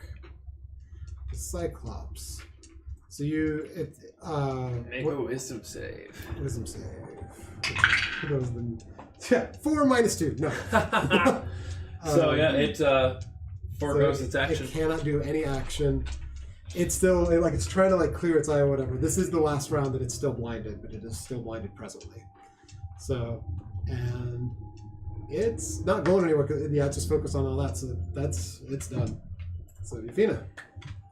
I'm gonna do my Eldritch Blast again to these two guys because I think I'm far enough away. You're far, yeah. You Am I get. far enough away from Yeah. them? So you want to do this one, or like, which one are you doing first? I guess it doesn't really matter which one first. The closer one first, I guess. Okay, so they here. Cool. Ooh. Let's still take it. It's only rolled on my keyboard. So 15. 15 does not hit. So you're doing. 'Cause I- You can do the second that, blast. right? Yeah, you're gonna do the second. Oh, you don't do that? Which one? What are you attacking with? Oh, Eldritch Blast. I'm so sorry. So you need to add a 7 to that. Oh, I did that backwards. So Maybe 21. yeah, she rolled. Oh, then 21. yeah, no, definitely hits. so yeah, for that, so it's 21 to hit. Yes. Mm-hmm. Yeah. So yeah, D10 plus your damage, which I think is the plus 3. 8. 8. Ooh, yeah, you just barely get enough. You blast the one apart in front of you as well. So that one is done. I'm just stealing all his already skills. And then you still have an attack if that's because the first one you Killed said the other you one, did the didn't wrong you? one. So, I that did. so yeah, your second Eldritch Blast. Yeah, I still have another one. So yeah, go ahead and roll. 15 plus 7. Yep, that hits. Nice. Nice. 6. 6 points. All right. Yeah, that one's not looking too happy either. All right. Moving anywhere, or you staying put? I think I'm gonna stay put. Cool. Back up top, Efo. I'm gonna take. I'm a little. Ouch. So I'm gonna use my action to take a healing potion. Okay. By Courtney. But you can use bonus action for a healing potion for yourself. That's because I'm gonna use my bonus action for something else. Gotcha. Yeah. Cool. So I don't know how. Do you have the little thing? How many do I roll for potion Oh, healing? the regular one is 2d4. Yeah. That's By Courtney. 2d4 plus 4, I think. 4. Yeah, so 8 total then. Good.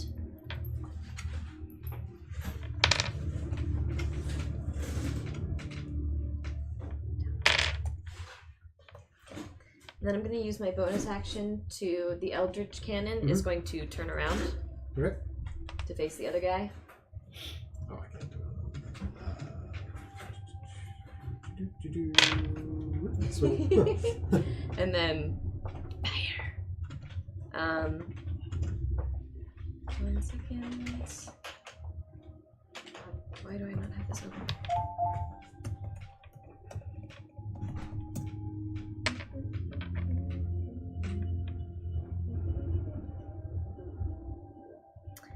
Range spell attack.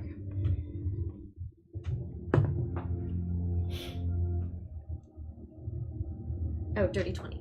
cool. Okay, that's Okay, let's take 3d6. you- And do you want this me is to something I just give forgot about the other one, but I'm just gonna we can start it from now. That they also get pushed 5 feet away. okay. I was just gonna give you one to hang on to. Well, these are all d6. Do you need D6? No, I need d.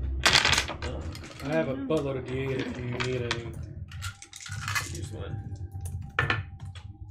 Just hang on to that for the rest of the battle if you're gonna keep blasted. We'll just see how long this fight takes. That's what a signpost to deal with. 10. And it's blast 5 feet away. 10 points. Blasted. Boom. Alright, so he's. You said 5 feet? Yeah. That implies that it is not dead. But you did blast it further into the circle. The circle of. The Hunger Oh, Radar. Hunger Radar. It's still there. Is that a good thing or a bad thing? So, That's a good thing for us. Huzzah! I meant to do that. Cutlass and Eric on deck. Alrighty. I'm a stab it. Cool. That'll be a 23 to hit. Yeah, that is. So we're gonna do sneak attack.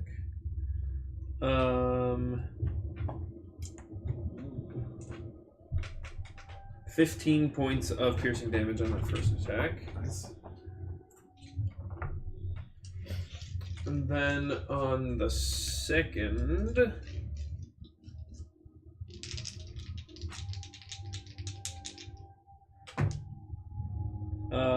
17 to hit.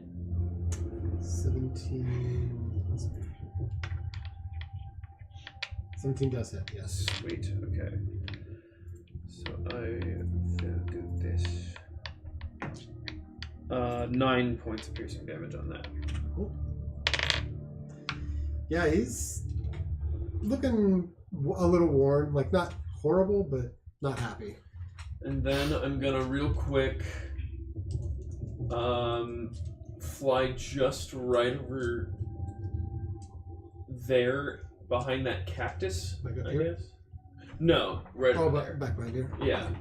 Still keeping a close distance to him, but hiding because I know that he's coming to. Hit by the 2 points of damage. That is an 18 on the stealth check. Okay. Eric, you're up. Plus 11 to stealth. I think I'm going to see if I can cast a Burning Hands at this last golem. Cool.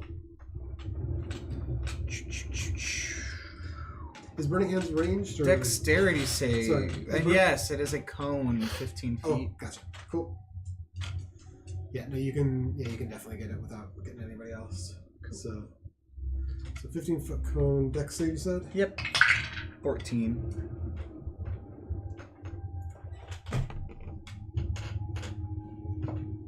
Oh, 14. It just made it. Gall. Dang it. Well, I'm out of spells, y'all.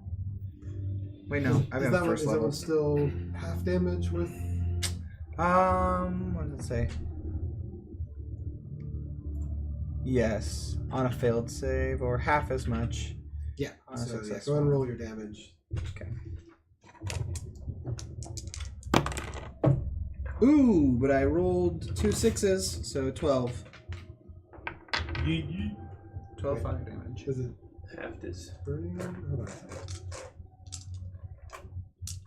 Burning hands. Creature takes 3d6 fire damage. Oh. I was... okay, let me ask you this. I cast it at 2nd level, so I just removed 2 of my 4d6. Sorry. You removed what? As opposed to rolling 4d6, I rolled 2d6, I guess. I can roll the 2 more d6 and then take half of the 4 because I cast it at 2nd level. Is it still 3d6 at 2nd level? Oh, I see. Oh. Yeah, I got you. That's fine. Yeah, we'll just take that. So it's just the 12 then. Okay. Cool. Got it. Sorry, I was completely lost there for a second. Me too. But totally with you. All right. Cool. Cool. Is that your turn? Yes. All right. Yeah, it's looking rough, and it's its turn. Yufina, would you roll the 2d6, please, for the... Oh yeah. Oh, it's gonna die, isn't it? Ooh. 9. That'll do it. Yeah! Wow. So, this thing, that like was polymorphed into a turtle twice. Like, you figured out on the second time, like, oh, if I crawl back in here, I'll get a little bit damage. It won't be so bad, and then I can start attacking them again. Nothing happens. Took the damage at the end of the turn, so it was hurt, reverted itself, got hit with this like blast of fire, and then just as it's starting to move forward again, these like wisps and tendrils from like this black inky darkness like snake up around the thing and just crush Oh my it and pull all the God. pieces back down into the inky void and hit. Nice. Yeah, Hunger of Hadar is disturbing sometimes. Yeah. spell. So that one is its turn is over before it starts. Zoratic. Oh, So I would have given you on deck, but there wasn't an opportunity to. how far away is this last dude? The Cyclops. You. Am I too far away from it? Let's see here. You're 60 just about 60 feet from it. I'll move as far to it as I can, which is 30, which is my movement. Okay. And then I'll throw a javelin at it. So real quick, there is still the Hunger of Hadar. Peter, do you want to stop short of that? Yeah, wherever that is, I don't Okay. want to hit it. Yeah. Okay. So I'll stop. I'll say like right around about 20 feet is where you get to the edge of that. Okay. My throwing. Wait, I don't understand this. It says 30 feet / 120. I'm so confused. So 30 feet is your regular attack. Anything up to 120 is a disadvantage attack. Okay, so how far away from it am I? You're about 50 some odd feet still. So it's going to be a disadvantage attack then? Yeah. Okay. So I roll 2d20 and take the lower one, right? Yes. Oh my god. Oh, Um, it. I'm going to use my inspiration to re-roll. Do I re-roll both of them or just the one that I want? Or how does that work with the disadvantage and inspiration? I would say with inspiration, just roll one more, and you can take the higher of the lower one in that one. So leave the lower one down that you did, Okay. and then roll a d20 again. See if it works. Okay, so that's higher than the low one I Yeah, did. so the higher one is your roll now. Okay, so then 19. Gotcha. Yep, that hits. Okay. So I'm throwing my javelin, which, F it, I got 1/3 level spell slot left, so we'll divine smite it with my 3rd level spell slot. So this is a 1d6, and then I get 40. Yeah, because it's 2d8 originally for the divine, plus 1 extra for each above level 1, which it's a 3rd level, so that's 2 extra. So. Okay. 4,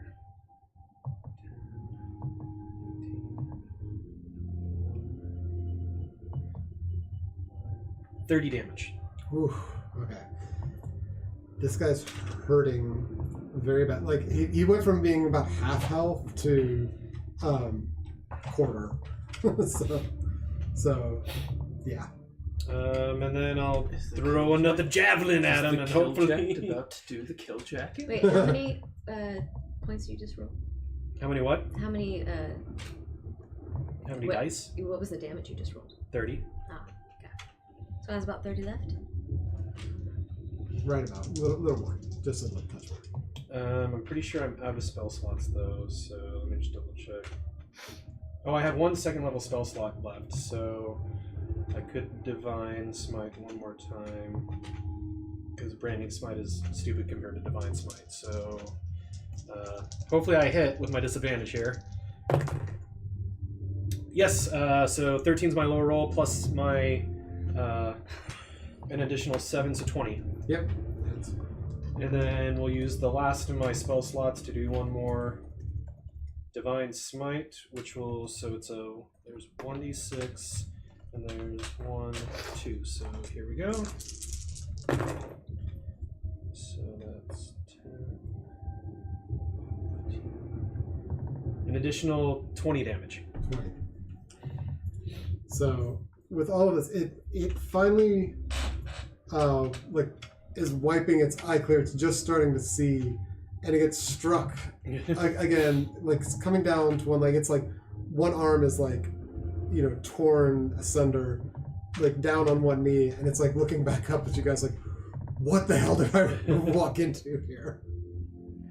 So Yours name. It is radiant damage too on that. I don't know if being a Cyclops is affected by radiant damage or not, but probably not since.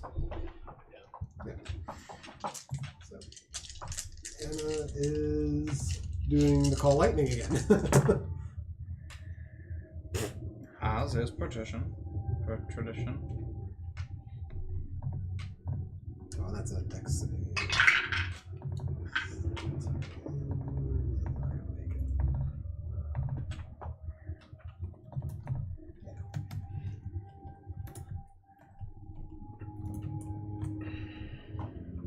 18 points.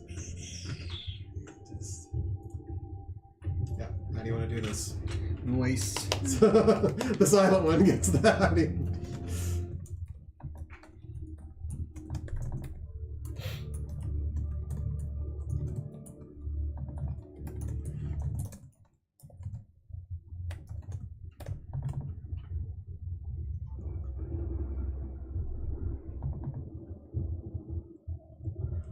Okay. I'll say for where you are, and because there's the hunger around, and for just a touch of flair, I'm going to say you can get around it over to like the rock here. So you see this like frustrated person like come running over, jump up and sort of clamber up the rock.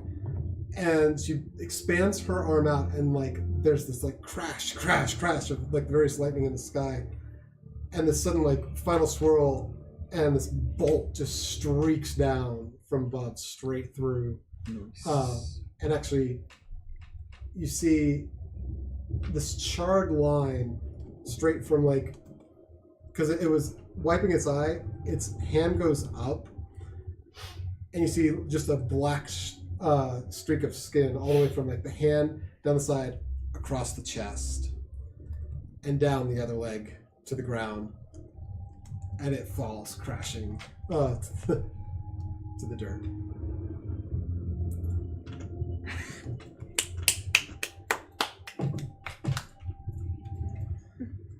Cool. Whew, jeez. So the dust settles from all of that.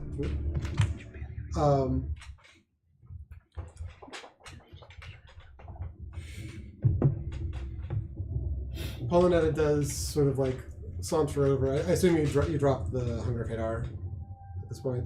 Oh, yes. Yeah. Do we get to level up now? So Pollinetta kind of like flutters over to like where the remnants of the cage and the bird is. There, you do notice there are some bees that had been in there, but she actually seems sort of perked up, and the dandelion comes over and kind of like whispers back and forth with her a little bit, saying, "It was only a few that were still left here. It seemed like many of the rest escaped before the fight. She's sad for the ones she's lost, but she thinks the others are still out there. She's going to go try to find them."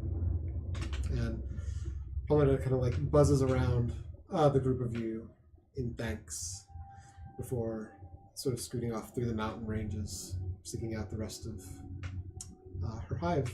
Bye, Pollinetta. I don't say this, but I kind of say this. Do you like jazz? So, you will call the session there? Yeah. Oh my gosh! These brunch sessions, like, time flies. Exactly 3 p.m. Exactly It's 3 crazy. p.m. Yeah, that's crazy. What a great session. That was a